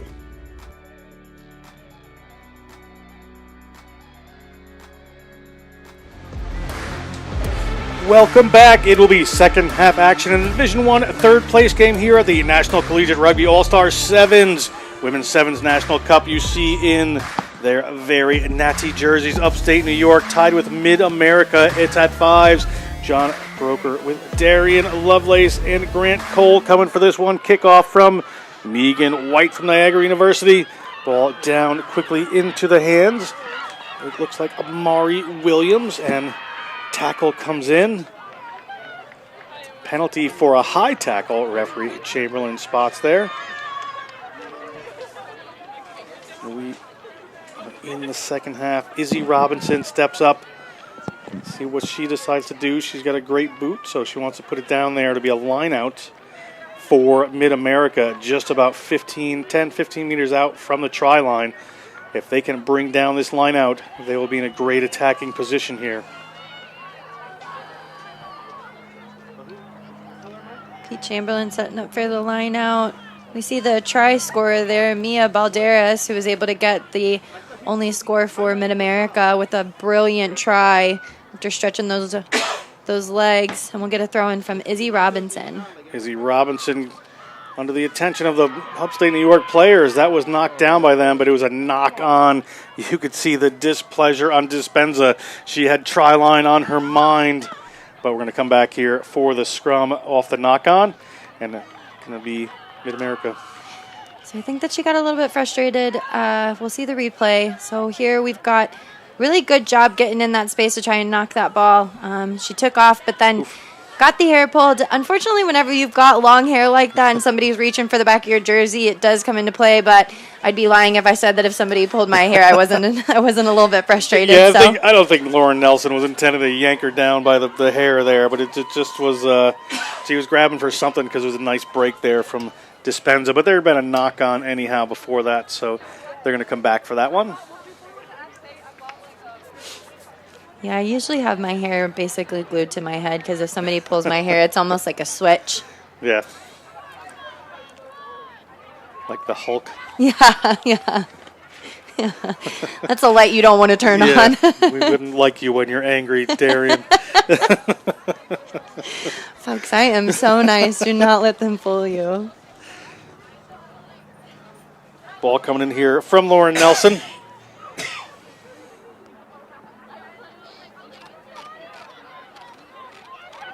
Izzy Robinson at the 5-meter line. Izzy Robinson going to offload that one there to Amari Williams from the University of Arkansas. Ball nearly ripped away by the upstate New York team. Indeed, it nearly was, but they're going to get it back. Referee Chamberlain has spotted something. We'll see what the call is. Scrum for Mid-America. They're spending a lot of time down near this zone. It'll be a Mid-American scrum. It looked like the upstate New York player, whenever she was trying to get her hands into that ruck, might have knocked it on. Good job to get in there. It's just really important that whenever you do go over to poach that you're bringing the ball back towards you rather than just throwing hands in there, just to make it so that the turnover will at least go back to your side and your hard work won't be in vain. Izzy Robinson feeds that one off. A clear outside there for Nelson. She showed the in. She went to the out. Laura Nelson, the senior from Fort Calhoun, Nebraska, touches down, and the lead is to Mid-America with about 3.5 minutes to go. Great work by two Wayne State teammates. Yeah, that zigzag run in and then to cut back out is lethal, especially whenever you've got space to burn and you've got the speed. She did a beautiful job of cutting in like she was going to take it towards the center, but then that quick step outside really made it so that she was able to get her own try. Izzy Robinson can hit these kicks. She usually does. On that last one, she wasn't able to slot it through. So we'll see. Tougher angle. Has the distance, certainly. Does not have the accuracy for Izzy Robinson, unfortunately. So here we see the scrum with the put in from Izzy Robinson. Good scrum coming in from Mid-America as they just loop it right through. Again, Lauren Nelson acting like she's going in, but she has the ball in two hands and then transfers it to her right to dish the fend and get that separation. So she's able to get over into that try zone.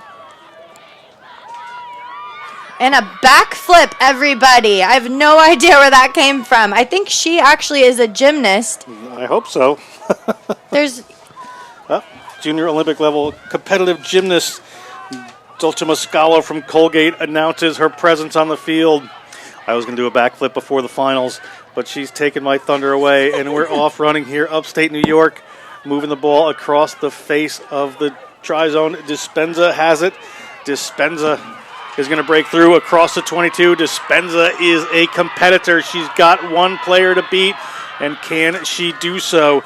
That right there is Bianca Wallmeister. And Wallmeister, they're playing a little bit of running chess here. Dispenza really wants this try. Dispenza gets through again. Dispenza has one more on her. Dispenza touches down. St. Bonaventure University played for Kenmore Rugby, played for Rakavi Rugby Club with Tui Osborne, and plays at St. Bonaventure for Tui Osborne. And she is happy and in love with that try. I'm going to be honest, that might be the try of the day. I mean, her skill set in order to transfer the ball left and right because she was trying to dish the fend. She's moving the ball away from the defender and is continuing to pump her legs. That number 7, I believe that was for Mid-America, Bianca Wallmeister. She's always chasing down, and she's usually able to make those hits, but dishing out those fends, transferring the ball away from your defender, using that weave of a run was able to get that down. That was a beautiful try. We see here the chase down from Wallmeister. She transfers the ball to the right-hand side so that she can dish her fend left, gets that separation, is continuing to do so, keeps that fend out, gets that separation. Lauren Nelson is coming, but that is a well-deserved try. Personally, I believe that might be the try of the day so far. Certainly is. And upstate New York underway again. We're all tied up here. Under a minute to go. That one gets knocked on. We will have to have a winner in this game should it go to overtime. Overtime would be 7 minutes either way. Very unfortunate for Mid-America to knock it on in their own try zone. Sorry, folks, brain kind of got a little bit jumbled, but good for them to give an attacking platform now for upstate New York. It's 5 minutes sudden death in overtime, so they get to that. We have 10 seconds left in regulation on the clock here. Upstate New York is going to move that one. A little indecision there in the middle of the field. Need to make something happen. Ball out wide there. Here's a break around the corner. Could this be the end of the game? This may be if this player doesn't get hauled down. And what a great work that is. Dulce Muscalo, that gymnast from Colgate University, economics major from Reading, Connecticut, touches it down. Teammates are lifting her up, and it is 15-10 with no time on the clock. Upstate New York, maybe our third place Division I With a backflip like that she just did. It's Jess Dolce-Mascalo for the try. Oh, goodness! Wow. That one I wasn't going to do before the Right. finals. I just had a single backflip I was working on. Right. That is incredible. Even our East German judge gave that a 9. And Pete Chamberlain whistles us for the end of the game. So we're taking a look at Dolce-Mascalo here, the savior for this team, the absolute player to put it down and away. That is a big try. We are here at AVEVA Stadium. We're going to move inside the stadium at 12:35 Central, 1:35 Eastern. We are going to bring you the small college championship, Great Waters versus EPRU, and D1 final between Midwest and Texas. We are going to come back with all that action after a 30-minute break. Stick with us. It's going to be awesome. For over a decade, the Collegiate Rugby Championship has been the largest premier Rugby Sevens tournament in the United States, and this year is no different. Join us for the 12th annual May Madness Sevens on Memorial Day weekend in New Orleans. Watch your favorite college rugby team compete, tackle, and sprint their way to the winner's podium. Watch the best men's and women's college rugby teams fight for the National Collegiate Rugby title all Memorial Day weekend long at the Gold Mine on Airline. Get your tickets and we will see you at May Madness 7s. Big bump in that far corner, looking to feed it back on the inside. Darius Law has his twin brother Donovan Law for the opening field. Phelan cuts back in, looking for the try line. This man is electric. Here's Phelan, gets the first try in the final. And here's Adegoke.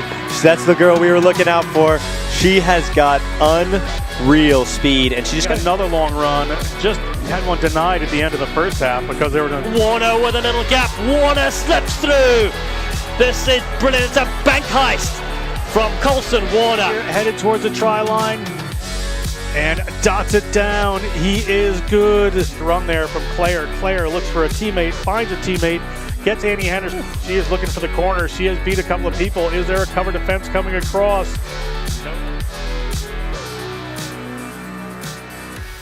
It's the 2021 Collegiate Rugby Championship, and this is your champion side, the Lindenwood University Lions from St. Charles, Missouri, and that's what it means to the side. They've defeated their rivals, Life University, 10-7. This is the Collegiate Rugby Championship, the best college rugby sevens event in the country. Be there as we continue to take collegiate rugby to the next level.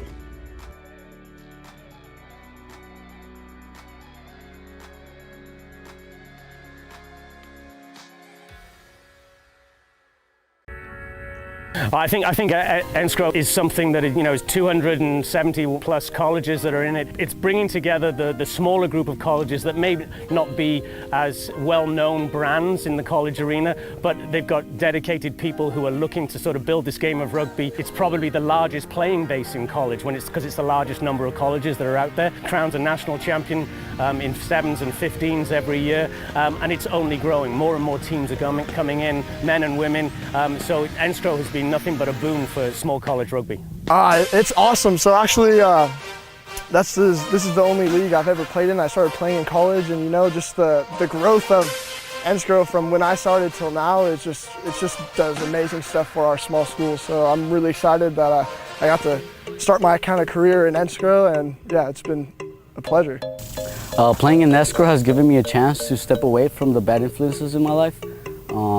I play rugby now. It's been about 3 years, and it's been with NCR, and it's honestly helped me create a base and a foundation so that I could, like I said, stay away from the bad influences in the life that I had.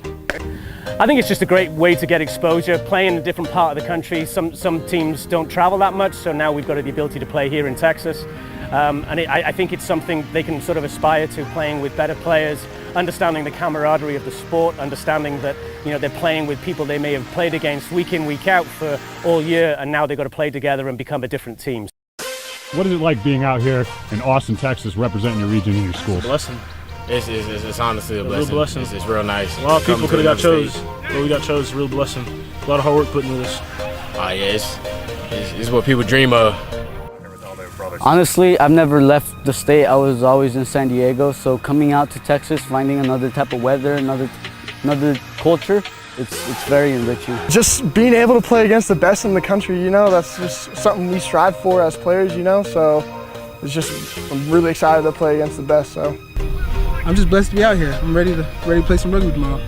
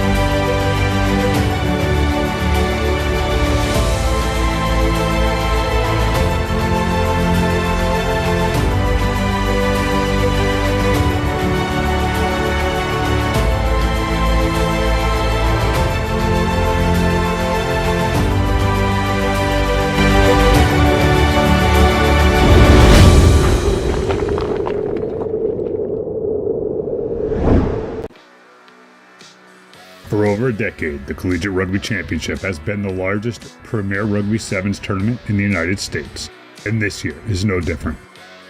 Warner with a little gap. Warner slips through. This is brilliant. It's a bank heist from Colson Warner.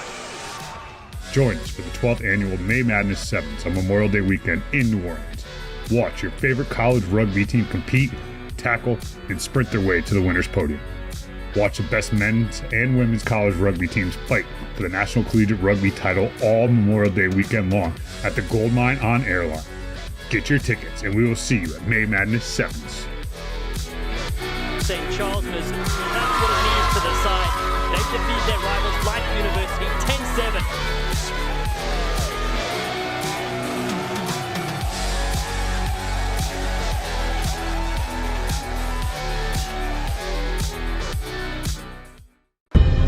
In our game, we play with our hearts. We don't play with sticks, bats, or gloves. We don't wear shoulder pads or helmets. We keep playing when it hurts. And we leave everything on the field. What we wear must be built for our game.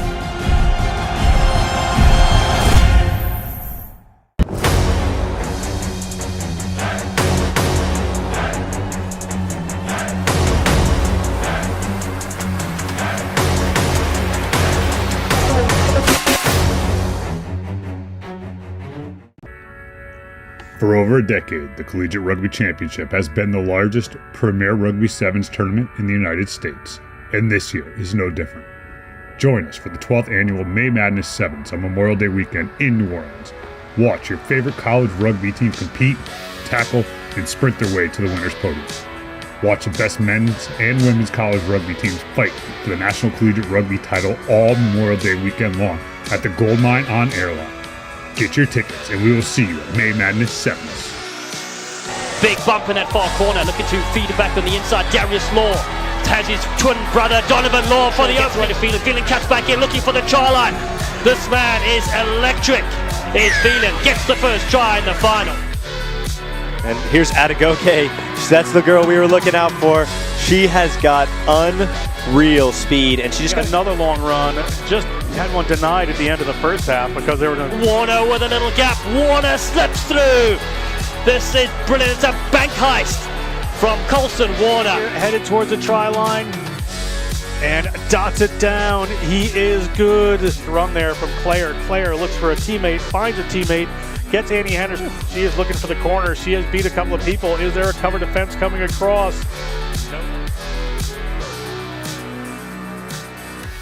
It's the 2021 Collegiate Rugby Championship, and this is your champion side, the Lindenwood University Lions from St. Charles, Missouri, and that's what it means to the side. They defeat their rivals, Life University, 10-7. This is the Collegiate Rugby Championship, the best college rugby sevens event in the country. Be there as we continue to take collegiate rugby to the next level.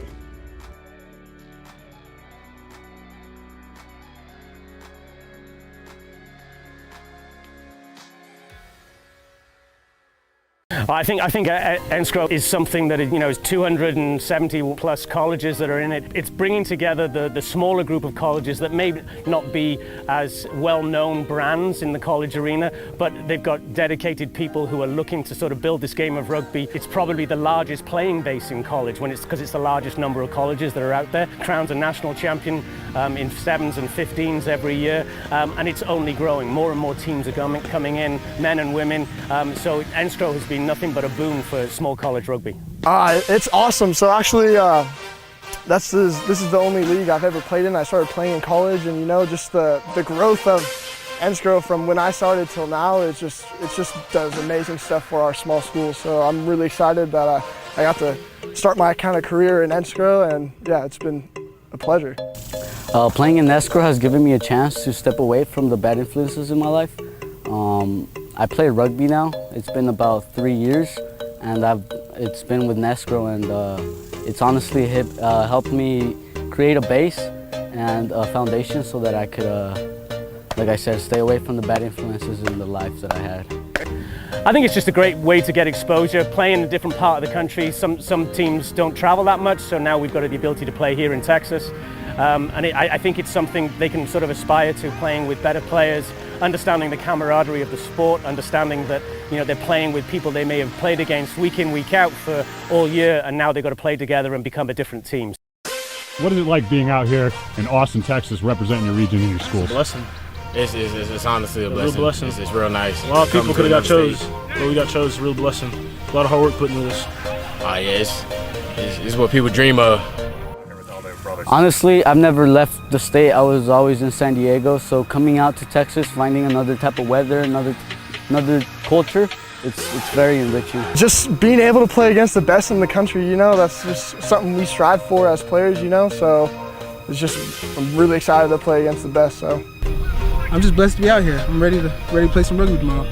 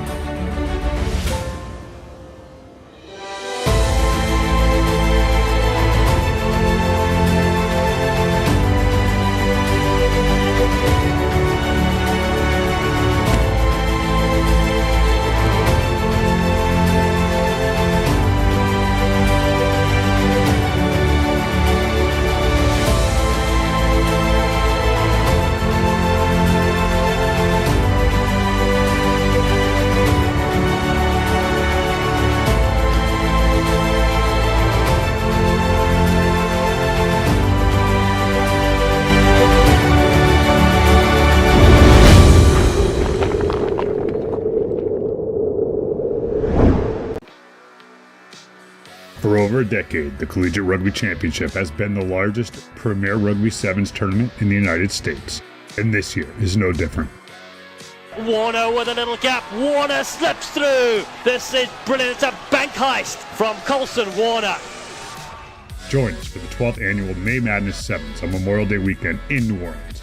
Watch your favorite college rugby team compete, tackle, and sprint their way to the winner's podium. Watch the best men's and women's college rugby teams fight for the National Collegiate Rugby title all Memorial Day weekend long at the Gold Mine on Airline. Get your tickets, and we will see you at May Madness 7s. St. Charles, Missouri. That's what it means to the side. They defeat their rivals, Light University, 10-7.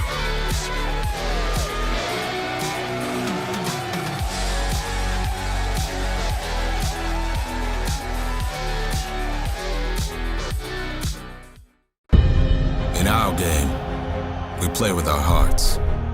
We don't play with sticks, bats, or gloves. We don't wear shoulder pads or helmets. We keep playing when it hurts. And we leave everything on the field. What we wear must be built for our game.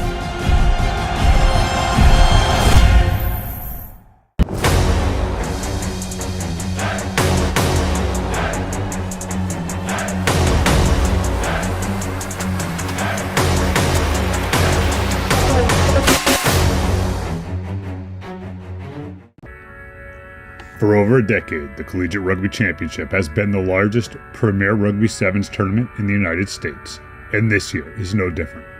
Join us for the 12th annual May Madness Sevens on Memorial Day weekend in New Orleans.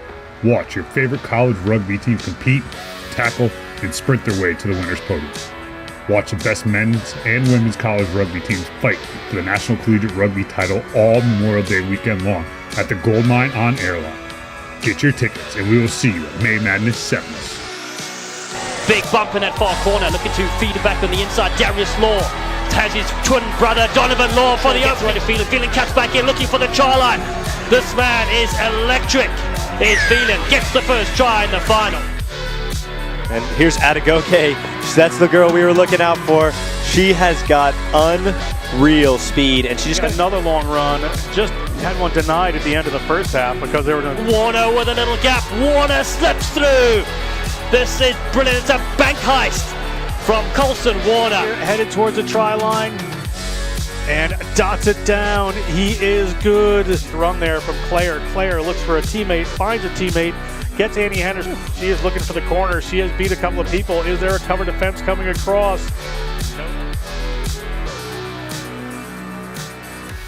It's the 2021 Collegiate Rugby Championship, and this is your champion side, the Lindenwood University Lions from St. Charles, Missouri, and that's what it means to the side. They defeat their rivals, Light University, 10-7. This is the Collegiate Rugby Championship, the best college rugby sevens event in the country. Be there as we continue to take collegiate rugby to the next level.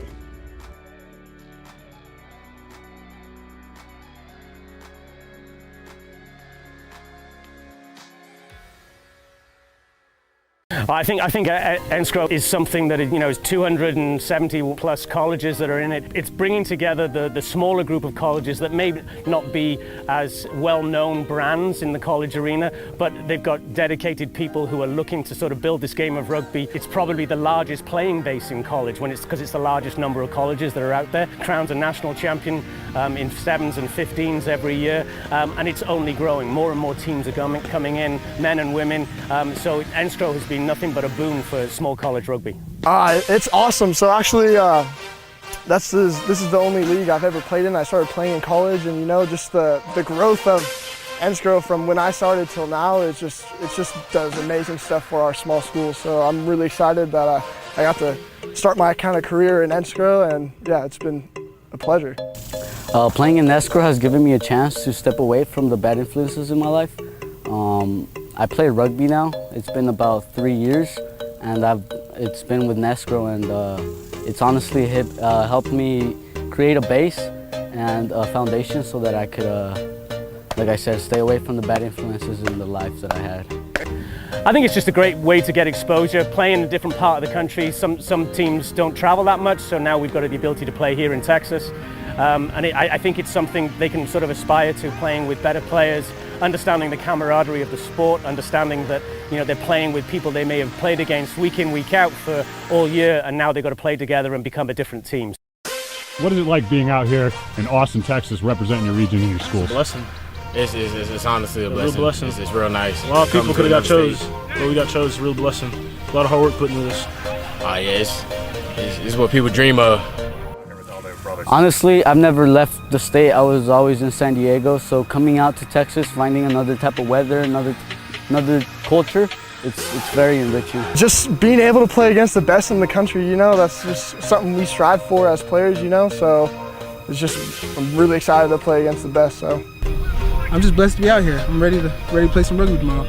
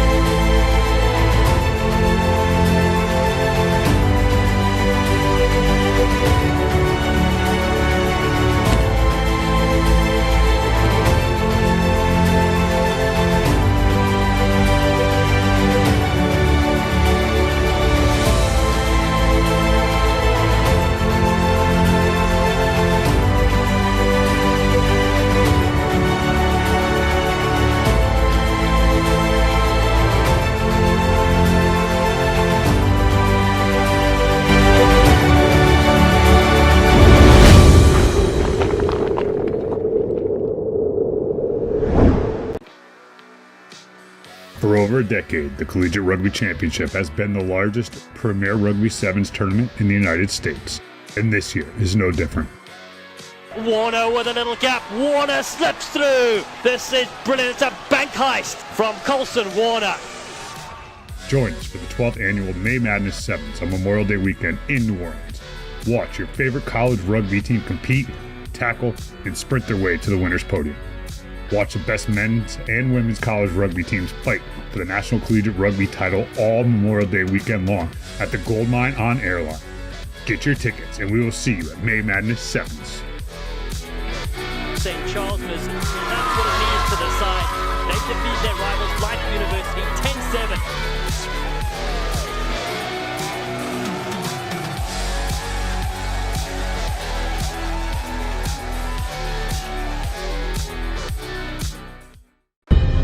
In our game, we play with our hearts.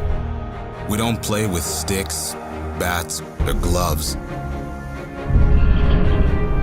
We don't wear shoulder pads or helmets.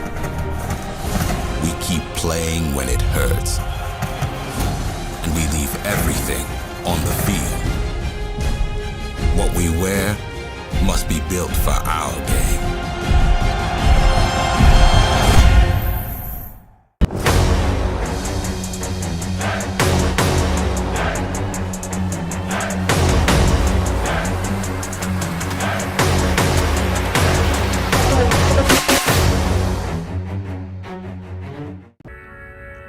For over a decade, the Collegiate Rugby Championship has been the largest premier Rugby Sevens tournament in the United States, and this year is no different. Join us for the 12th annual May Madness Sevens on Memorial Day weekend in New Orleans. Watch your favorite college rugby team compete, tackle, and sprint their way to the winner's podium. Watch the best men's and women's college rugby teams fight for the National Collegiate Rugby title all Memorial Day weekend long at the Gold Mine on Airline. Get your tickets and we will see you at May Madness Sevens. Big bump in that far corner, looking to feed it back on the inside. Darius Law has his twin brother Donovan Law for the opening. Phelan cuts back in, looking for the try line. This man is electric. Is Phelan gets the first try in the final. And here's Adegoke. That's the girl we were looking out for. She has got unreal speed, and she just got another long run. Just had one denied at the end of the first half because they were going to... Warner with a little gap. Warner slips through. This is brilliant. It's a bank heist from Colson Warner. Headed towards the try line and dots it down. He is good. Run there from Claire. Claire looks for a teammate, finds a teammate, Gets Annie Henderson. She is looking for the corner. She has beat a couple of people. Is there a cover defense coming across?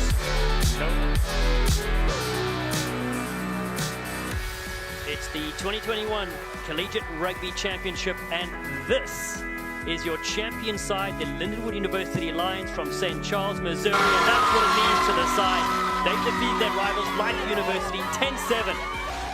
This is the Collegiate Rugby Championship, the best college rugby sevens event in the country. Be there as we continue to take collegiate rugby to the next level.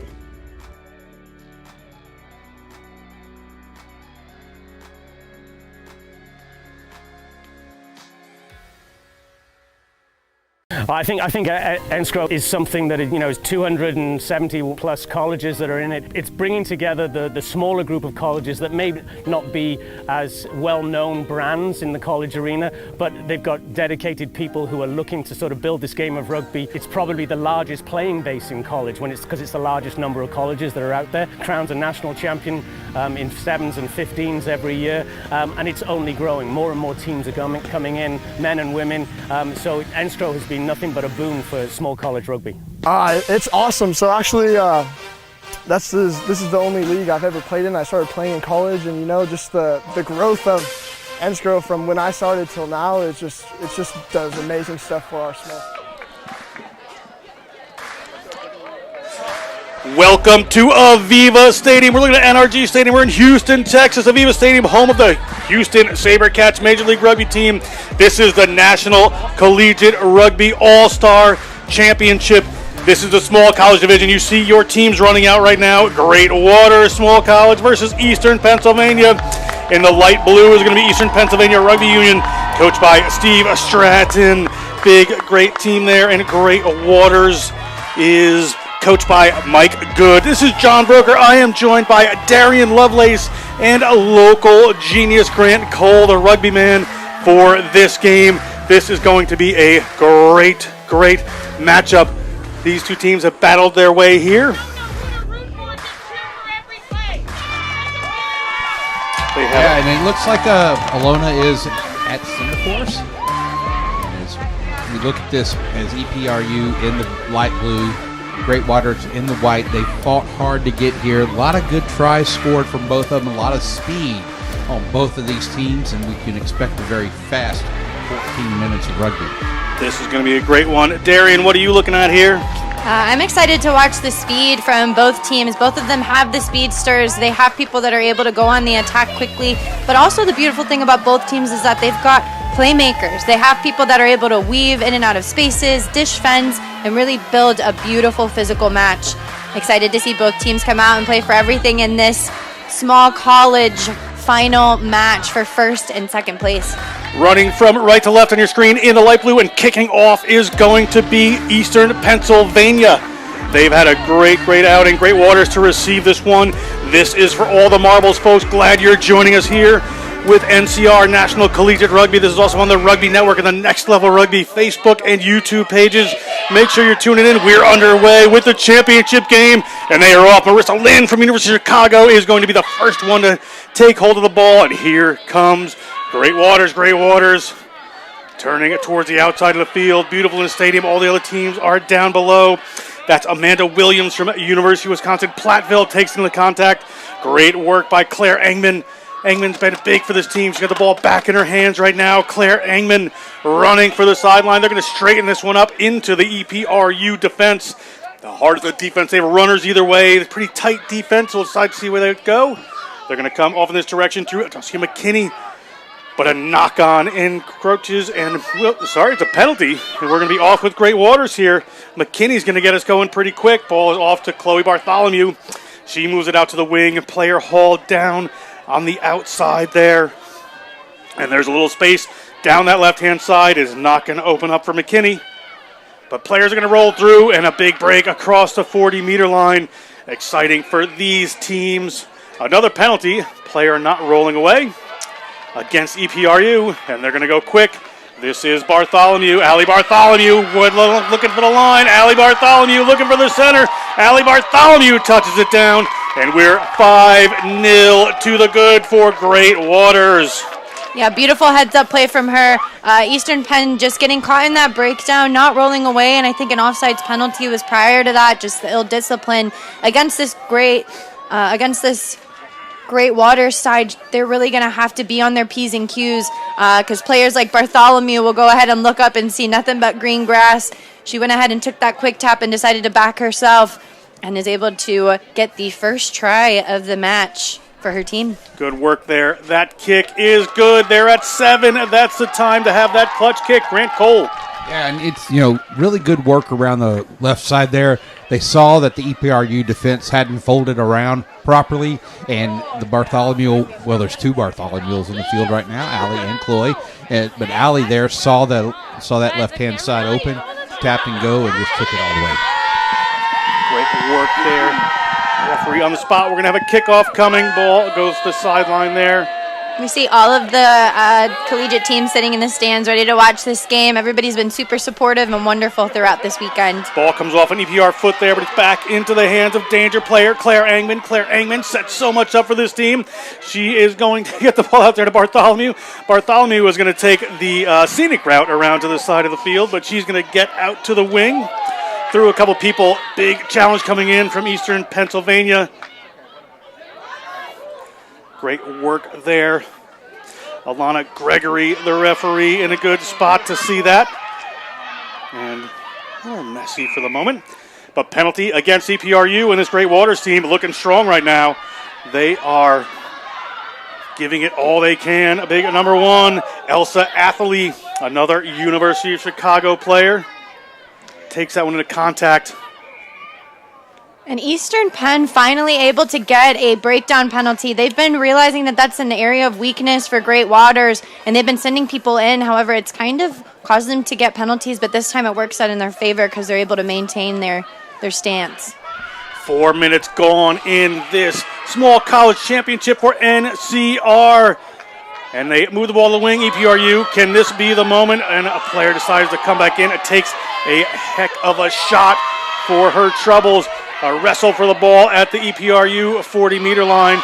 Picked up and on the run they are. There's a player on the outside. Does she have the gas? Can she fend off the player? She's got 2 to deal with. That is Gianna Calciano. Calciano into the breakdown.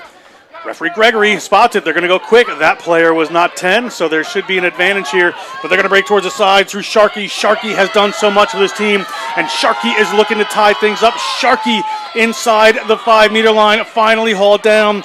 Gets the ball up to one of her teammates there, and try awarded. 5 points to the good for Morgan Mattia from East Stroudsburg, the sophomore from Morgantown, Pennsylvania. 5 points, tough angle on the kick, but they're on the board. Yeah, Eastern Penn finally showing their physicality. They were able to go through and break a couple of tackles. Amanda Williams, though, for Great Waters was doing an amazing job on this right-hand side to get in that space. However, their ability to keep the ball alive makes it so that they're able to dot that over for a 5-7 score, still in Great Waters' favors with the kick to come. I think Sharkey saw that. Sharkey's been a great playmaker for Eastern Penn all weekend. I think she saw that there was some out-of-breath players on the outside wing for Great Waters. Took her opportunity to get around the side. She did get tackled, but she did have support there, Mattia.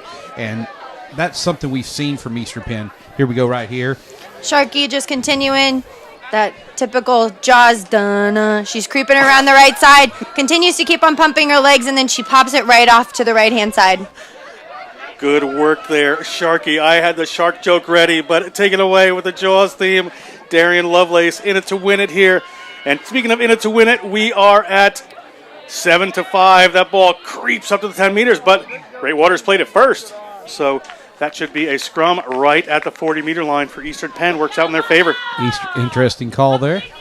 Usually if you play it and knock it on and it hadn't gone 10 meters, you'd bring it back to the middle for a free kick. Thank God we have you, Grant Cole. I wasn't remembering that, but the man with the knowledge, Grant, the rugby evangelist Cole. Free kick there at that one, and here goes Sharkey. Sharkey is across through a couple players. She's got a runner outside of her. She hands one off, gets a high tackle there, possibly, but they're going to hang on to it. Calciano coming through once again. Calciano from Loyola, and a big break here. Big number 9, Morgan Mattia, headed towards the line. Morgan Mattia touches it down here in AVEVA Stadium, and they're at 10-7. Great try for EPRU on the comeback as you look at our fans enjoying the day. Yeah, such a beautiful thing to see. I mean, women empowering women will always get people hype. It's wonderful that they are still out here cheering on their teammates, though they didn't make it into this match. The fact that they are giving us a match to watch is really commendable. That try was scored by Morgan Mattia. That inside step was absolutely lethal. As she saw the hips were turned out, conversion is not good from Sharkey, and we'll go into the half. That is halftime here at AVEVA Stadium. We take another look at this last try before we go to break. Just good work from this EPRU team, and they have come back to take the lead. Just 3 points, everything to play for in the second half. You're going to see Mattia touch this one down. We're going to be back with second half action. Somebody's going to raise the cup at the end of this one, 10-7. Stay with us. For over a decade, the Collegiate Rugby Championship has been the largest premier Rugby Sevens tournament in the United States, and this year is no different. Join us for the 12th annual May Madness Sevens on Memorial Day weekend in New Orleans. Watch your favorite college rugby team compete, tackle, and sprint their way to the winner's podium. Watch the best men's and women's college rugby teams fight for the National Collegiate Rugby title all Memorial Day weekend long at the Gold Mine on Airline. Get your tickets, and we will see you at May Madness Sevens. Big bump in that far corner, looking to feed it back on the inside. Darius Law has his twin brother Donovan Law for the opening. Feeling cuts back in, looking for the try line. This man is electric. Here's Phelan, gets the first try in the final. And here's Adegoke. That's the girl we were looking out for. She has got unreal speed, and she just got another long run. Just had one denied at the end of the first half because they were going to... Warner with a little gap. Warner slips through. This is brilliant. It's a bank heist from Colson Warner. Headed towards the try line and dots it down. He is good. Run there from Claire. Claire looks for a teammate, finds a teammate, gets Annie Henderson. She is looking for the corner. She has beat a couple of people. Is there a cover defense coming across?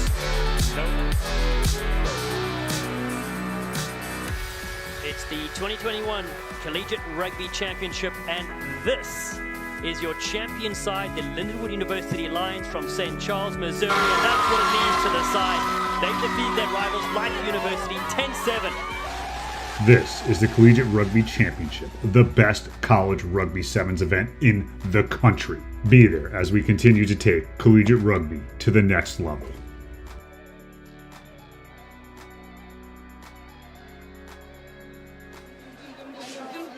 Welcome back to AVEVA Stadium in Space City, Houston, Texas. Collegiate Rugby All-Stars Women's Sevens National Cup.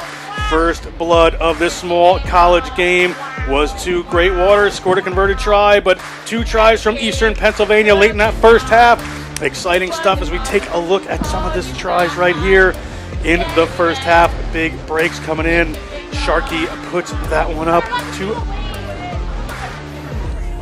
Morgan Mattia. Mattia got a second. As you take a look at the Great Waters team, just having a little conversation. They're down by 3. John Broker joined here in this NCR fabulous event here in Houston. Darian Lovelace joining me. Grant Cole joining me as well. Darian, 3 points in it. This is going to be a great second half. Yeah, the energy right now in the stadium is electric. We've got a whole bunch of hype teams doing the wave, cheering on their fellow comrades, I guess you could say. Eastern Penn really demonstrating. Yeah, there they are.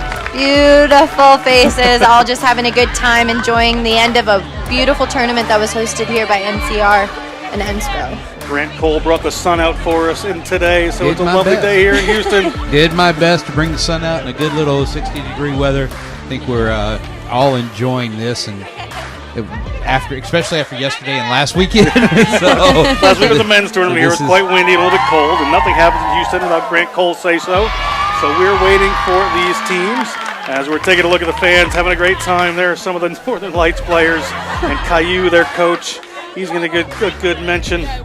Lots of fun, that team, giving each other nicknames all weekend. This has been a great event. About 160 athletes out here, guys, at 18 or 16 teams from all over the country, enjoying National Collegiate Rugby, the best they have to offer, these wonderful tournaments and wonderful venues. Waiting for the second half to get underway. John, I have to correct you.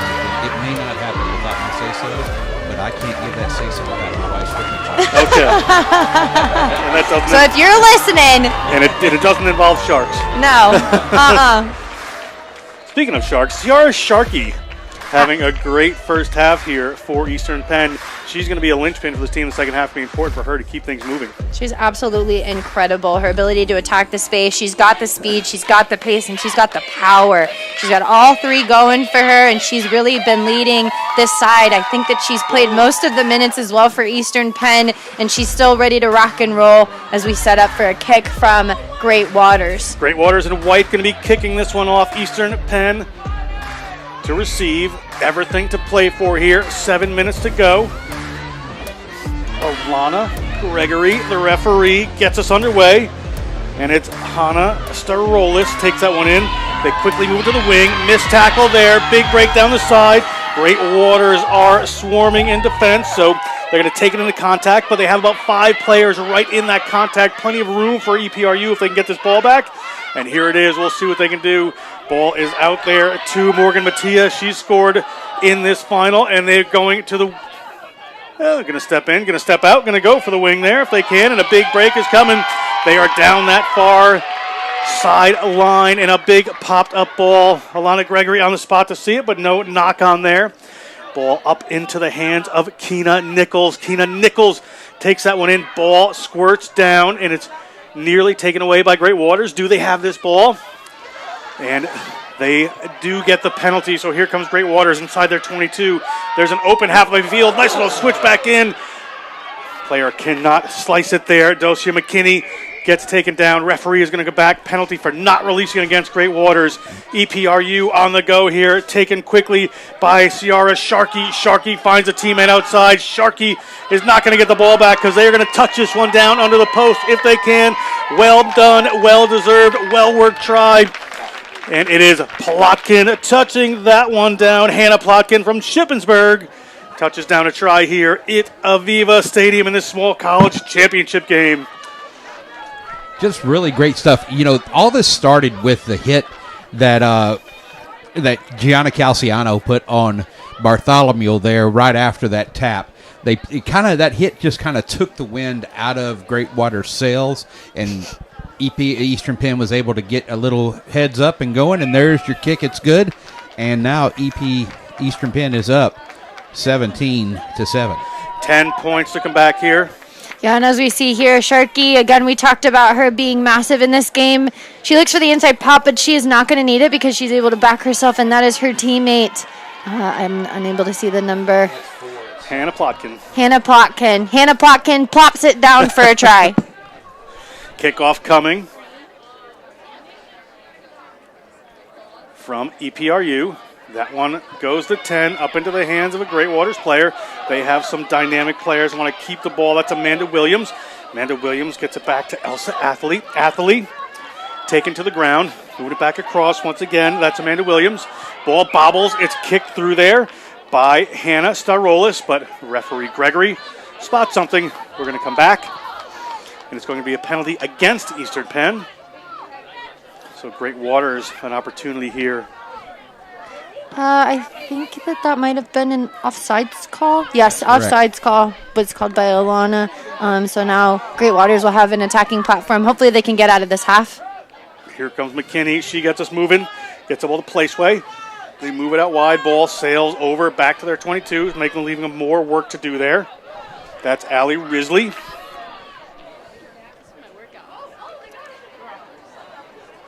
Ball coming back across. There's Elsa Athlete.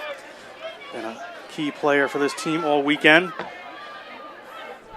Now they're going to come here. There's no defenders. Can they move this out wide? Shutting it down. A good defense there from EPRU. But a player makes a break. Well tackled. Once again, in there is Ciara Sharkey. We're going to come back. Another offsides penalty for Eastern Penn. This is not something that you want to do, is to continue to give Great Waters some meters. Even though they're not connecting completely, that doesn't mean that this game still isn't achievable for them. Defense there for Eastern Penn has 7 up and no one back as a sweeper. There'd be room in behind if they wanted to kick, but they don't got to worry about that as Keenan Nichols. Keenan Nichols just rips that ball away. Keenan Nichols from Swarthmore, coached by Brian Weston at that fine institution. Eastern Penn comes down with it again. There is Keenan Nichols. Keenan Nichols just whips that ball out and it winds up in the hand of Great Waters. This could be a moment right here. It is 17-7. This would put him at 12. And to get him a little bit closer, the foot race is on. And it looks like Morgan Mattia is going to be able to cover back on that tackle. McKinney couldn't quite make it there, but gets it up to Risley. Risley looking for a teammate and finds Rachel Placeway. Rachel Placeway surrounded by Eastern Penn defenders. Good contest there at the breakdown as Engman goes off to the right-hand side, gets the ball back to Risley. Risley gets the ball down, and that one looked like it was knocked on by Great Waters. An interception, a lot of great work, nearly there, but stymied by a knock-on. It's going to be a scrum here outside their 22 for Eastern Penn. Just heartbreaking to watch this Great Waters side really string together a couple of phases, but that chase down by Matea, the try scorer who scored 2 tries for Eastern Penn, she's absolutely been incredible, and you can tell that she wants it. Her resiliency was demonstrated in that last play where she was able to chase down that Great Waters player. Hannah Fleming and Samara Schlotterath coming on to the field for the Great Water team, replacing Ingman and Isley. And on deck for Eastern Penn is Marissa Boyles. Scrum here for Eastern Pennsylvania EPRU, Scott Stratton's team. Outside their own 22. We're in the second half. We have about a minute and a half to go. There's 10 points in it. Our small college champion could be a couple of minutes away. Still time for Great Waters. Eastern Pennsylvania. Maybe a little gamesmanship there, Darian, just slowing down this scrum a little bit. Yeah, I'd be lying if I said that I didn't use that trick a couple of times in a sevens match. Ball in and out from Eastern Penn. They find a little seam there, nice and early. They're going to draw in some defenders, get the ball up in the air, breaking it down into the center of the field. Nice little offload there. Quickly out to the right-hand side. They're going to go back the other way. That is Calciano. Big break down the left-hand side across the 40-meter line. Player hauled down. Gets it up in the hands of Keenan Nichols. Keenan Nichols offloads that one. On that far corner of the field they go. They have runners across. They're inside the 22. Still working hard and great work. A good connection there. And the try line is available. And the try is scored. And Eastern Penn is gassed, but able to put that one down. We'll get the try scorer in just a second. Calciano, who started that and got it so far down the field, got to end it with the try. Calciano, the junior from Loyola, mechanical engineering major. Great try there. Oh, we're being told, is it? We thought Calciano. We'll get the number. But great try nonetheless, everybody. Certainly was Gianna Calciano. And that is the end of our game. Right there, referee Gregory calls it. You have a champion in the Eastern Pennsylvania Rugby Union. They're going to be celebrating in that part of the country tonight as Great Waters is going to take second. Wonderful work from them. We're going to have a trophy presentation coming up. But thoughts on the game?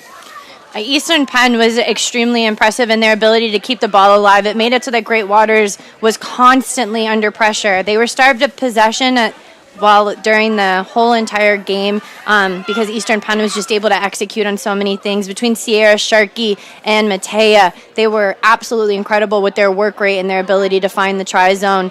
Great Waters putting up very good contests and a lot of good contact, just not able to connect in order to put up a bigger fight against a very strong Eastern Pennsylvania side. Northern Lights third place team coming down here. And we see the teams in the field. Eastern Penn, very pleased with what they do. Tournament director Angela Smarto will have an award for this team in the small college division.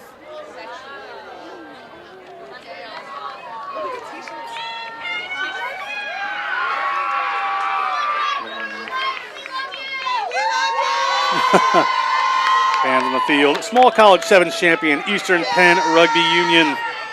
Great final display there. Went down at the beginning, came back. Huge comeback and just managed to hold that lead. You see Angela Smarto, tournament director, women's, what you call it, commissioner, I suppose, NCR. Can't remember what her exact title is. We're going to give away some awards here. Great Waters joining us from the sidelines as well. After this, we're going to have Midwest versus Texas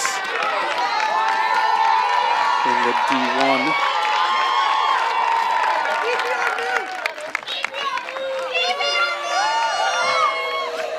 I gotta say, as a female athlete, it's really empowering to see so many incredible athletes really here hyping each other up and showing out. As you can see, Smarto, who's a wonderful individual who got this started, she's gonna go ahead and present it. Congratulations, everybody! Thank you so much for attending the National Collegiate Rugby Women's All-Star Sevens National Cup. My name is Angela Smarto, and I'm the women's director, and I'm really excited to be here. So thank you to everyone for attending.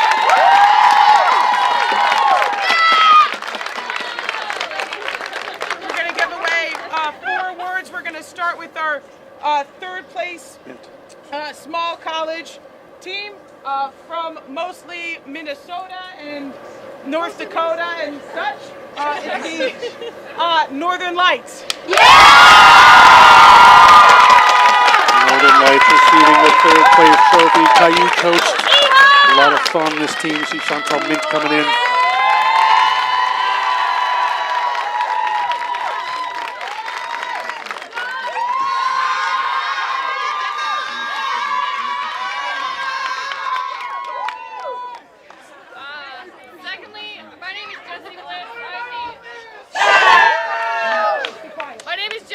I'm the small college commissioner for women for NCR. So this, especially this final, is near and dear to my heart because these are all my schools. I'd like to award the second place NCR Small College Division All-Stars finalist, Great Waters.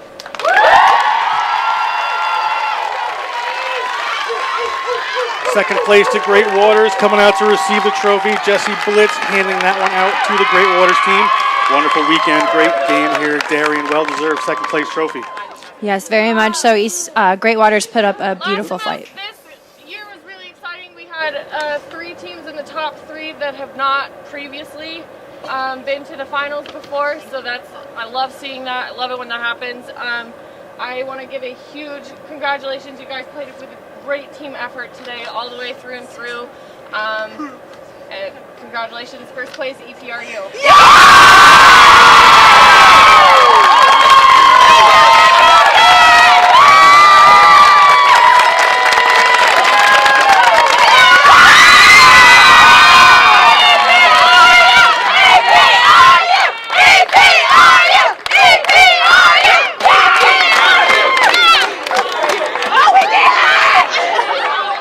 There are your small college champions, National Collegiate Rugby Small College Champions, Eastern Penn Rugby Union. Hats being awarded by Angela Smarto, the tournament director, and Jesse Blitz. Somebody who has really studied throughout and performed and exceeded expectations. Number 9. Number 9. From EPRU.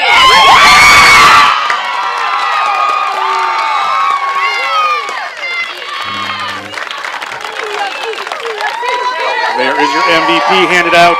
It is Morgan Mattia gets that one. Yeah, with her back-to-back tries and her leg drive, she definitely deserves that one. Players from every team, not just these 3. So we have selections of a top 7 all-tournament team. I'm going to announce the name and your conference. You will receive a T-shirt, which we will do after the final games. If you have to leave, I will mail it to you. Okay? So I'm going to start with not these 3 teams. So clap for everybody, please. From Ohio Valley, Kara Whalen. From Great Waters, Amanda Wins. From Great Waters, Claire Ingman. From EPRU, Ciara Shanky. Sharky.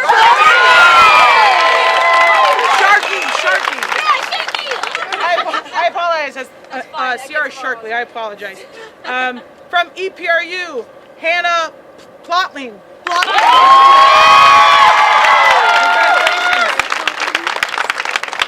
From Prairie States, Eden Lieberthal.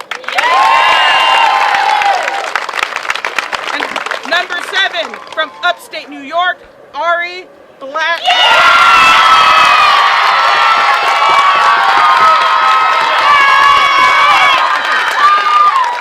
Okay, thank you so much. We're going to take a short break, and then the Division I championship is going to kick off here soon.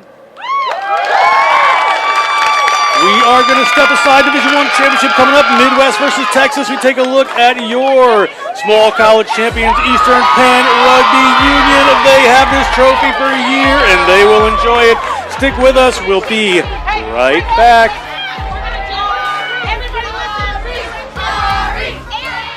For over a decade, the Collegiate Rugby Championship has been the largest premier Rugby Sevens tournament in the United States, and this year is no different. Join us for the 12th annual May Madness Sevens on Memorial Day weekend in New Orleans.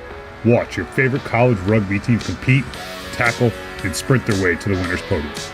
Watch the best men's and women's college rugby teams fight for the National Collegiate Rugby title all Memorial Day weekend long at the Goldmine on Airline. Get your tickets, and we will see you at May Madness Sevens. Big bump in that far corner, looking to feed it back on the inside. Darius Law has his twin brother Donovan Law for the opening. Phelan cuts back in, looking for the try line. This man is electric. Here's Phelan, gets the first try in the final. And here's Adegoke. That's the girl we were looking out for. She has got unreal speed, and she just got another long run. Just had one denied at the end of the first half because they were going to... Warner with a little gap. Warner slips through. This is brilliant. It's a bank heist from Colson Warner. Headed towards the try line and dots it down. He is good. Run there from Claire. Claire looks for a teammate, finds a teammate, gets Annie Henderson. She is looking for the corner. She has beat a couple of people. Is there a cover defense coming across? It's the 2021 Collegiate Rugby Championship, and this is your champion side, the Lindenwood University Lions from St. Charles, Missouri, and that's what it means to the side. They defeat their rivals, Life University, 10-7. This is the Collegiate Rugby Championship, the best college rugby sevens event in the country. Be there as we continue to take collegiate rugby to the next level. Sofia Nieves.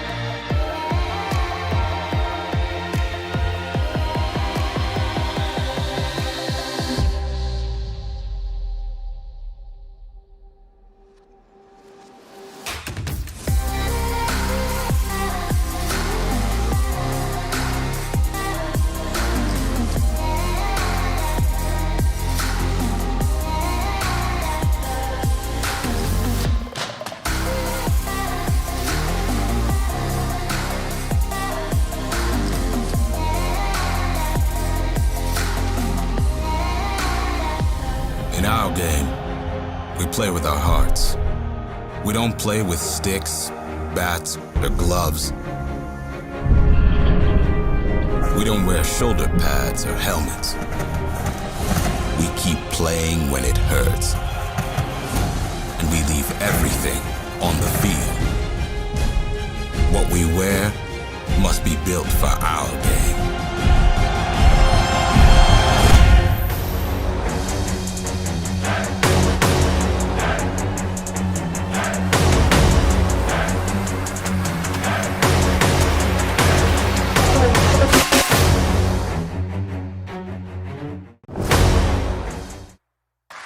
It's finals time in Houston, Texas, Space City, Clutch City. Fantastic D1 final coming up here. National Collegiate Rugby All-Stars Division I Championship. You see Texas in white, the Armadillos taking the field with Midwest. These two competitors are ready to go for it. It's going to be a great matchup. Great teams here. John Broker, I am joined by Darian Lovelace, and I am joined by Grant Cole for this final match of the day. Guys, this is going to be a great one. And yeah, you're right. This is going to be really good. Midwest here coming out with a strong team all weekend. A lot of speed and power on their team. Texas didn't exactly have the best pool play. Got shut out in one game, but did just enough to get here to the final. Really had a great comeback in the quarterfinals and the semis. Yeah, excited to see what they're going to be able to do. They've just gotten better and better throughout the weekend, so hopefully they peak on this very last match. But Midwest is definitely going to be putting up a fight between Sierra Stennerson Edwards and Maggie Burns along with Aubrey Bursch. It's going to be a lethal combo. This is going to be a battle we have in our hands. It's for everything. Referee is going to be Carolyn Walters, going to be joined by Pete Chamberlain and Camille Juzvik on their ARs as we take a look at Midwest getting ready to play here. That's Grace Bryson. She scored a lot of tries this weekend. Midwest coached by Megan, always first to get the information in Flanagan, and Kelsey McDowell. Texas coached by Kristen Karsten and Sarah Biggie Dickerson. Great game coming for us. 14 minutes championship action.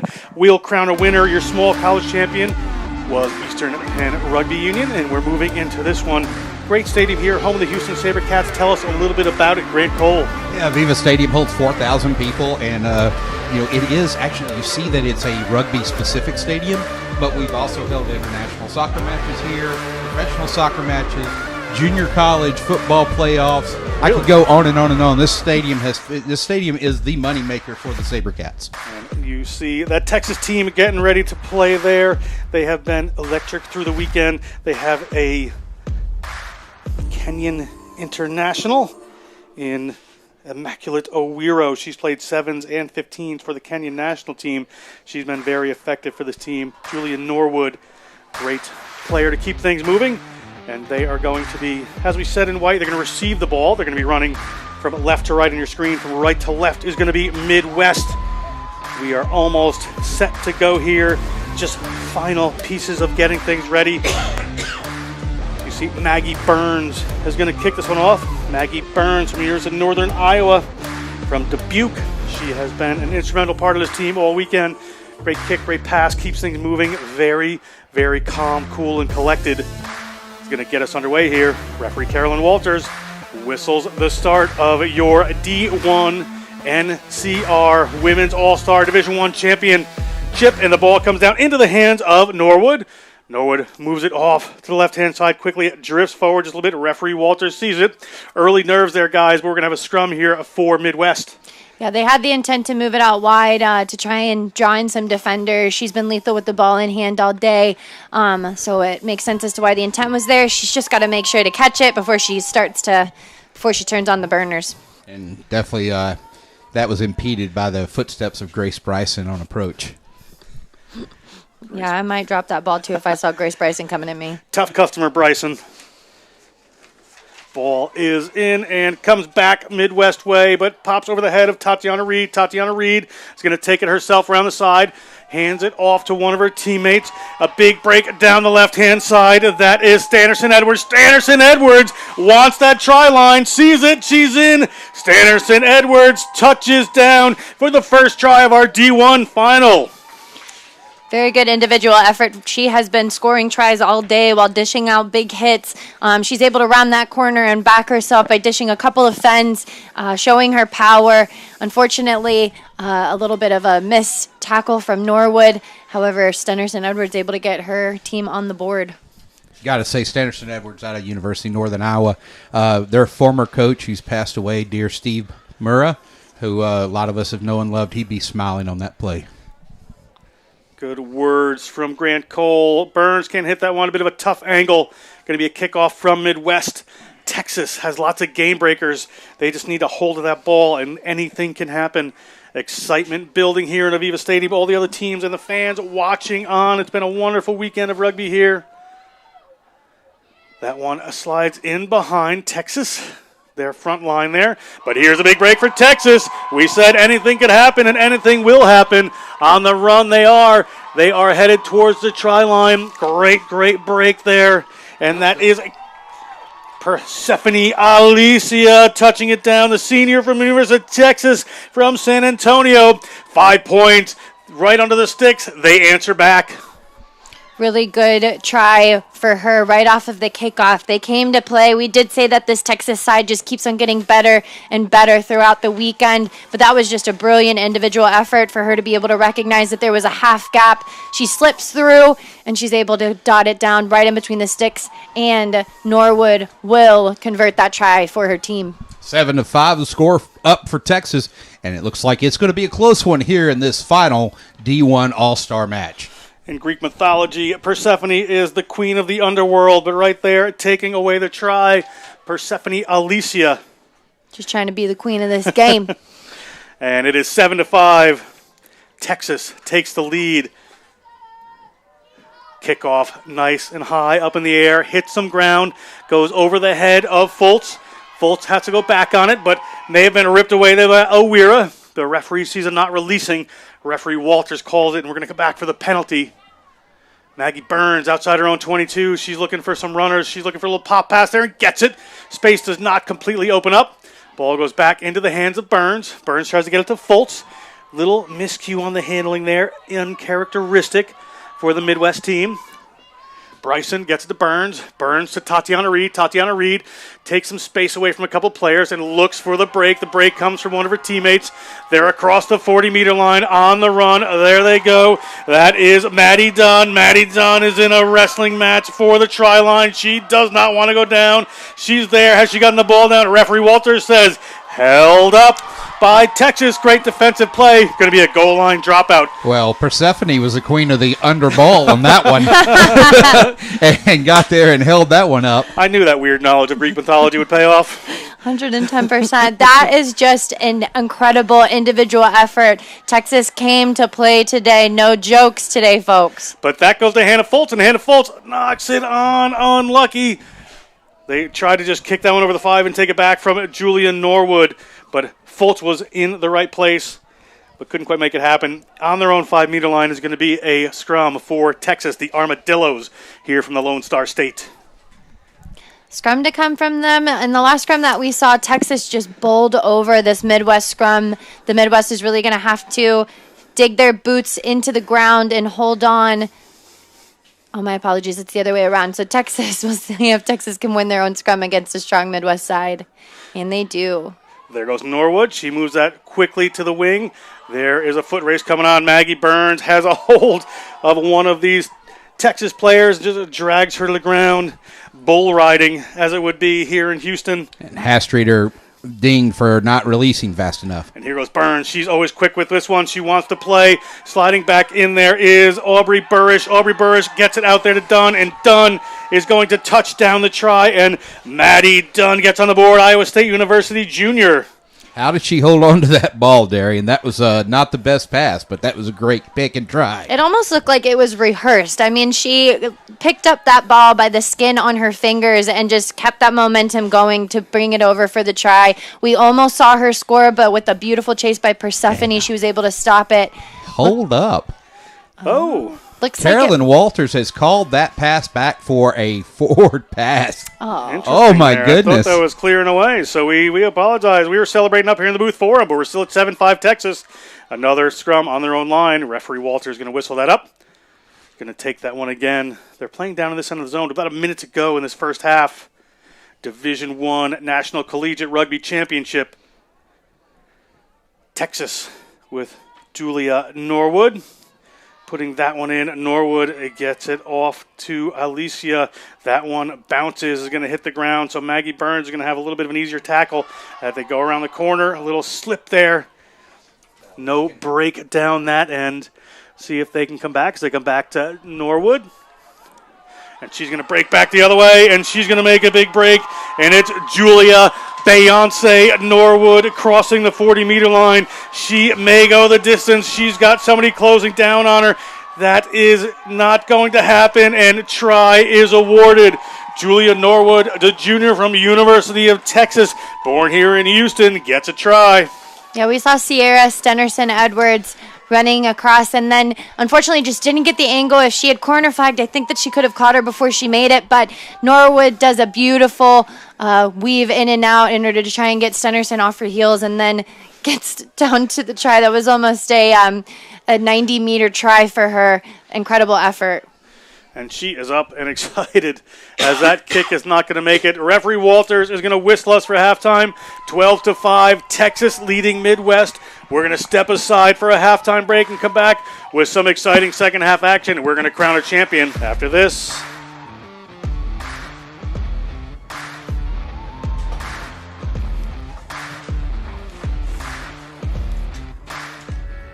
For over a decade, the Collegiate Rugby Championship has been the largest premier Rugby Sevens tournament in the United States, and this year is no different. Join us for the 12th annual May Madness Sevens on Memorial Day weekend in New Orleans. Watch your favorite college rugby teams compete, tackle, and sprint their way to the winner's podium. Watch the best men's and women's college rugby teams fight for the National Collegiate Rugby title all Memorial Day weekend long at the Gold Mine on Airline.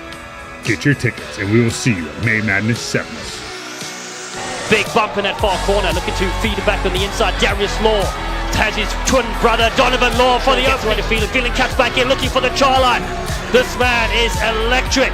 Here's Phelan, gets the first try in the final. And here's Adegoke. That's the girl we were looking out for. She has got unreal speed, and she just got another long run. Just had one denied at the end of the first half because they were going to... Warner with a little gap. Warner slips through. This is brilliant. It's a bank heist from Colson Warner. Headed towards the try line and dots it down. He is good. Run there from Claire. Claire looks for a teammate, finds a teammate, gets Annie Henderson. She is looking for the corner. She has beat a couple of people. Is there a cover defense coming across? It's the 2021 Collegiate Rugby Championship, and this is your champion side, the Lindenwood University Lions from St. Charles, Missouri, and that's what it means to the side. They've defeated their rivals, Life University, 10-7. This is the Collegiate Rugby Championship, the best college rugby sevens event in the country. Be there as we continue to take collegiate rugby to the next level. We are back at AVEVA Stadium. Second half action. Texas in white is going to kick off. Referee Carolyn Walters whistles is underway. Julia Norwood is going to kick off to Midwest in green. They're leading just by a bit. There's a lot of time left. There's 7 minutes, which can be a lifetime. Maggie Burns gets a hold of that ball, but she also gets a Wiro. A Wiro working hard, moving that ball out to Tatiana Reed. Tatiana Reed gets in between a couple fenders, gets the ball to Bryson. Haven't seen a ton of Bryson today. Gets the ball to Maggie Burns, but that one slipped forward. Going to be a scrum here for Texas early in the second half where they lead 12-5. I got to say, first out of the second half, you see Texas putting that pressure on Midwest while they've got the possession, and you see that error that they forced Grace Bryson to make there and get the ball back in their possession. That pressure paid off.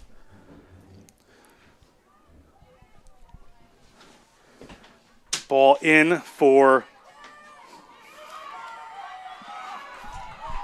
Midwest, but it's coming to Texas, coming back. They're working their way around. Big hit, though, coming in from Aubrey Bursch. She has been super physical this whole entire weekend.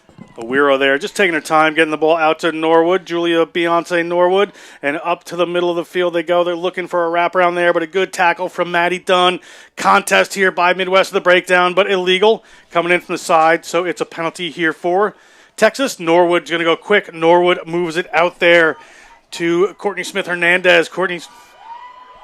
Sorry, that may not have been her. I got to get the number right. A little offload there, and what an offload it is, but it slipped forward, according to referee Walters. And another opportunity here for Midwest. They need some points.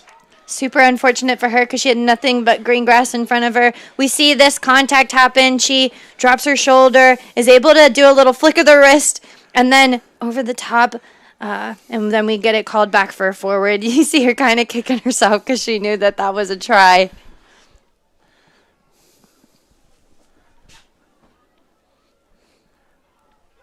Scrum coming here for the Midwest. The Armadillos on defense.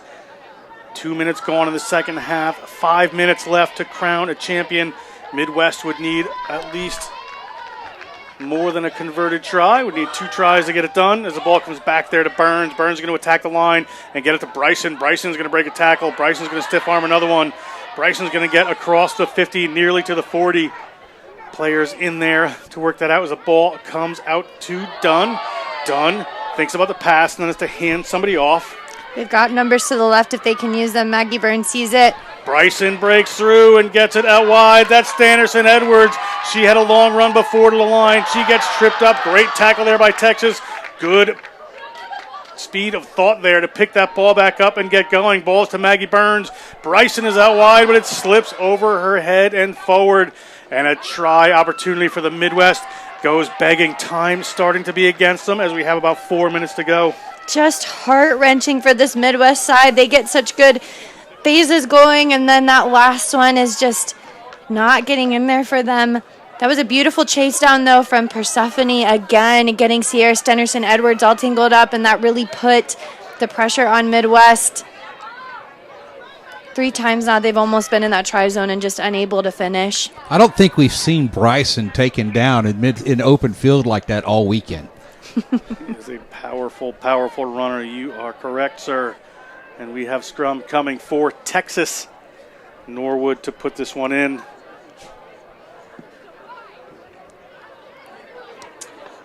Ball in for Texas. Good drive. They're going to keep that one. Norwood is going to attack the line herself before she moves it out wide. They have a runner at the width there. Let's see what this foot race looks like. Standerson Edwards does not want that to slip through, and what a textbook tackle, and what a textbook nearly turnover, but came in from the side, according to referee Walters. I thought she might have slipped around the back well enough to come through the gate, but referee Walters' judgment better than mine. Ball down into the hands of Skaggs. They move that one. That's Owiro, the Kenyan 7s and 15s players. She's getting hunted down by Hastreiter. And it puts a little pass in there. Goes started by Burrish. Looked at the wrong team there for a second, but deserving another try is Norwood. And the scoreboard keeps ticking for this Texas team. Texas almost didn't have that try until Norwood rallied the troops and had them run in support. They had paused there for a minute, almost like they were watching Owiro run down the field. Great work there by Julia Norwood. She's been phenomenal all weekend. There's Beyonce. Kick to come. That kick, referee usually says is no good, assistant referee. So we're going to keep moving on here. We're at 2 minutes to go. We'd really like to see Midwest get a try. They've been in that zone on multiple occasions, once with a held-up try, another time with a forward pass just right outside of the line, and then we just saw Grayson knock it on. They've been in that end. It's just putting themselves under pressure once they get close and getting that white line fever. Get a look at Josie Rogers there, number 22 in the game for the Midwest, 17-5, minute and a half to go. A lot of work there, and that is Rogers. Steps one way, goes back the other. Owiro comes in, and then a big smashing tackle comes in from one of the Texas reserves. Which way are they going to go, Midwest? They're going to go out to their left-hand side. That's Emily Johnston. Gets the ball back. Standerson Edwards can't hang on to that one. Just comes in behind her. Rogers comes in. They're going to go around that left-hand side looking for a little open ground. But Texas, through that very, very crafty, intelligent distribution player, Norwood is going to take that one away. And they've got players out wide if they can get the ball there. There's Awiro. She's got a runner outside of her. She's drawn in both defenders. The corner is unopen for that Texas Armadillo, but it's going to come back to Awiro. She puts it in a little bit behind. That is Katie Kim. Katie Kim taken to the ground. They've cleaned that one over. Referee sees a knock on. Referee Walters whistles us up. We're going to have a scrum here for the Midwest. We are under 30 seconds on the game clock, maybe a little referee's time, as you take a look at Hannah Fultz. Yeah, the Midwest being able to attack out of this end, they still got a lot of room left to run. We saw Texas try and get that ball out wide. They had the people that were looping around, just not able to find hands. And whenever they eventually did, it was knocked on. So the Midwest will get most likely the final scrum of this match. Yeah, we're at time here. There could be a little referee's time, as we said, and Midwest is going to put this in. Midwest has had a fantastic weekend, but looking as though they are going to be the team that takes second place in this one. Maggie Burns still at it. Bryson still at it. Bryson into contact. Taken down, as Grant said, not very often. Penalty advantage on for Midwest. Ball bounces. Awiro is there to try to make the tackle, but nice break by the Midwest. Midwest still fighting their way forward. Ball comes up. That's Emily Johnston. Players coming in to try to clean that out. Have done. Ball to Fultz. Fultz attacking the line. Gets the ball to Maggie Burns. Maggie Burns with a pass in that goes in behind Bryson. But they're away. Break for Sierra Standerson Edwards. Standerson Edwards may have the last say, but Texas doesn't want to let this happen. Texas still fighting at the death, even though it looks like a sure win from them. Contesting the breakdown, players diving in there. Maggie Burns gets a hold of it, and this would be a well-deserved try for Burns. And Maggie Burns touches it down, a senior from University of Northern Iowa. Yeah, just very good efforts from both teams. We saw down there that Persephone was able again to take on Sierra Stennerson Edwards, but Maggie Burns and Grace Bryson were both in support.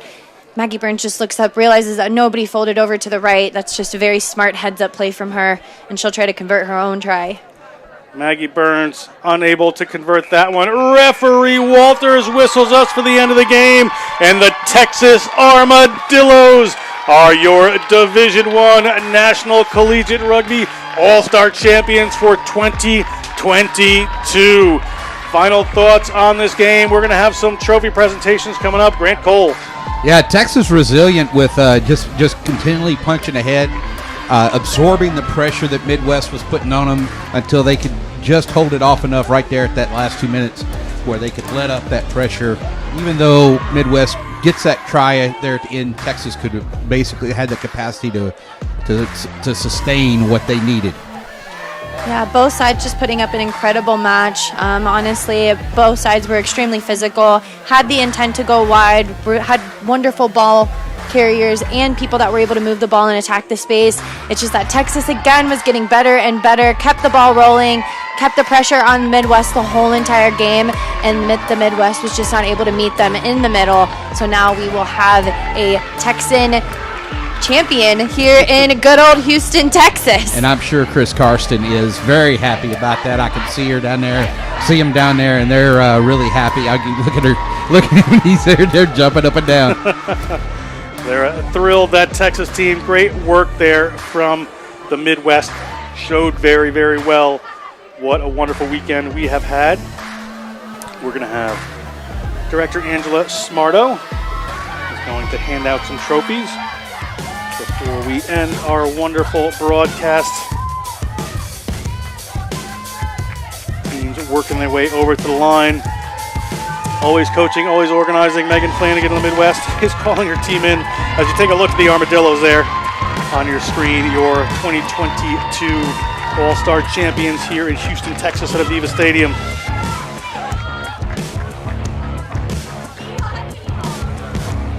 We're going to go down to the field where Angela Smarto, Tournament Director, Women's Commissioner for NCR, and Jesse Blitz will hand out some awards.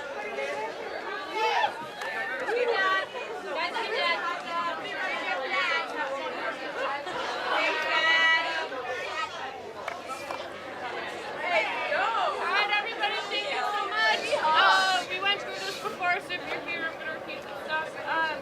Thank you for coming to the NCR 2022 Women's All-Star National Cup. Oh, yeah! My name is Jessie Blitz. I am the Small College Commissioner for Women for NCR. This is the event that I've been doing for 5 years minus the COVID year. So it's near and dear to my heart. I love it every year. It's the most fun I have doing rugby, and that's all because of you guys making it out, making the effort to be here. So thank you, everybody. I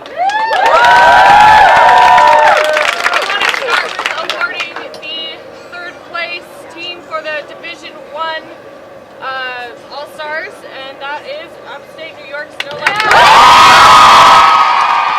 Your third place team, Upstate New York, the Snow Leopards, Division I, receiving their trophy from Jessie Blitz. Great weekend for the Snow Leopards. And my favorite jersey, Darian. I gotta say, Texas might have mine.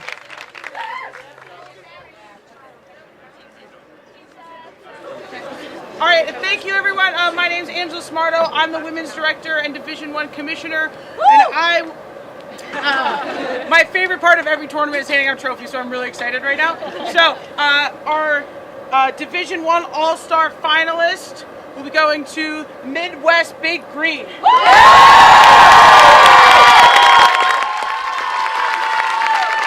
Maggie Burns comes out, collects a trophy from Angela Smarto. That's your second place team, Division I All-Stars. Well deserved.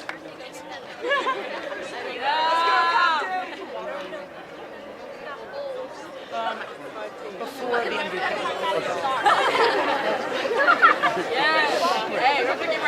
And what can I say about home field advantage? Your 2022 NCR Women's National Cup Division I champions, Lone Star Armadillos.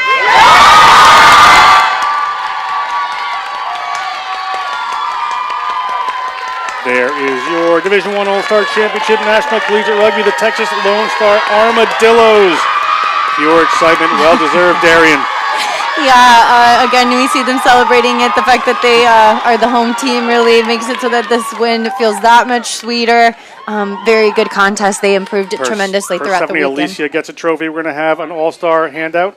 Our referee director, Dave Haynes, is going to award 2 awards to our referee crew for the weekend.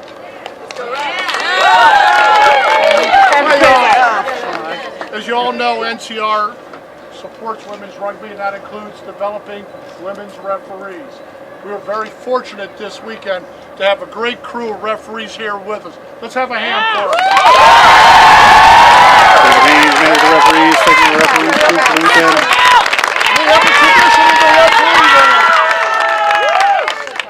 We have a tradition in the referee world. When you do a final, you get the game ball. Alana Gregory.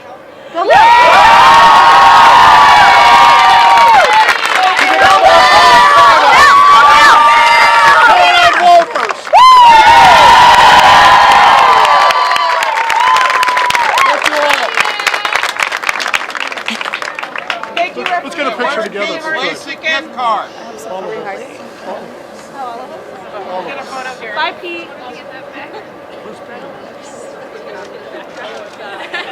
All right. That's like a photo bomb right there. You're fine. All right, you're and fine. for We can throw that back in the bag. excuse me, No, it's Division important I we do this. All-Star MVP from the Lone Star team. Personally, I thought not only great on attack, but tremendous defense. Number 11.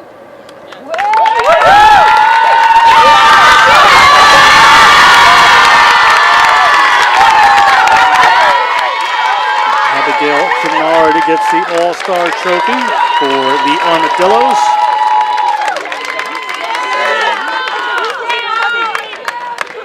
Last thing, as the same that we did for small college, there were great players on these 3 teams, but also on all the teams that participated this weekend.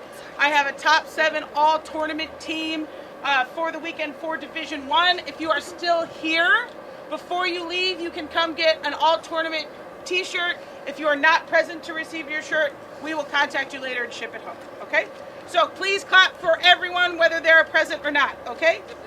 From Mid-America, Isabel Robinson.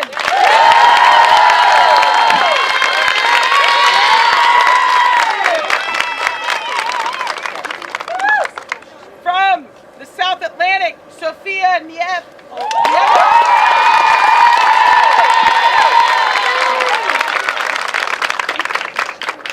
From upstate New York, Gabby.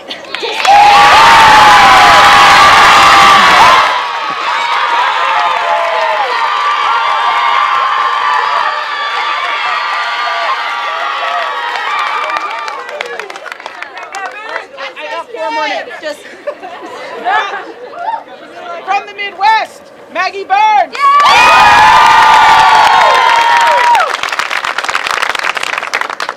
From the Midwest, Ciara Standerson Edwards.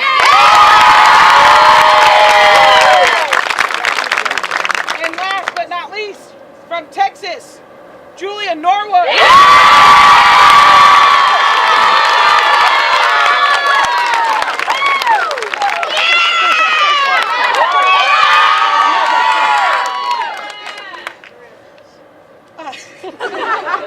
And lastly, from Texas, Abigail Kennard.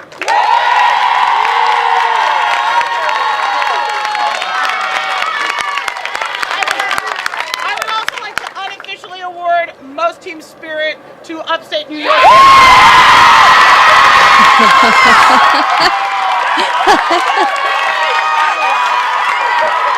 Very well deserved that one. Yep. That's right. Great job, ladies. Thank you, everybody. Thank you, fans. Thank you, players and coaches, administrators, our broadcast team, our volunteers from the Houston Rugby Club, everyone who is here, our photographers, media people, anyone who's here for whatever reason you're here for. Thank you so much for coming to this year's tournament, and we will see you next time. All right, that's it. You've seen all the awards. We have some thank yous to give out. We'd like to thank our host, the Houston Sabercats, for creating this great and amazing facility. Medical, thank you to the sports medicine team from Houston Physicians Hospital and All American Orthopedics located in Clear Lake near NASA. They had up to 7 physicians, a physician's assistant, and athletic trainers for each field all 3 days of the NCR event at AVEVA Stadium, home of the Sabercats. If you are ever in the Houston area and need health care, please call Scott Sheldon, Houston Physicians Hospital Sports Medicine Manager, 832-385-4045, and he will expedite your care.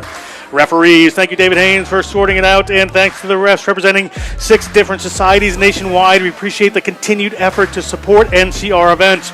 Volunteers, the Houston Area Rugby Club. This wouldn't have happened without you. Did so much for the players, did so much for the teams, did so much for the NCR staff, providing incredible support for NCR staff and players alike. Kit Rhino Rugby, providing all referee and staff apparel, as well as field equipment. Awards, all trophies provided by Pittsburgh Trophy Company out of Pittsburgh, PA. Thank you for the quality product to celebrate our champions. Tournament t-shirts and tents. Thank you, B Graphics out of Washington, Pennsylvania, for always providing amazing customer service and great products. You can buy tournament apparel at ncrugby.org on the Women's All-Star Championship page by clicking Buy Gear.